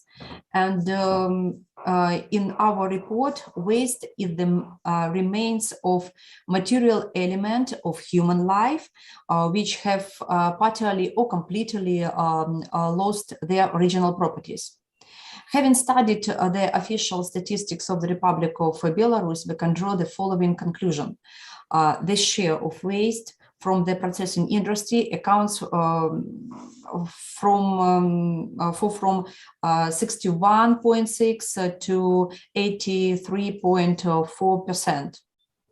It's true, since a large number of enterprises in our country fall under the definition of processing industry. The second place in this indicator is share by communal solid waste, for example, 77%, and the mining industry 3 to 11%. Communal waste makes up less than 8% of the total waste, but it is they can cause problem when trying to reuse them. A significant proportion for all communal solid waste is plastic waste. A variety of plastic leads to the fact that it's impossible to create a common recycling technology for all types. The development of a separate processing method for each type of plastics often requires large material costs. This is due to the need for sorting and careful preparation of plastics for their further disposal. The use of waste of various plastics without prior preparation does not allow to achieve stable results. Currently, all plastic waste can be divided into two large groups: industrial and household. Industrial waste is classified is so-called clean. because they do not require additional sorting, and the share of processing of such as plastic reach 900 to 95%. I'm sorry, 19 or 95%, and there is no particular problem in the disposal of industrial plastics. Household plastic waste is most often a mixture of different types of plastics. Recycling of such waste usually does not exceed 10%. According to the Grodno plate for recycling and mechanical sorting of waste, the description of polymer waste is following on the table. Different types of polymers can be used as bottles, different colors of bottles, bags, for example, food bags, and others. The main characteristic. I'm sorry, please. We see only the first slide of your presentation. I'm sorry. Thank you so much. And now? Okay, I think it's okay. Thank you so much. I continue. According to the Grodno plans for recycling and mechanical sorting of waste, the distribution of polymer waste as follows as this table. The bottle, different kind of bottle, different colors of bottle, milk bottle, bags and others, recycling in our city. The main characteristics of household plastics are present in the table, and recycling of polymers raises a number of problems. Various types of polymers has found their application in the manufacture of a number of effective building materials and products. A number of enterprises have already mastered the production of such as polymer paving slabs, polymer roofing tiles, and others. The mentioned products are not made with the use of waste polymers, but on the basic of the so-called clean plastics. Obtaining polymer sand products based on waste polymer is difficult, primarily due to the lack of the general requirements for such products. Each manufacturer decides for himself that parameters his products should meet. Among the produced polymer sand products, the largest volume of consumption relates to polymer sand tiles. Therefore, in our work, we focused on it. The table shows the main technical requirements for polymer sand and concrete tiles. As can be seen from the table, concrete tiles have a large weight. It withstand high compressive loads, but the bending strength is low. This is typical not only for any concrete products. According to the condition of its operation, paving slabs can experience significant bending loads with the improperly prepared base, when uneven subsidence of the soil occurs, and as a result, concrete paving slabs easily split. In addition, concrete is a material that has significant porosity, which adversely affects the durability of concrete products. With the vibrocasting method, the water absorption of tiles is less than of products made by compression method, but the wet absorption of vibrocasting products is about 2%. It can be concluded that concrete paving slabs have low values for a number of their indicators. It is necessary to improve the performance of concrete slabs or consider alternative paving slab material with improved performance. Such an alternative material can be a composite material in which waste polymers are used as a binder and parts sand is as a filler. Abroad and in the Republic of Belarus, work is already underway to obtain polymer sand products from polymer waste. However, almost all products received are not certified. This is often due to the fact that the characteristics of the resulting products have a very large spread. The spread in characteristic is a consequence of the fact that using waste, manufacturers are trying to get away from the exposing preparatory processes, which consist in the fact that the waste must be sorted according to the type of polymer, and after that cleaned of areas, contaminants, and crushed to optimal size. All of the above preparatory processes are very expensive, if you know, and which means that it is necessary to try to develop technology that would make it possible to obtain a product with the required characteristic without additional preparatory processes.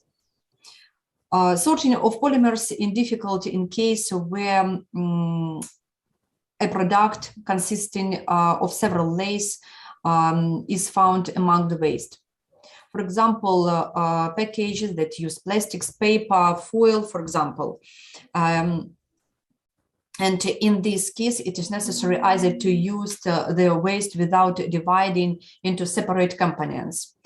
Plastic waste also have very different characteristics, if you know, and we need its problem, and we need a technology for production polymers and products based on a mixture of different types of polymers. Despite all these difficulties, there are already technologies that make a possibility to obtain polymers and tiles from polymer waste. In the manufacture of polymer sand paving slabs, most manufacturers use polyethylene waste as a binder cut from various packaging materials without pre-washing, and standard concrete sand as an aggregate. In this case, the mass ratio between binder and aggregate is 13 and 17. In addition, to give the desired color to the product, and additional dye is added to the composition.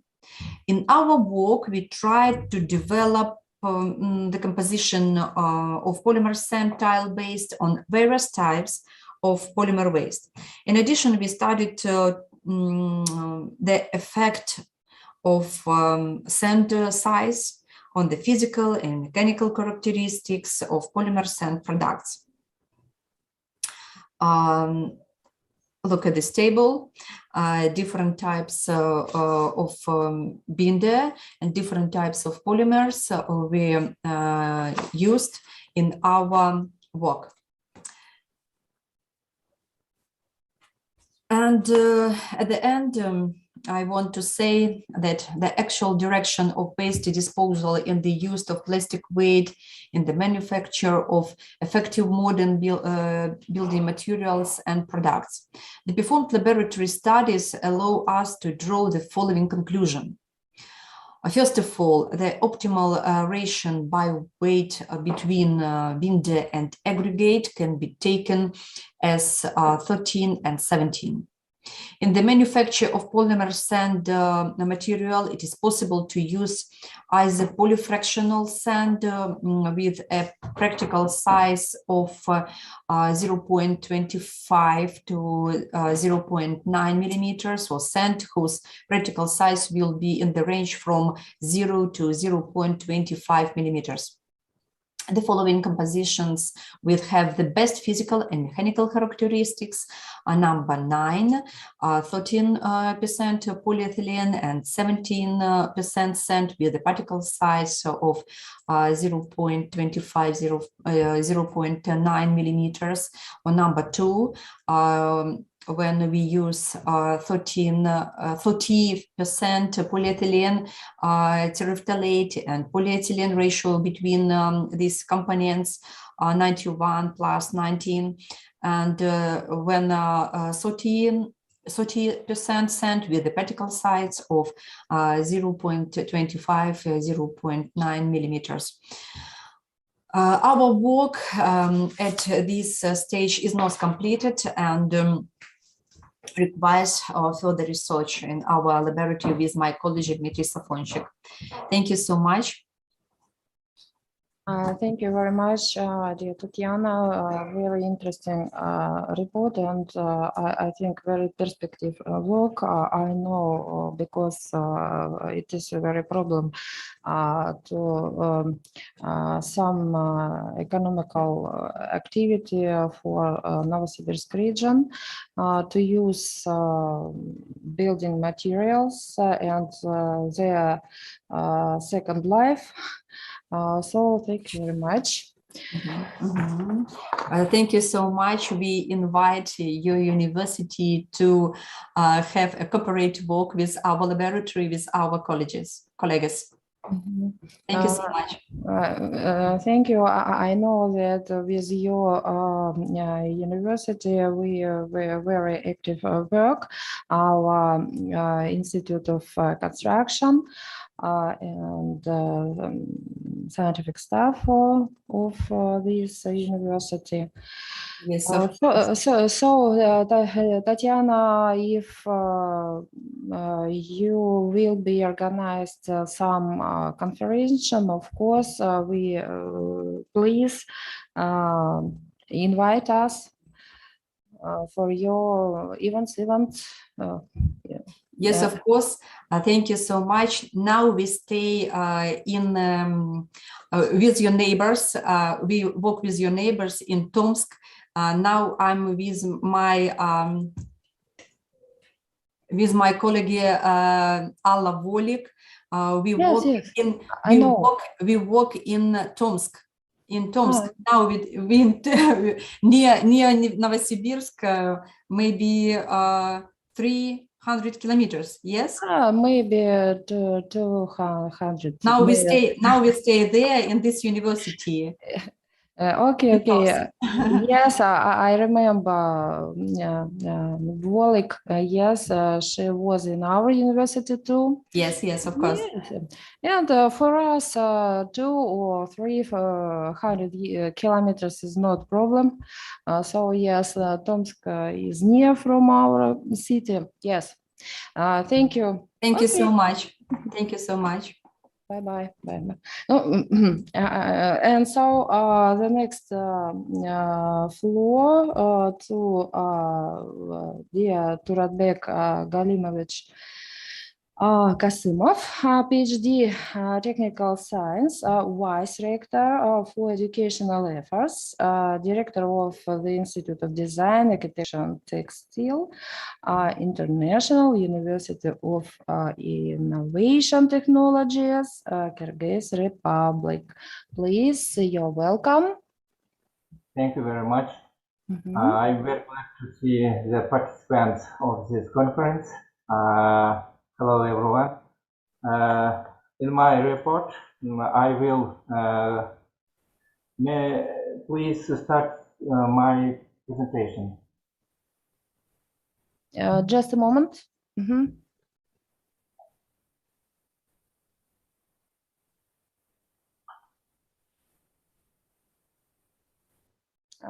Do you see your presentation? Yes. Thank you. Please, next slide. In my report, I will consider the level of energy consumption of the economy of the Kyrgyz Republic, environmental indicators and strategies for the development for the fuel and energy complex on the need to ensure energy efficiency by reducing energy consumption. The current state of affairs on the energy efficiency of buildings. In the whole country, adopted documents approved by the government of the Kyrgyz Republic and some technical standards, methods, and guidelines approved by the other order of the state agency for architecture, construction, housing, and communal services under the government of the Kyrgyz Republic will be reported. Solving energy saving problems by choosing energy efficient heat insulation materials. The advantages of polystyrene concrete, unlike other heat insulation materials, and foreign experience in the use of polystyrene concrete products increase the energy efficiency of building envelopes. At present, many sectors of the economy of the Kyrgyz Republic, including industries, the construction sector, and housing and communal services, are largely inclusive in terms of energy intensity.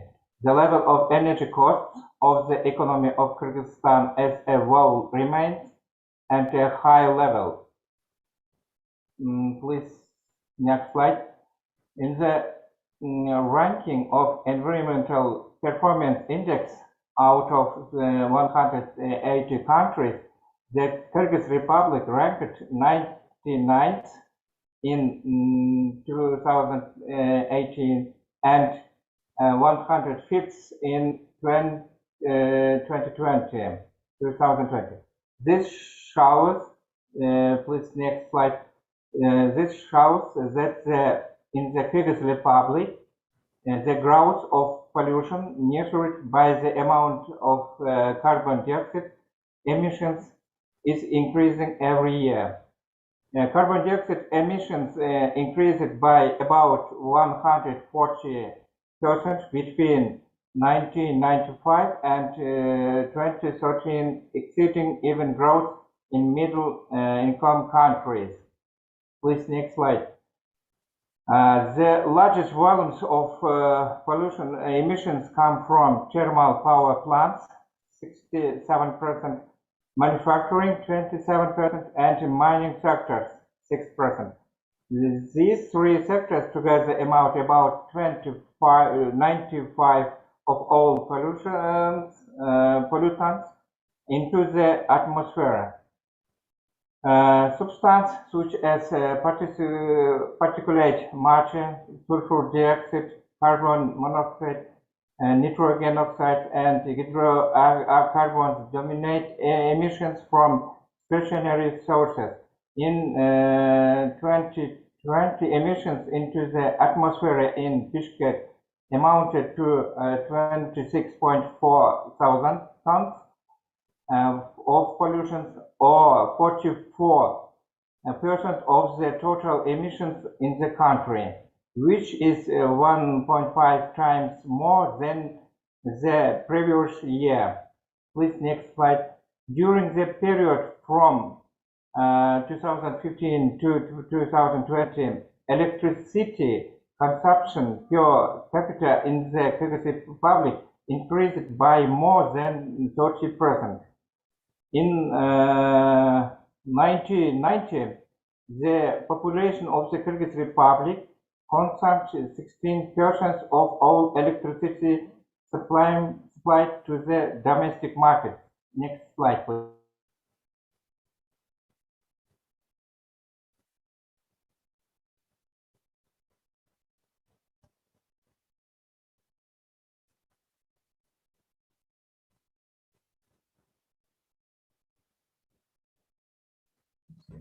Sorry, disconnected.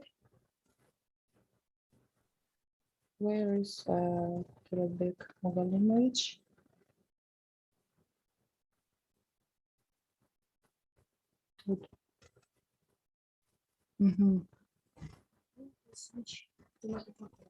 Just a few moments. I am trying to connect with him. No worries. Okay. Now we hear you.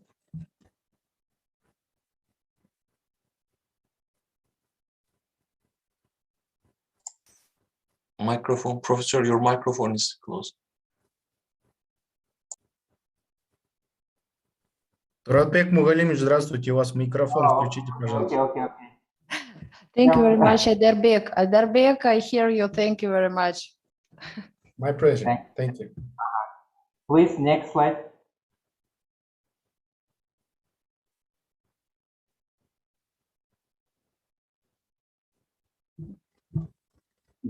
Yes. Electricity is used mainly for heating residential buildings. Comparison of average electricity tariffs in Kyrgyz Republic, Eastern Partnership countries, and Europe shows that electricity tariffs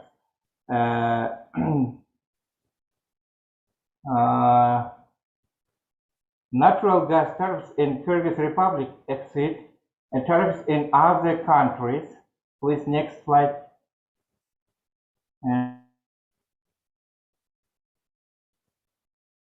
For the development of the fuel and energy complex in Kyrgyzstan for 2017 and 2030.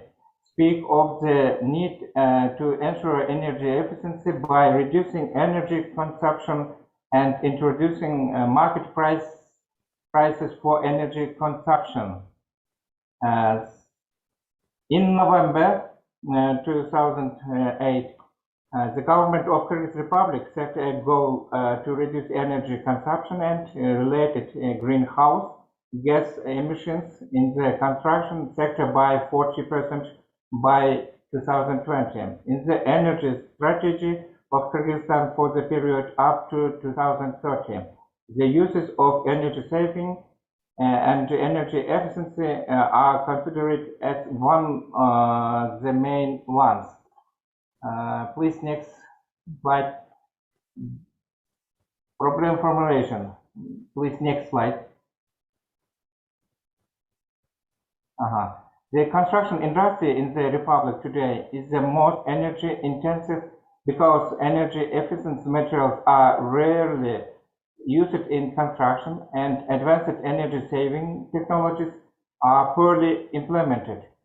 One of the main problems hindering the implementation of the energy saving measures is the lack of financial resource and the lack of incentive mechanisms for their implementation.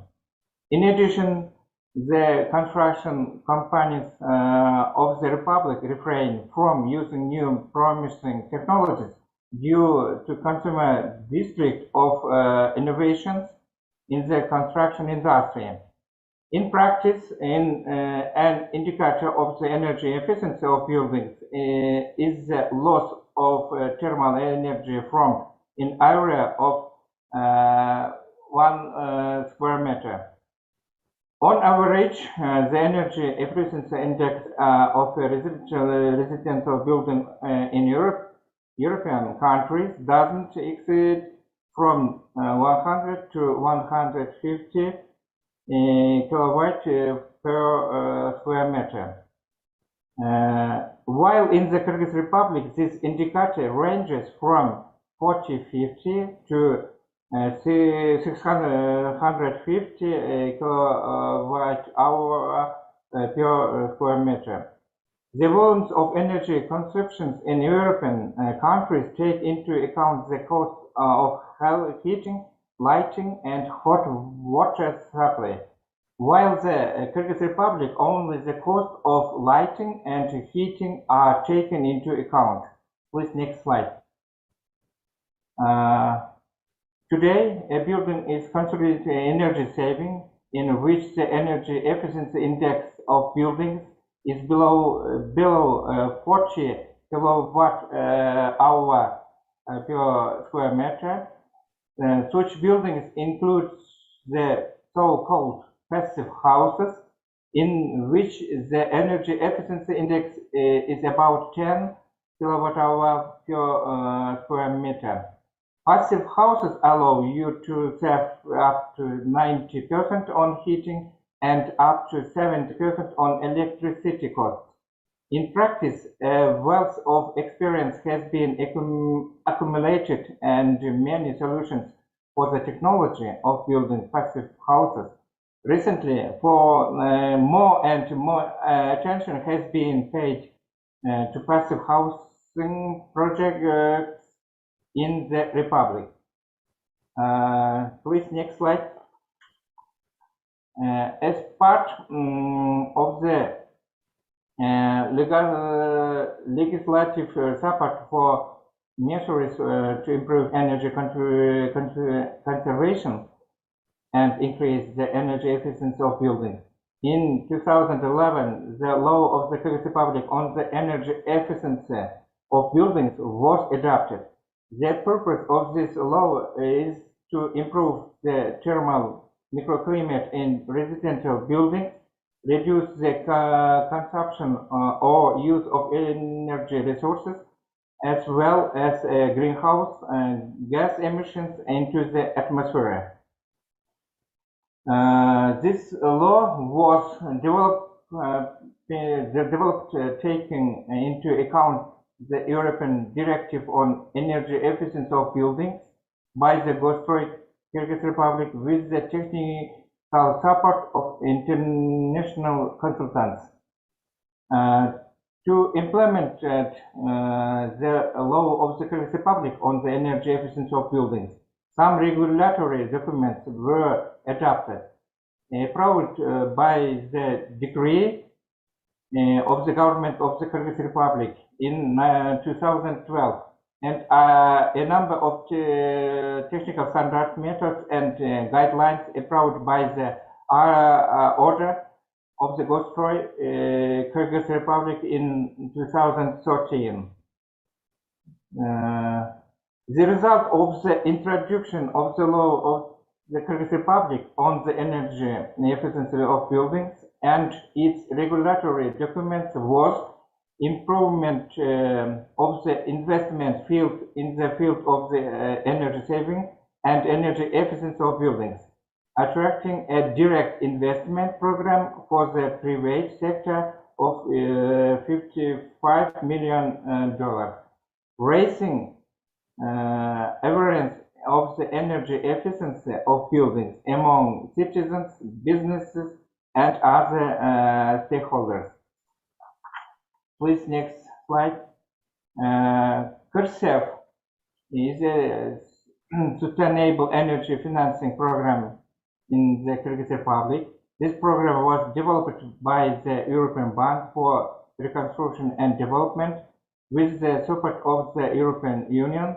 The program has been running since 2013. Under this credit line alone, KERSEF improved the energy efficiency of more than 1,000 residential buildings and 100 private sector enterprises, saving more than 120 megawatt hour of energy annually. Next slide, please. Gostroy of the Kyrgyz Republic, with the support of the project Improving Energy Efficiency in Buildings, has developed and put into effect 2013 the construction document, construction heat engineering, and set of rules design of thermal protection of buildings. With the introduction of the normative documents, the development of a set of new norms that are sufficiently consistent with the directive on the energy efficiency of buildings in terms of sanitary safety, health, environmental protection, and energy savings has been initiated. The fundamental difference between the building code of 2013 and the building code of 2009 is that for the first time in the country, the new standards are drawn up from the standpoint of ensuring all energy efficiency uses and reducing energy consumption by buildings. Next slide, please.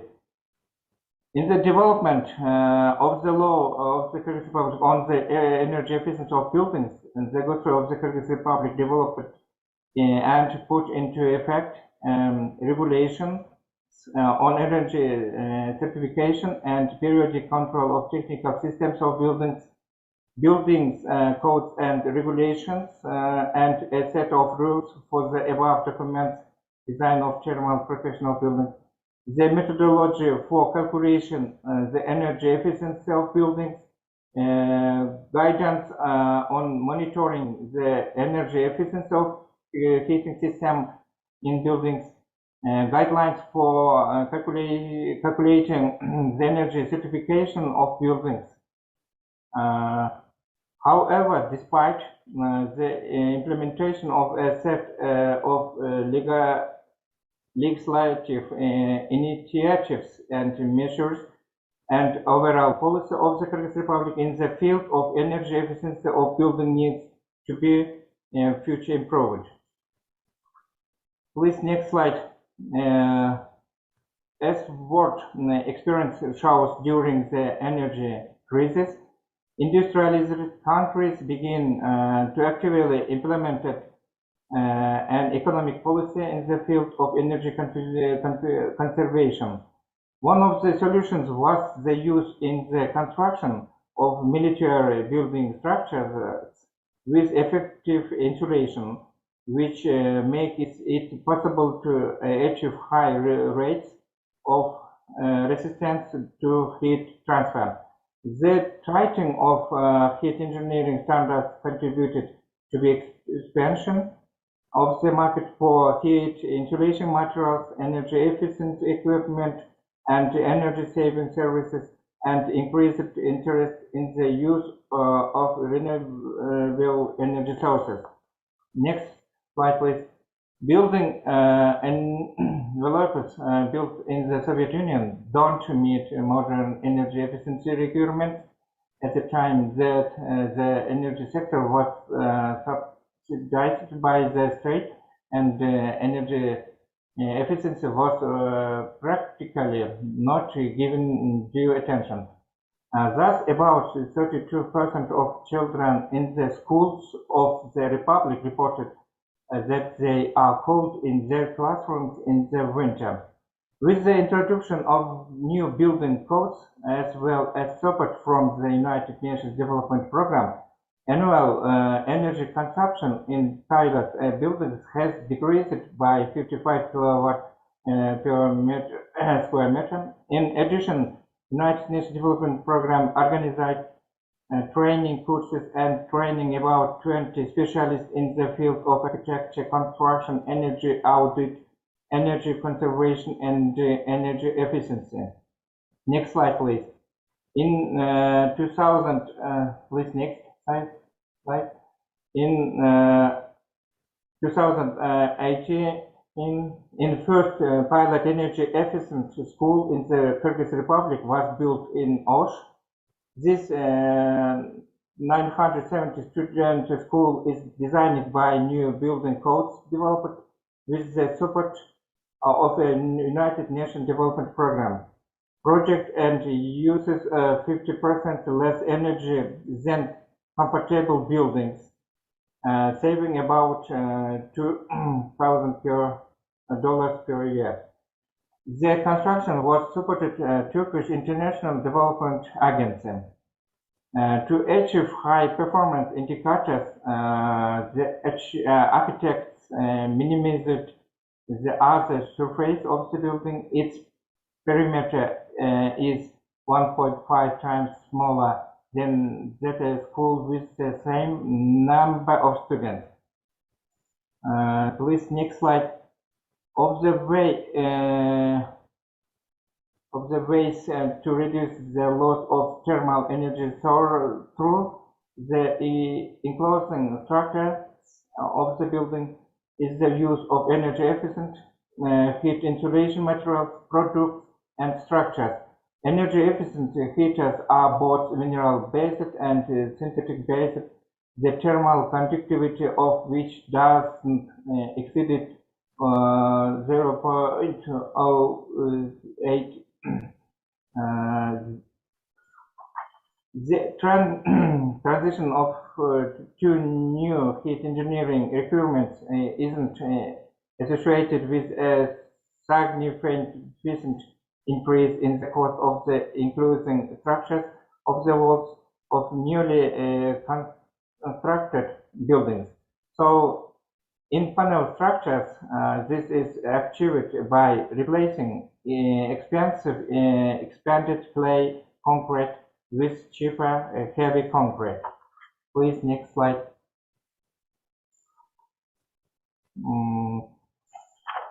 The heat insulation materials and products produced and used in the Kyrgyz Republic have the following significant disadvantages of polystyrene concrete in the production of basalt fiber thermal insulation boards.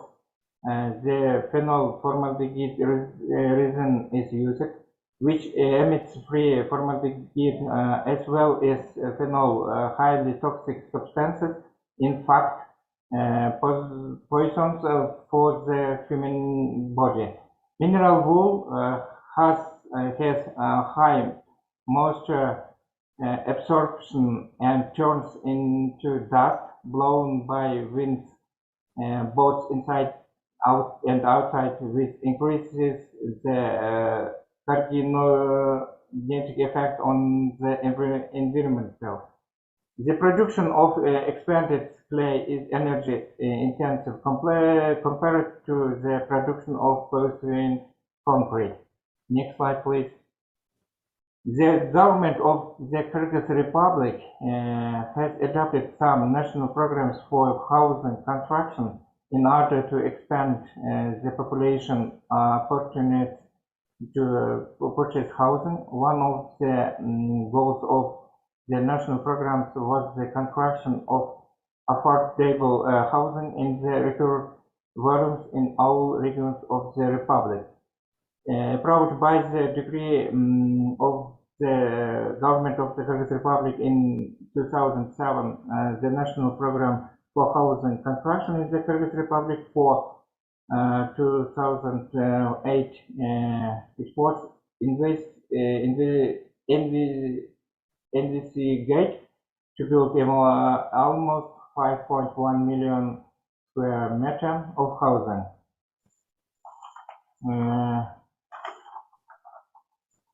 Next slide, please. That's for the specific implementation of the state housing construction programs in the Kyrgyz Republic, as well as the presence of an ever-increasing demand from the population of for the purchase or construction of individual housing. The construction of low-rise and individual residential buildings from economically just fit polystyrene concrete products that meets the requirements not only for reliability and energy efficiency, but also for a low cost. Polystyrene concrete products are both wall material and insulation. When using it, the construction processes are accelerated and the participation of lifting equipment isn't required.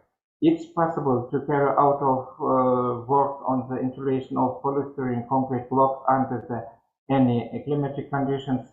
Polystyrene concrete is one of the inexpensive but competitive materials in the construction of low-rise buildings. I'm finished. Thank you for attention. Thank you very much. I want to say that we can take also your experience under consideration. Thank you. And dear colleagues, I want to say that please watch your timing. Please open second energy in our meeting today. It's a joke from me. And so the next, I'm sorry, the next hour. Okay. Report from Piotr Arlovsky and Roman Tereshchenko from Belarusian Russian University, Republic of Belarus. Do you hear me, dear Piotr and Roman? You are welcome. Sorry to interrupt you, Natalia. Just want to ask you the question. When Yildiz will make her presentation after Piotr, right? Yes. Okay, good. Thank you. Thank you. Thank you very much. Please, Piotr and Roman. Yes. Where are you? We are here. Our presentation is called Approaches to Reducing the Risk of Pollution of the Environment by Industrial Enterprises. Cities with a large number of industrial facilities have a significant impact on the environment. Human activity leads to pollution of soil, air, and water resources. At the same time, waste from the activities of industrial enterprises should be considered as products of work in progress, potential secondary material resources that were formed due to an insufficient level of processing technology. Increasingly, we are faced with the problem of environmental degradation, a high level of technogenic impact in industrial cities, and the impact of harmful substances in the natural environment on human health.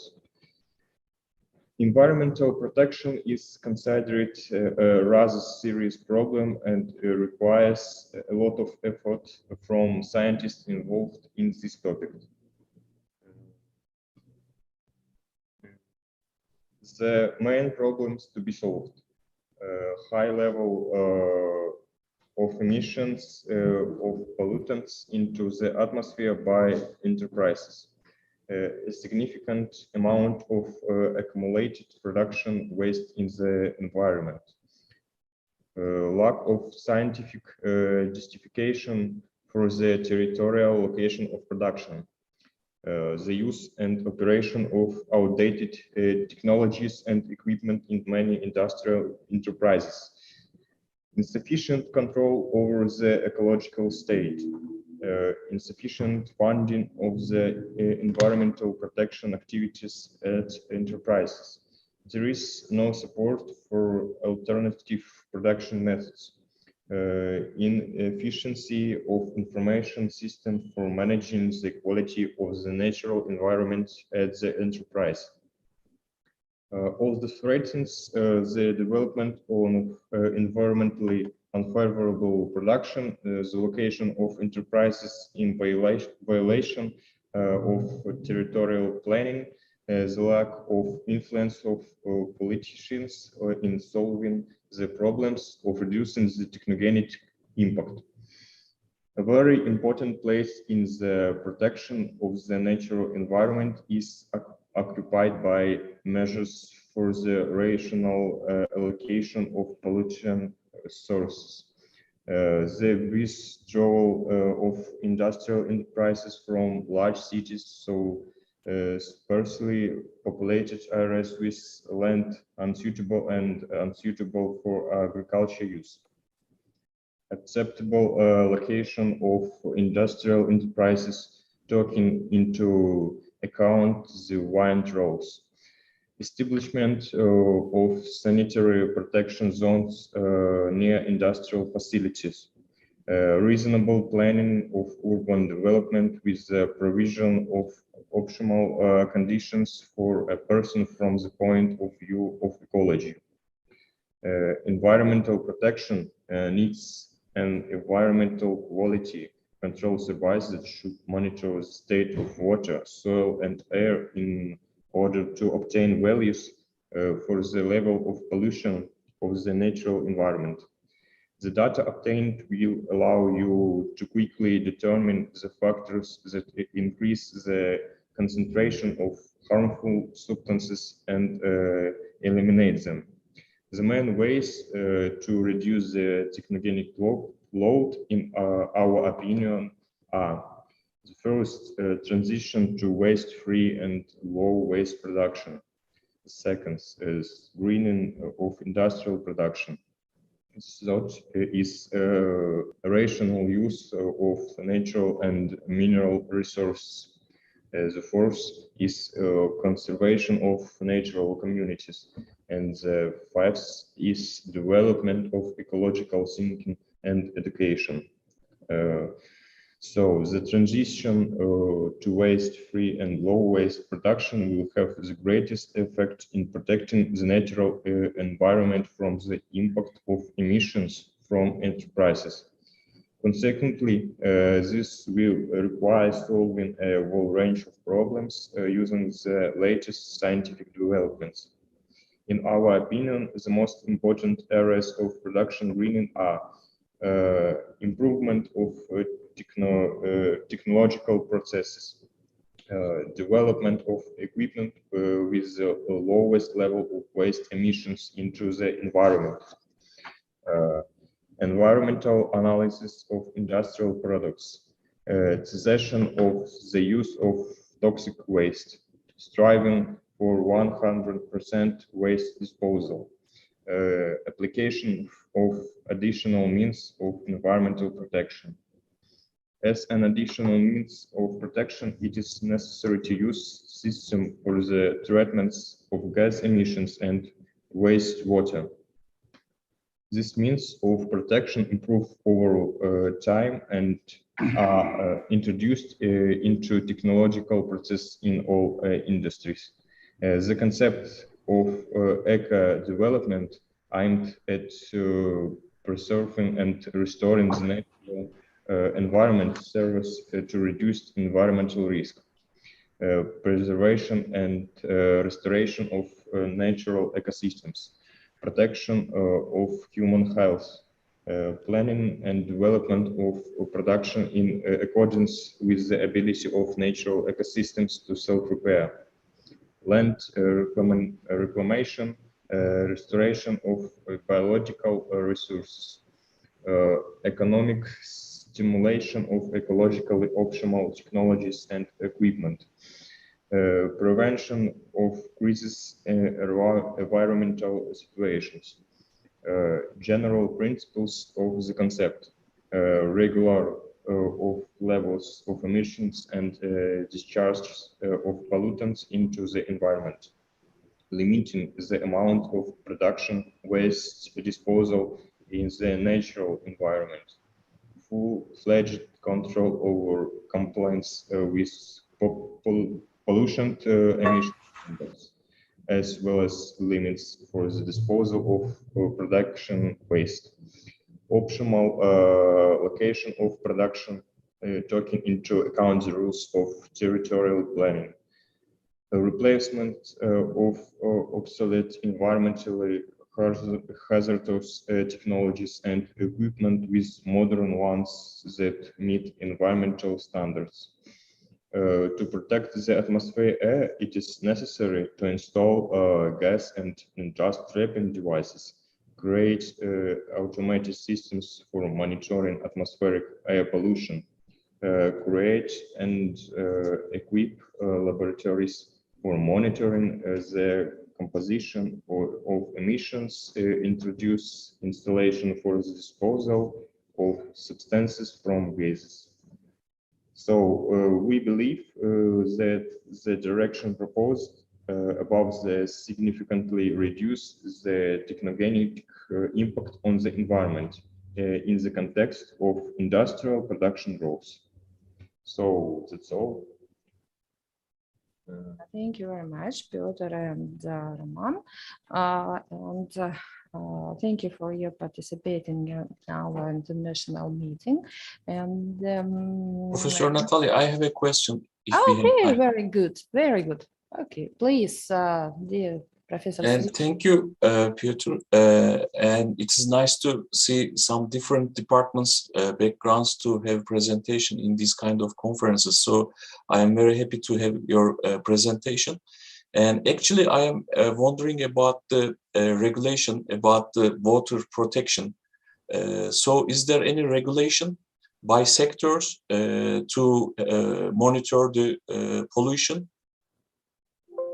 For example, in Turkey or in United States, there are some tables regarding to the sectors, let's say mining sector. So in mining sector, different tables regarding to their activities. So is there any regulation like this in Belarus?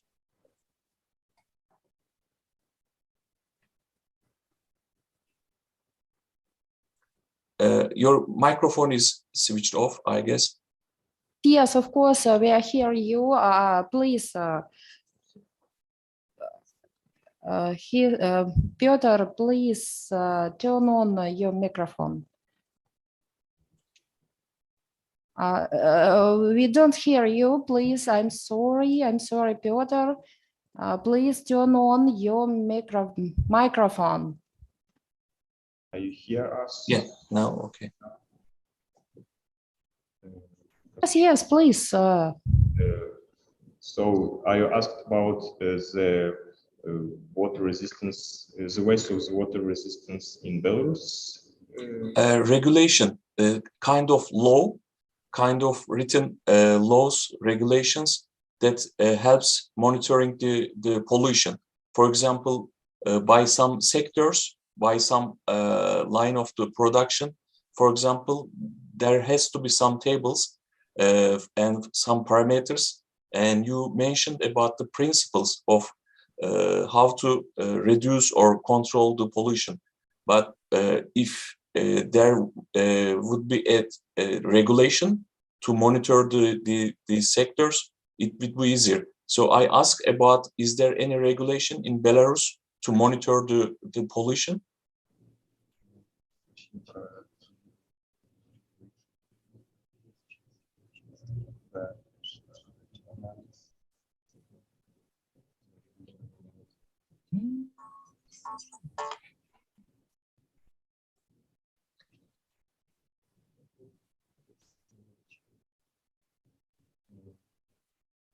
I think there's a connection problem, so we cannot hear you.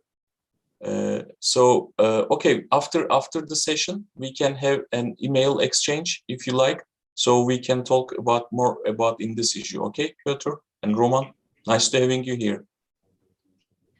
Thank you for your question, dear Slim. It is your question.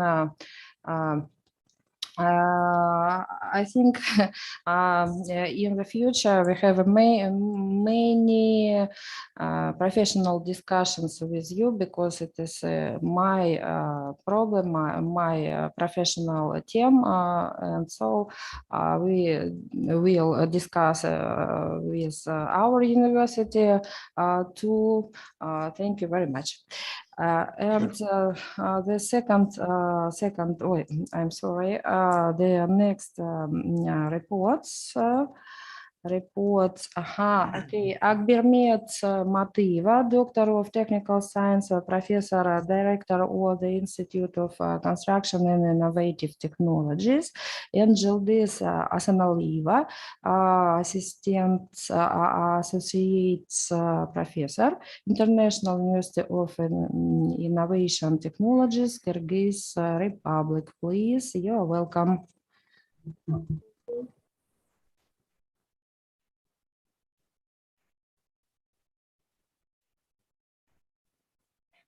Джилдыз Асаналиева, можете начинать.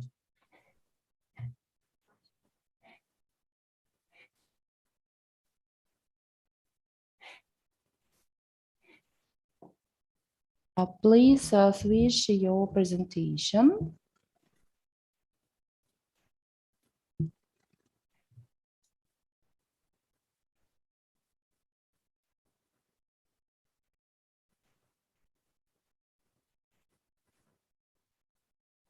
Thank you.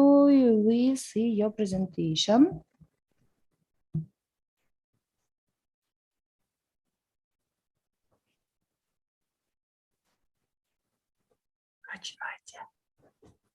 Good afternoon. My name is Asnaliva Gildis. I'm working to university. My research work and topic is energy efficient non-obstacle aimed at concrete based on local silica raw materials from production waste. My supervisor is Mativa Fermet. She is Doctor of Engineering. non-autoclaved arid concrete, implementation of new types regarding energy saving, construction material into the national economy that meet the requirements of modern construction is one of the construction complex sectoral tasks. Non-autoclaved arid concrete products is one of the construction materials due to their environmental safety, high thermal insulation capacity, and reduced energy consumption in comparison with autoclaved arid concrete products. So, dear colleagues, sorry to interrupt you. My name is Ayderbek Stamov. I was also participated together with Yıldız Hasanalieva and Akpermet Karabekovna. I'm a PhD student of International University of Innovation Technologies. So, as you can see in this picture, we implement this work for non-autoclaved concrete material products in testing laboratory together with our stakeholders, construction company Azad. So you can see that work was performed also together with master students. We make some testing under compression strength of material, some laboratory testing to achieve how to say this material from the cubics, as you can see in this picture. Следующий slide, please. Next slide, please. As you can see, this is our research goal of work. Пожалуйста, Yıldız Hasanalieva, можете продолжать. Research goal of work is to study the effect of silica failure types from production wastes on the quality characteristics of non-autoclaved arid concrete products. Chemical composition contains refinement, tailing of antimony, ores, waste, basalt fiber, quicklime, calcium chloride, aluminium powder, tests of obtain non-autoclaved arid concrete. Table 1 presents specific composition and properties for obtaining non-autoclaved arid concrete. Compressive limit stretch megapascal. So thank you for you. And the next presentation from our colleagues from Mongolia, Porev Erdene Ershu, Doctor of Architectural Sciences, member of the Union of Mongolian Architects, Mongolian University of Science and Technology, Mongolia. Please, you're welcome.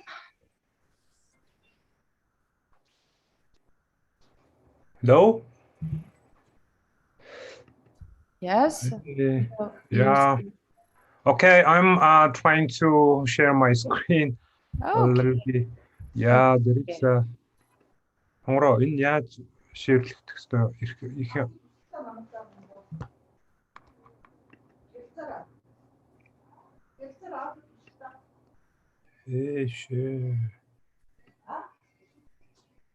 System. Нэшртэ намхна share screen шүү дээ тий. Тэгсэн чинь ийм гараад тах юм. Desktop надад яахгүй шүү дээ. Desktop юусаа гарахгүй.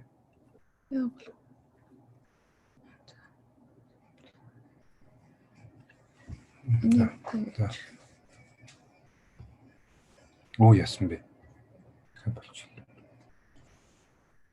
Тэгсэнтэй. Тэгсэн үү? Тэгээд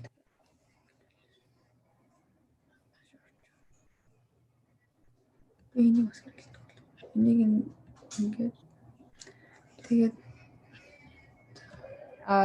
we have your presentation, maybe we try to use your presentation. Okay. I'm trying. It's some problem here. Okay, my screen share is not working. Can you share the delivered? Please, just a moment. I think we have your presentation. Yes. Maybe. And so, just a moment. Mm-hmm. Yes, we have. Very great. My dear colleagues from my university is very great work. Thank you very much. And so let's go. Just a moment, 1 second. Do you see your presentation? Yes. Okay, let's go. Yes. Mm-hmm. Yeah, thank you. Okay, good evening, everyone. It's quite late. Thank you for the organizer to invite me for this virtual conference. And can you start from the first slide? Okay, my name is Puraferten. I'm teaching in Architecture Department of Mongolian University of Science and Technology. Today, I would like to present the redevelopment project for affordable housing of Gir area in Ulaanbaatar city. Next, please. Next, please. Okay, I will discuss 3 issues. And first of all is the population growth and urban sprawl. Next, please. This graph shows the urban population, and so there is 2 line, and maybe you know all know that the Mongolia is one of the country have very less population, and the upper green line shows the population of Mongolia, and the bottom line shows the population of the Ulaanbaatar city. And so if just seeing the percentage that the urban population of Ulaanbaatar city they increased it from 5% to 45% last 80 years. And so several issues affected to this Ulaanbaatar population increases. The first one is this the new constitution after the economic democratic the revolution in 1990. We declared new constitution. The constitution says the people can select the place to live freely. And so another one is the we call Zot. This is the very harsh and cold the winter kills the livestock, and who is lost the livestock, the herdsmen just immigrating to the urban area, and it increases the urban population. And so those are quite the tough the argument of the effect into the population increase. Next, please. So this graph shows the Ulaanbaatar urban settlement. That down greenish one shows the well-planned urban area, and this brownish one shows the Gir area. Gir area mean it's the low-rise housing, the neighborhood, and so the whole the land use mostly occupy the 60% of the total urban area. Next, please. So if we just seeing this graph, it shows the urban morphology last 15 years. The gray line shows the boundary of the small administrative unit, and we think this boundary, such urban area, increased dramatically last 15 years, and such a kind of urban expansion mostly occurring in the Ulaanbaatar urban fringe areas. The next, please.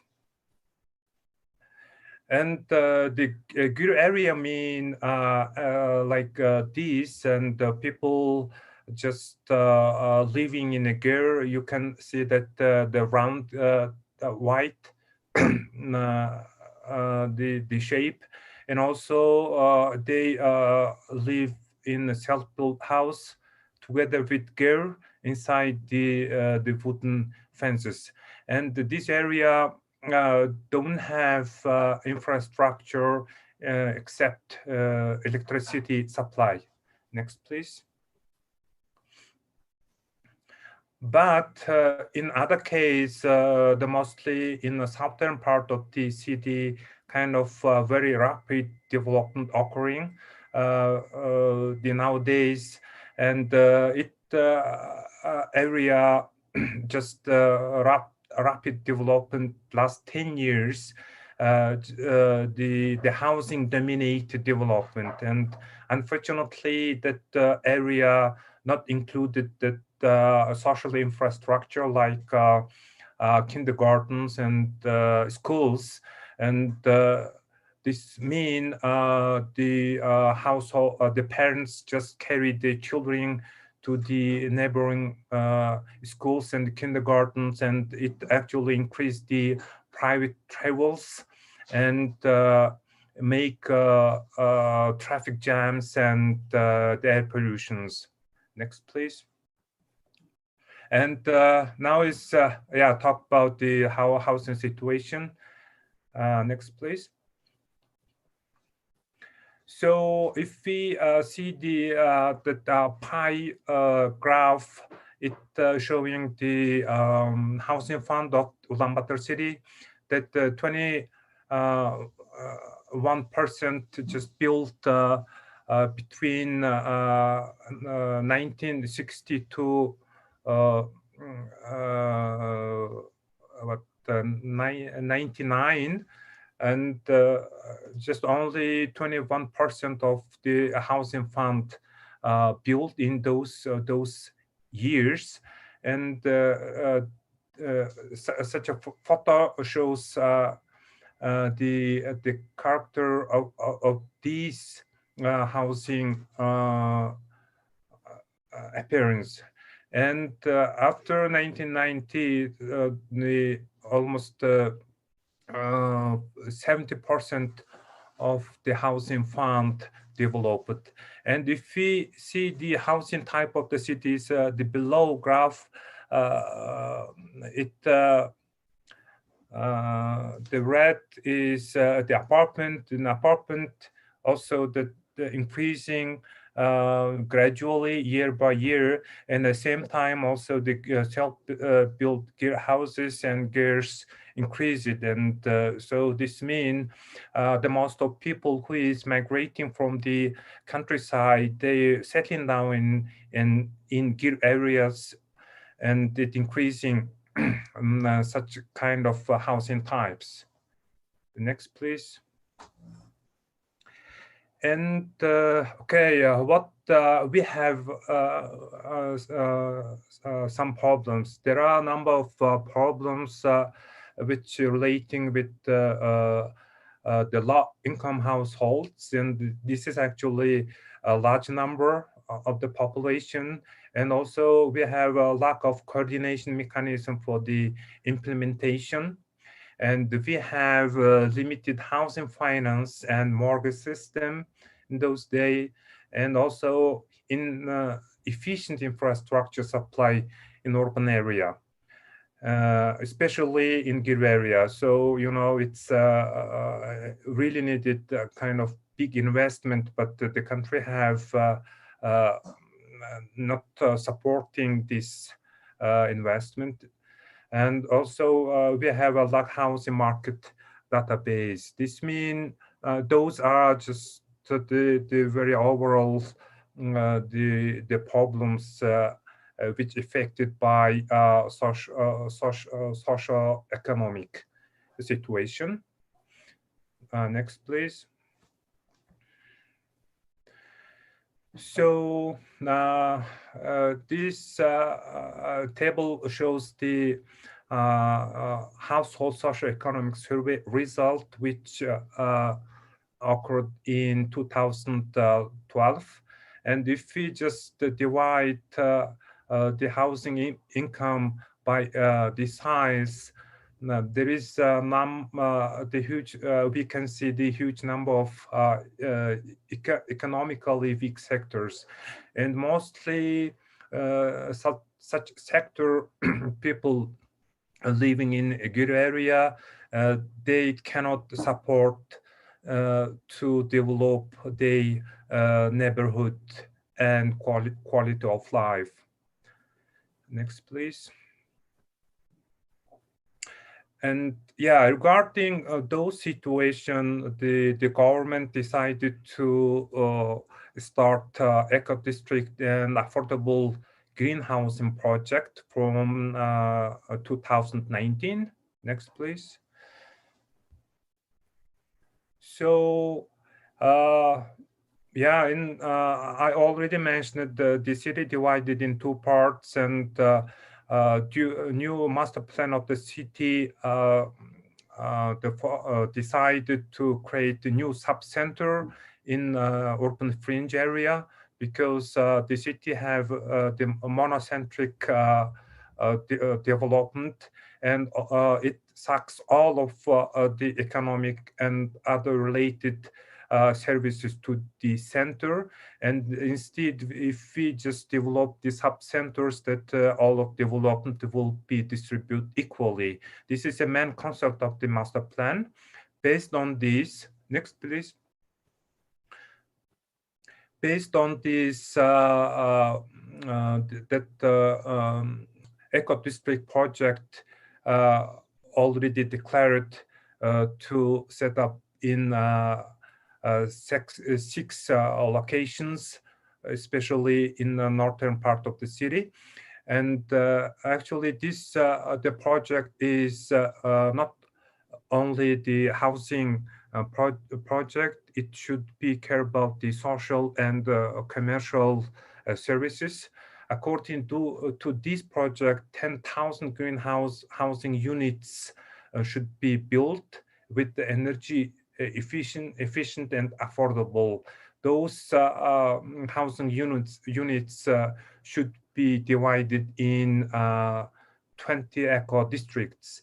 And so this three-dimensional view shows the conceptual design of the pilot housing.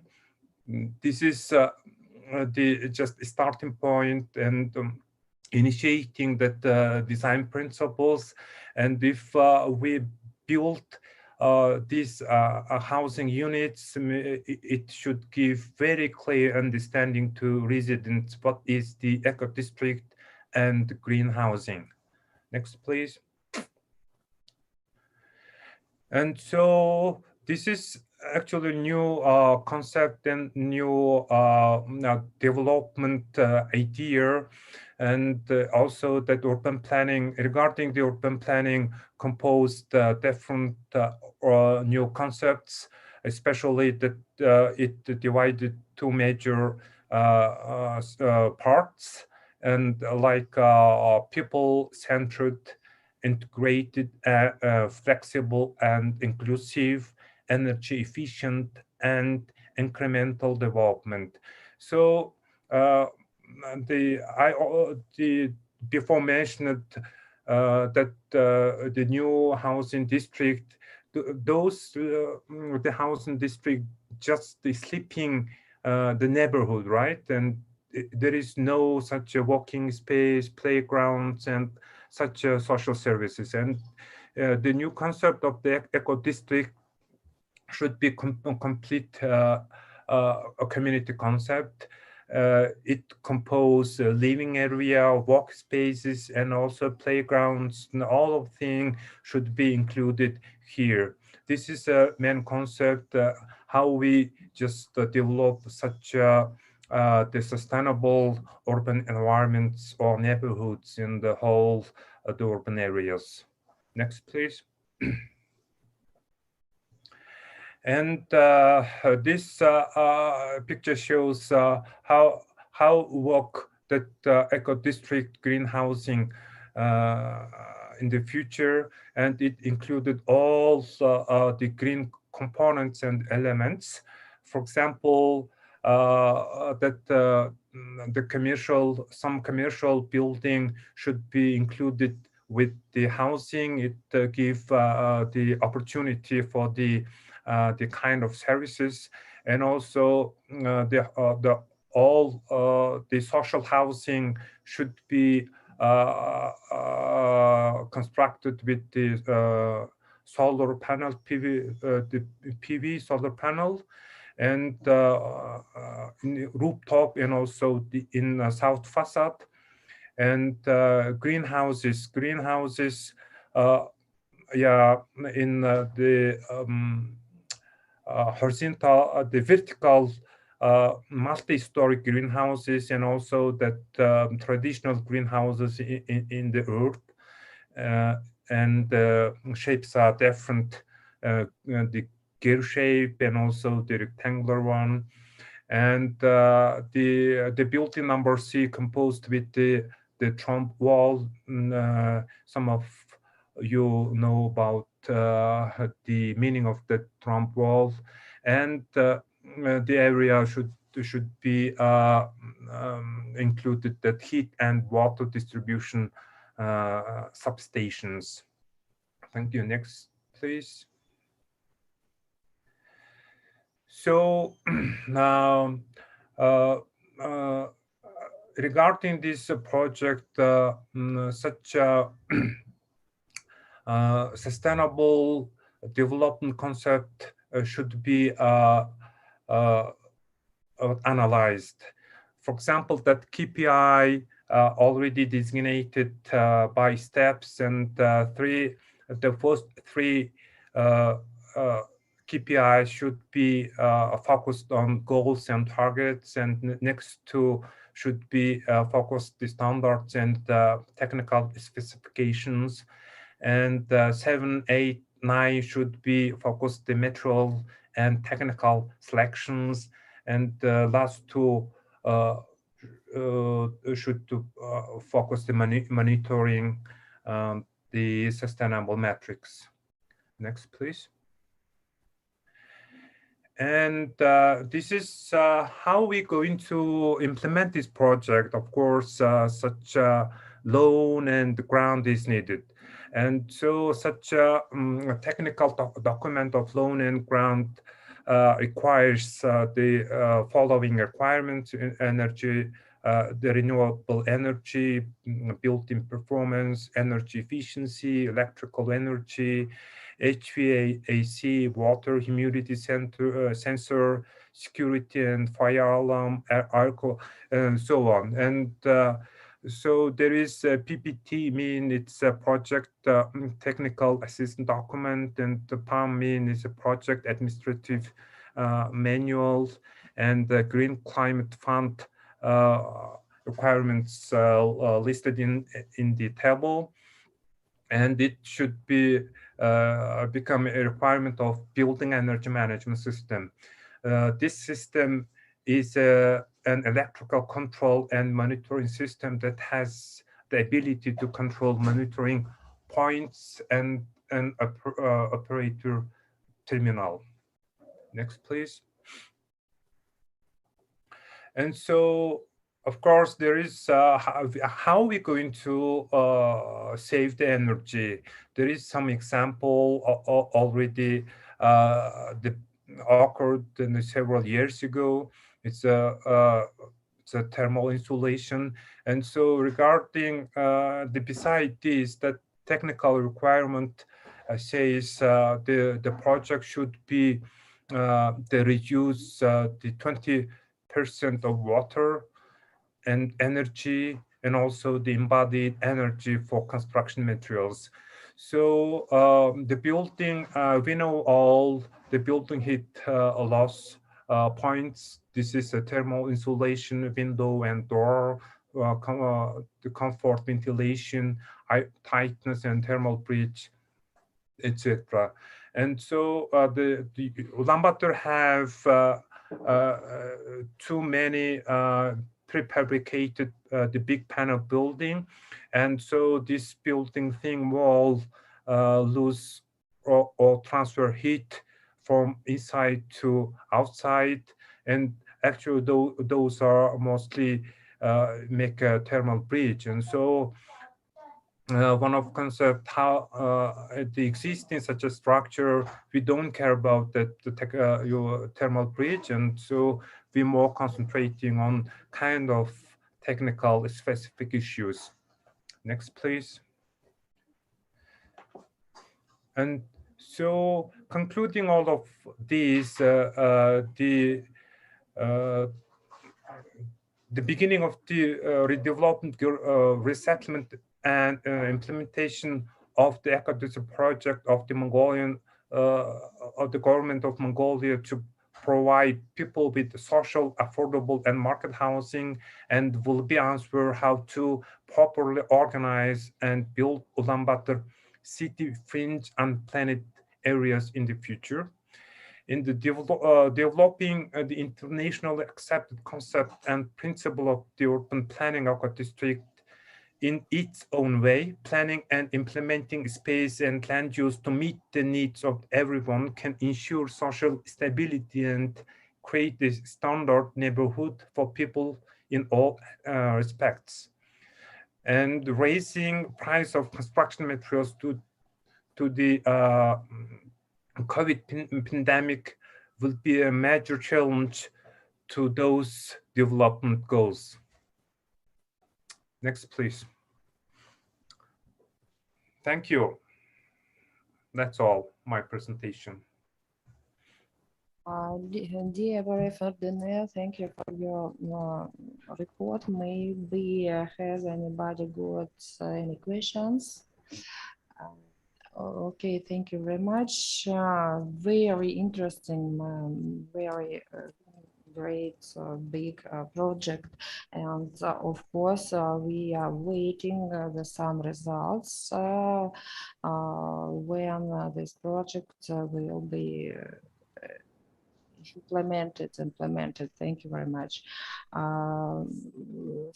Thank you for participating, and please the next report of our international meeting from our colleagues from China, Lu Liu, PhD doctor in engineering, Harbin Institute of Technology. Do you hear me? Yeah, I can hear you. Do you hear me? Yes, I hear you, and you're welcome, please.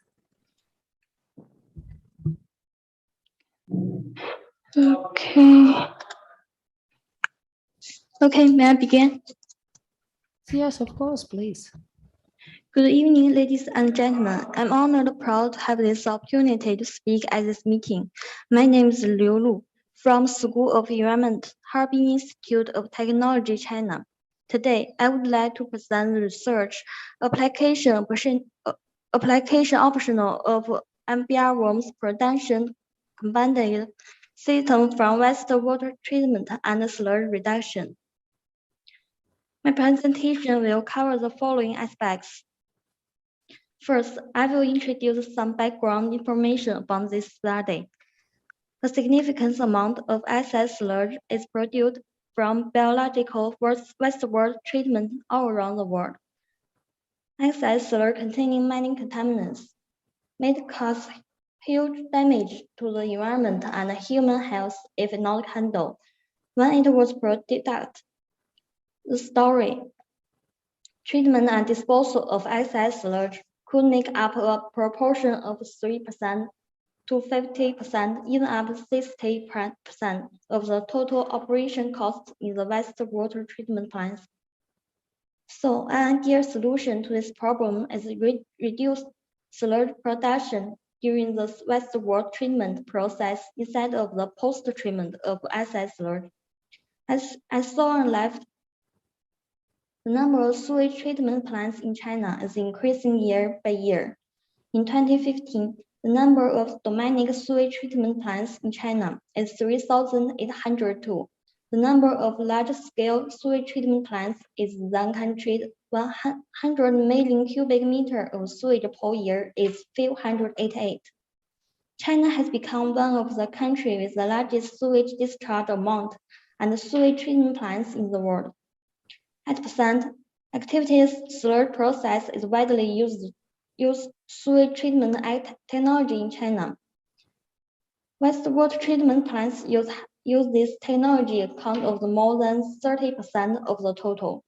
The photo on the right shows the sewage treatment plants in China. Single activity slurry process is faced the problem of low nitrogen and phosphorus removed at a high sludge yield.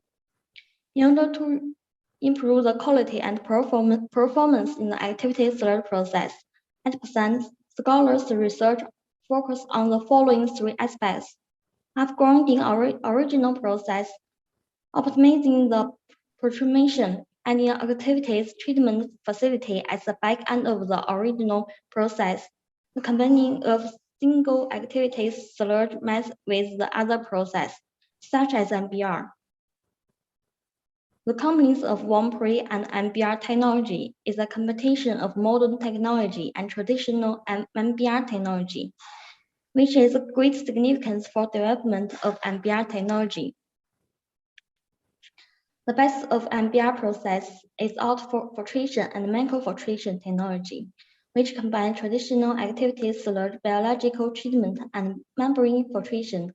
The quality of a evolution is good. MBR can reduce the generation of excess sludge at the source and reduce the cost of excess sludge treatment in the sewage treatment plants. However, MBR also has problems such as membrane following, higher engineer composition, and difficult disposal of excess sludge. Warm-Pre sludge reduction technology can achieve controlling excess sludge at the source. It is very little input energy and cost. Combining Warm-Pre with the MBR process can improve the sludge filtrations of MBR systems. The MBR worms process utilizes Warm-Pre to reduce sludge yield and a range of 10% to 73% sludge reduction. The MBR worms reactors combine process present activities in the sludge reduction and membrane following control. However, the energy consumption of MBR worms is higher than MBR due to addition of sludge pump and the aeration pump. Next, we will introduce the second part in this report, comparison of environmental impact of sewage treatment system at the pilot scale level. In the experiment, the scale of pilot system is 7.5 cubic meter per day. The evolution quality is level A discharge standard. The sludge reduction rate is 82.1%. 55.7% has a sludge reduction rate is contributed by Warm-Pre. The LCA study of MBR worms pilot scale system was carried out according to the result of the pilot scale operation. Recording the operation of MBR worms pilot scale system and cause the data during the operation. The LCA software was used to evaluate the environmental impact between the experimental group and blank group. At the pilot scale, the MBR worms process has a low environmental impact. The total environmental impact value of MBR process is 11.79% higher than MBR rooms process. Top two sub-environment impact FAETP and GWP of MBR rooms decreased by 14.24% and 18.14% respectively, compared to the MBR process. The environmental impact of biological treatment stage cumulated of the largest portion of total impact of the process. The contribution of the sludge disposal stage in MBR rooms process is environmental impact is lower than MBR process. The two processes show the same environmental impact of treatment stage. The environmental impact of biological treatment stage in MBR rooms process has 1.25 times higher than MBR process. In order to meet the level A discharge standard, the pollution load of the evaluate of the two process is the same. So this stage of the two process has the same environmental impact. At the third disposal stage, environmental impact of MBR rooms process is 76.18% lower than MBR process. After the pilot scale impact, we carried out the industrial scale experiment of MBR rooms. The scale estimated MBR rooms is 350,000 tons per day. The evaluated quality of the MBR room system is level A discharge understand. The sludge reduction rate of MBR rooms system is 50%. MBR room process has a lower environmental impact at the industrial scale level. The total environmental impact of MBR rooms process decreased by 31.83% compared to the MBR process. FAETP, WEP, and GWP of MBR rooms decreased by 51.17%, 3.7%, and 8.83%.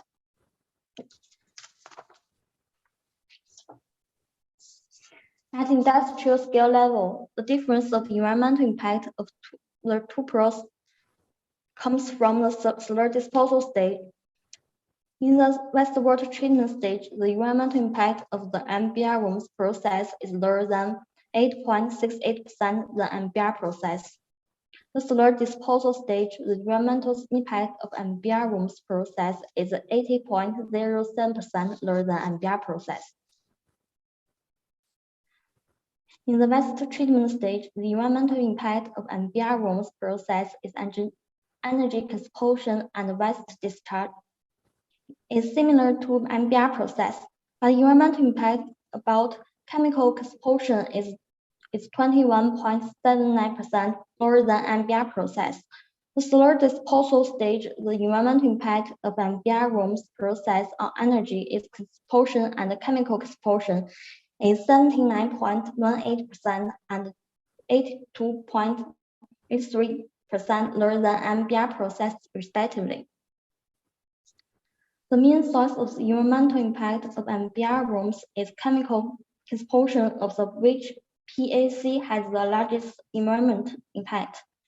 The environmental impact caused by chemical consumption of largest proportions, researching 58.06% in the list of chemicals. PAC has the largest environmental impact, researching for 57.84%.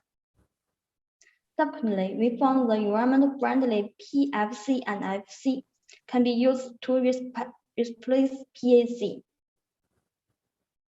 Finally, the study analyzed the economic cost of MBR rooms presentation combined system under the different scenarios.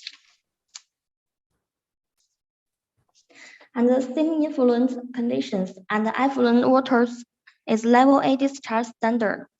The wastewater treatment scale of the three scenarios is 30,000 tons, 70,000 to 100,000 tons and 500,000 tons per day.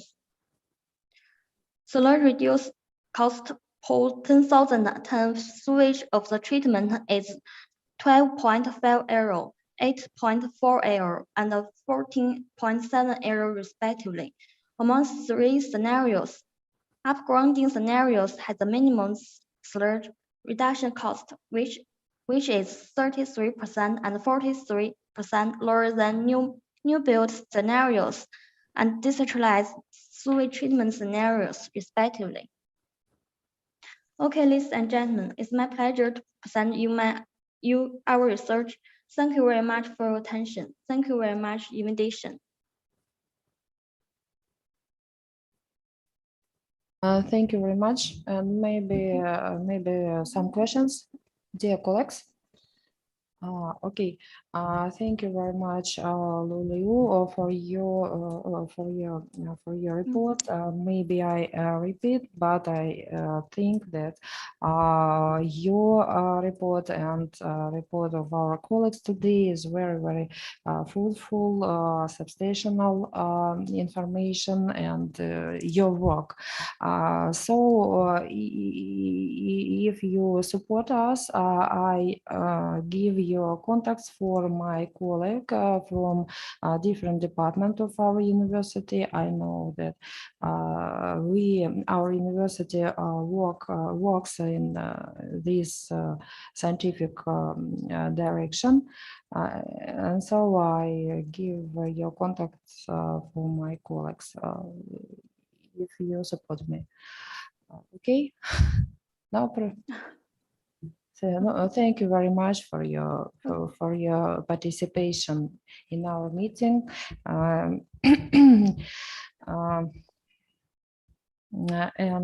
So the next our participant is Margaret Yegorovna. Do you hear me? Yes.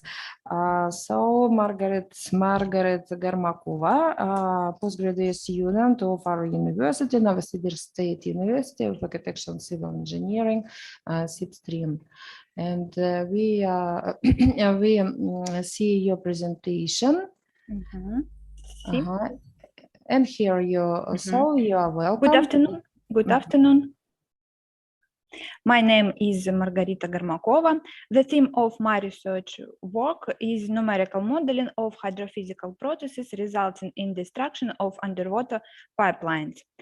Underwater pipelines are the complex engineering facilities that occupy a special place in the transport system of the country.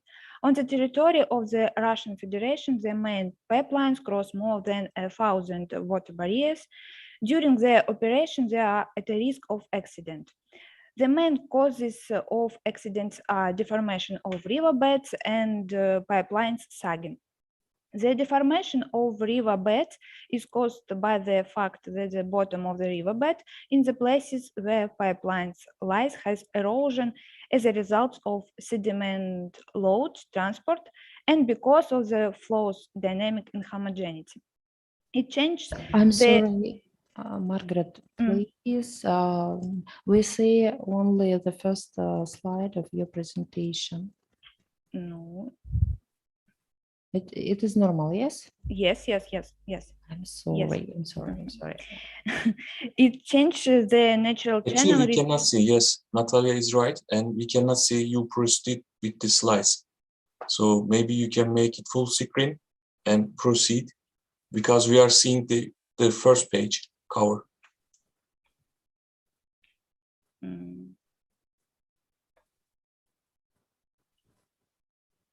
Margaret, please do full screen. Full screen. You can just press F5. Okay. F5. Okay, I think. Margaret, let's go. No problem. Okay. It changed the natural channel regime in the river when flowing around an obstacle. Sagging of the pipeline may be on the diffuse part of the bottom. It leads to free oscillation and development of resonant phenomena. It can lead to mechanical destruction of the pipeline and dangerous leakage of pollution into water. On the slide, you can see oil spill as a result of oil pipelines accident. The scientific work of summer pressure present a stage of erosion under the constant velocity flow action. The experiments were carried out in an open channel. The pipe was immersed into the sand. The research has shown that the difference in pressure on the pipe head and rear surfaces in the leading cause of the sand erosion under the pipe. The authors divided this process into two stages. At the first stage, the pressure gradient increases and the sand surface level behind the pipe rises. In the second stage, a mixture of sand and water breaks through under the pipe. The authors indicated vortex structure near the pipe as an additional mechanism contributing to the erosion. The objective of my research is to study study of the processes on the bottom reformation in the zone of the underwater pipeline. The tasks are choose a mathematical model and software for the process research, carry out numerical simulation using PC ANSYS, and analyze and compare the results of numerical simulation. In order to build the original geometry, all geometric parameters for summer's experiment were taken into account. I considered two ways for placing the pipelines on sand. Experiment number 1, without pipe on the surface of sand. Experiment number 2, one pipe on the surface of sand. Dear Margaret, please ask me the number of your slide, of your presentation now.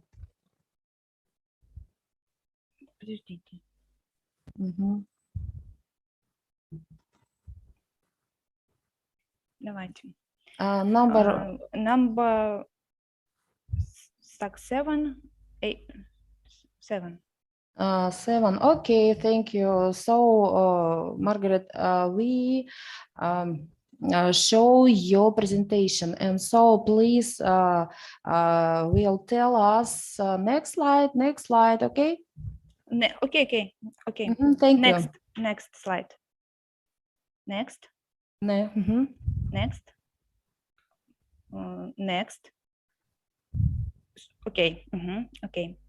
This slide shows the boundaries of the calculated area. In the inlet, a flow rate. Next slide. The next step is to set the solve setting and the initial condition for the calculation. Calculations are carried out in the module ANSYS Fluent on the basis of Reynolds average Navier-Stokes equations. In order to solve this problem, we used a three-dimensional transit formulation with allowance for gravity, the Eulerian model of multiphase, taking into account the granularity of the particle phase. Next slide. The Eulerian model is the most completed and complex multiphase model, which is based on solving the mass and implies conservation equations for each phase. You can see the equations on the slide. Next slide. The K-epsilon realizable model is used to describe turbulence, which includes the equations for the turbulence kinetic energy and its dissipation rate. You can see the equations on the slide. Next slide. The mixture consists of a primary phase, which was chosen as water with standard physical properties, and the secondary granularity phase was sent with the following parameters: density, sand particle diameters, and the modeling of the granule phases was carried out taking into account solid pressure, granule viscosity, and granule bulk viscosity. Next slide. In the calculation of the distribution of the mass concentration of water and sand phases, figure 5, 6, and 7. The distribution of the vector velocity field in the vicinity of the pipeline is shown in figure 8. The highest flow velocities are observed in the vicinity of the upper part of the pipe and the places of contact of the pipe with sand, where water seeps out. The filtration stream carries sand particles out of the pipe by contributing to the development of erosion funnels. Next slide. You can see on figure 9 and 10 the water and sand dynamic pressure in the vicinity of the pipe over time. A pressure drop contributing to the sand bottom shipping consistent with the conclusions in summer. Next slide. In the course of a numerical experiment, the removal of particles from the system took place.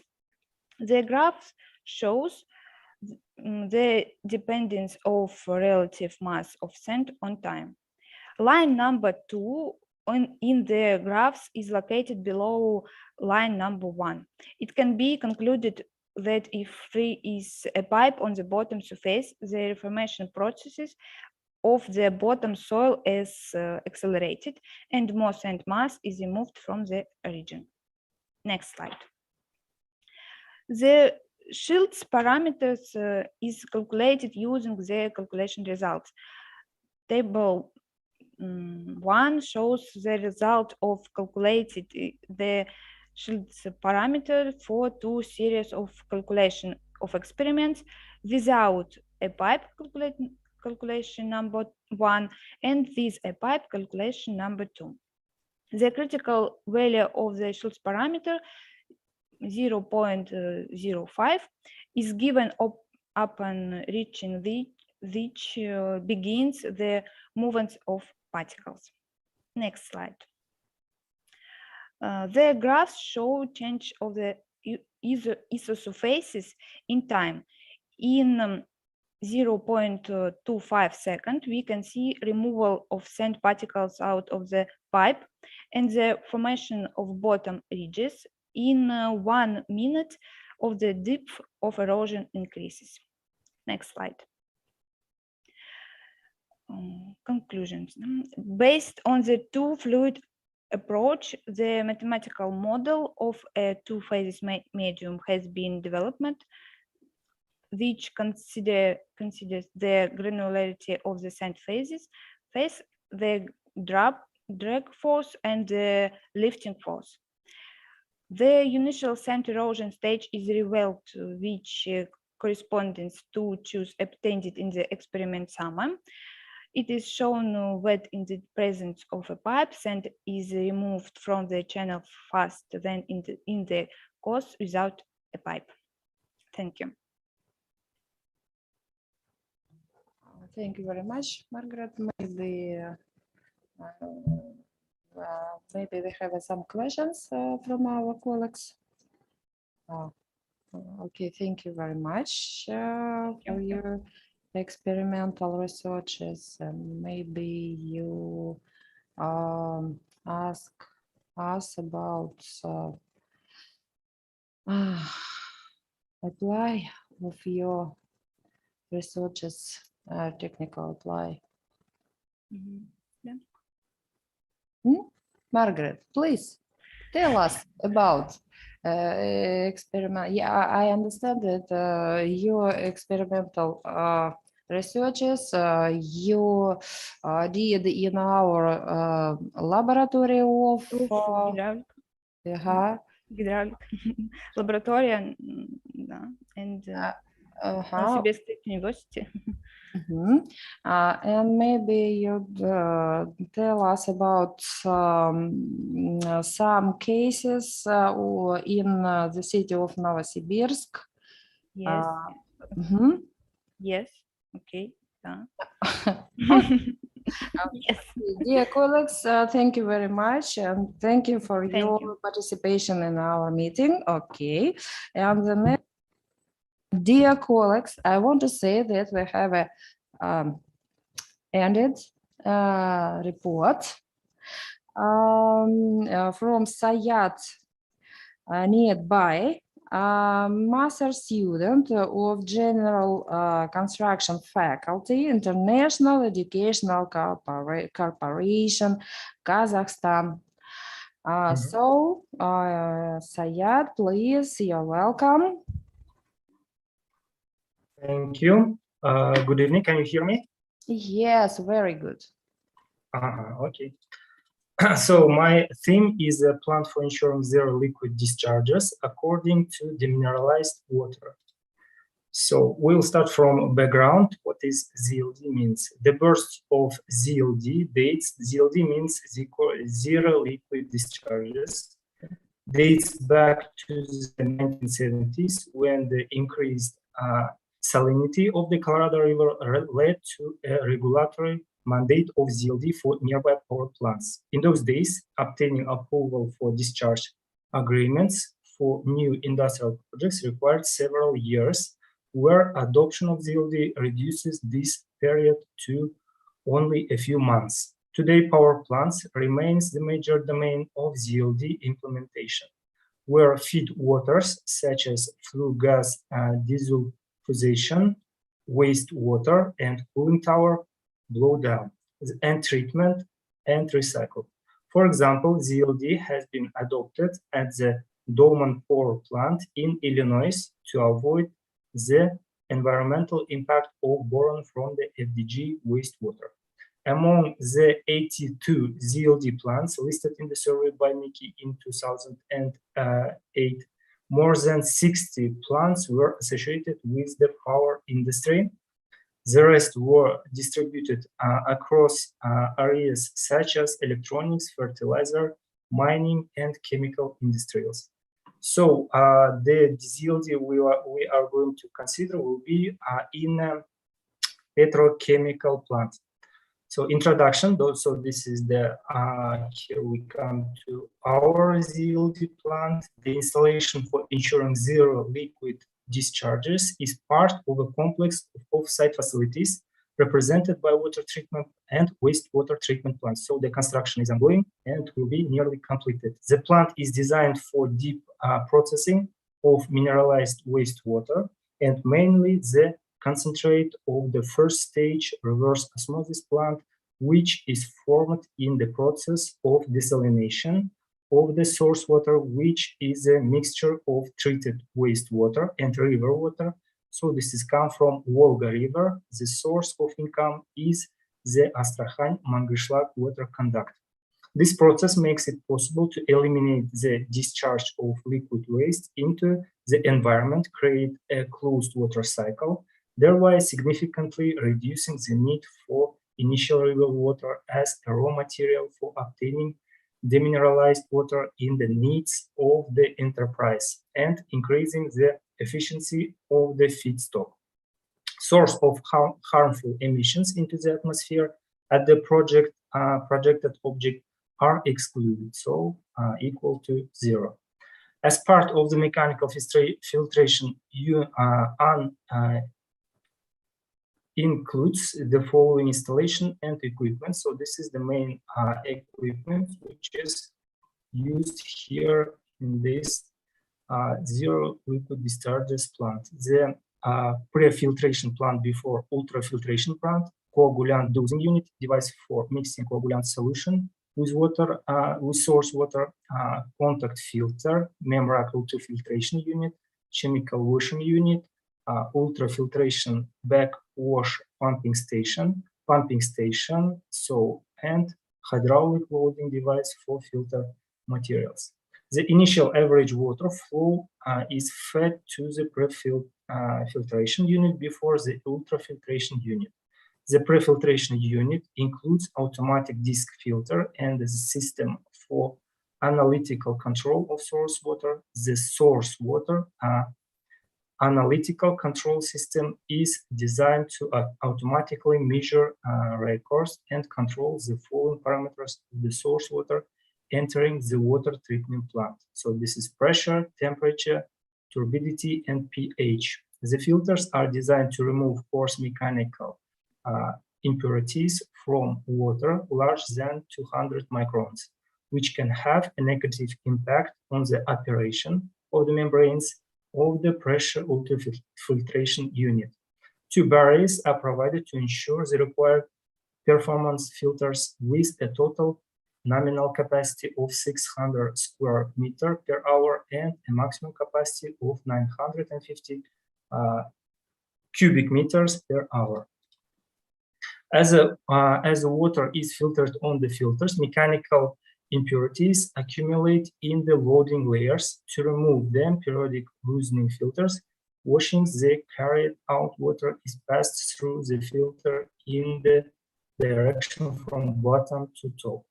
Cold pressure into a suspended state while the porosity is the layer increase significantly. During loosening, mechanical impurities are removed from the surface of the coal after the end of the loosening. Washing the complete sedimentation of the coal, the filter is switched on or is standby mode.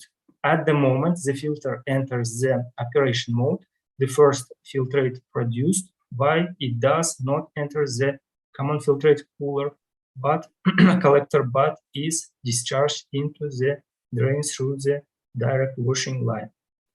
So here we continue. Water from the loosening and direct washing of the filter is discharged into the tanks for collecting wash water in order to prevent the removal of coal pulp into the treated water flow. Trap filters with a filtration fineness of 200 microns are installed on the FSU filtrate line.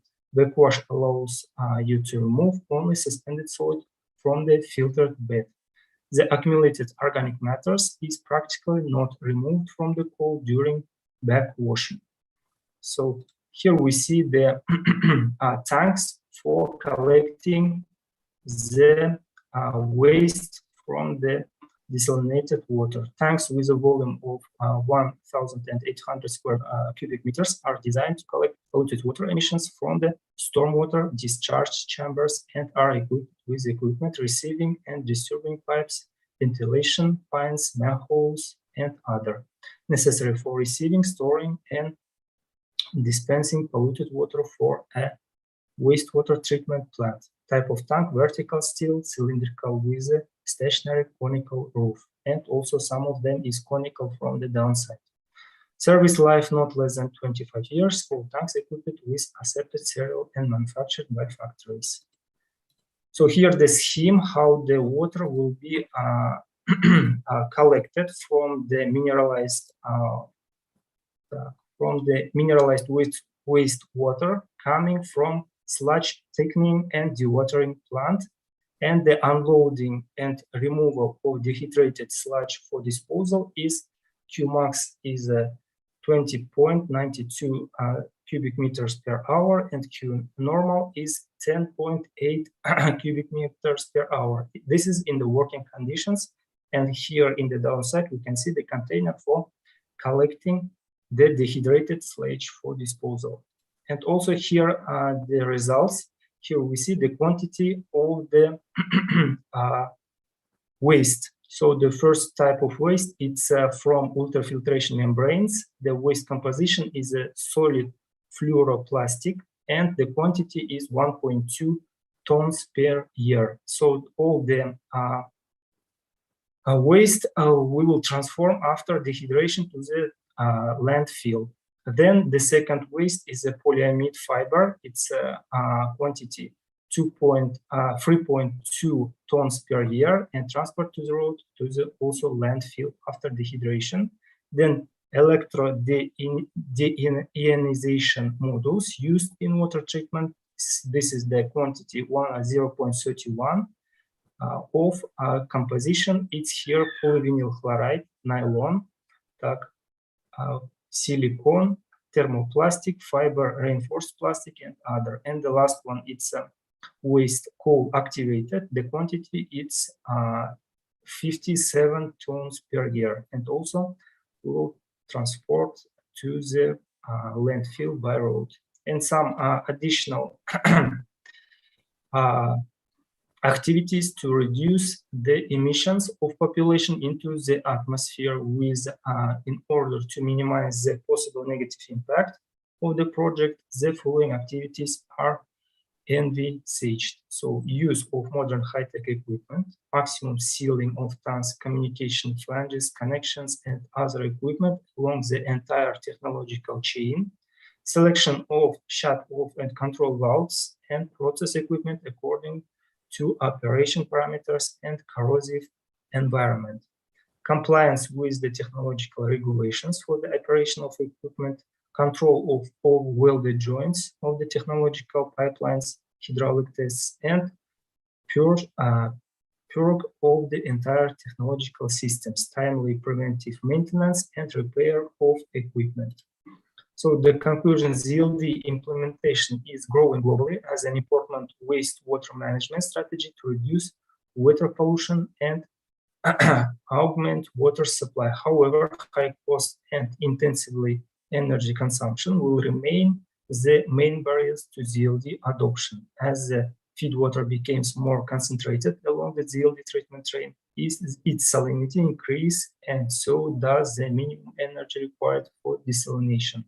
In addition, the environmental impact of ZLD needs to be better understood. A life cycle assessment analysis of the energy demand of GHG emission will provide additional insights into the cost-benefit balancing of ZLD, along with advantages in improving the energy and cost efficiency of ZLD technologies, particularly by incorporating membrane-based process. ZLD may become more feasible and sustainable in the future. So here is the references, and thank you for your attention. Thank you, dear Sayal, for your presentation, for your report, researches. Maybe you have some questions from our colleague, dear colleagues. Okay, I think you have dear Sayat, my words for you. I think you have a very interesting researches, and if you support me, I give you contacts for our colleagues. Okay. Okay, thank you. Okay, thank you very much. And so, dear colleagues, the presentations from Sayat was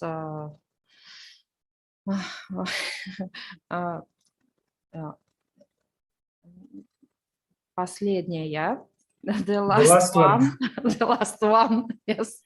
And so maybe anybody want to tell us some words. I want to say that we are leading our meeting in the third time. And dear colleagues, I want to say that all our reports are very interesting, very fruitful. And of course, I understand that if we lead our meeting in not face-to-face, we have more questions for each other. And we think and we offer that we need international school maybe, so more time for our international discussions. So I want to say that our university won the grant of the Russian Federation for leading international school green campus in October in this year, and so of course we with pleasure want to invite you to participate in this meeting in October for more discussions in each reports, researches which we heard today. And some information about the future meeting, I think we will send you, and of course send our letter invitation. And thank you very much, dear participants. I want to say thank you all for your scientific activities, and I think it is a very good achievement for you and excellent contribution for our joint scientific future. Okay, thank you very much, dear colleagues. Thank you, Natalia. All the best to you and to Yuri. Thank you. Thank you very much. Bye-bye. See you soon at the next our joint international meetings and maybe international school in October. Thank you very much.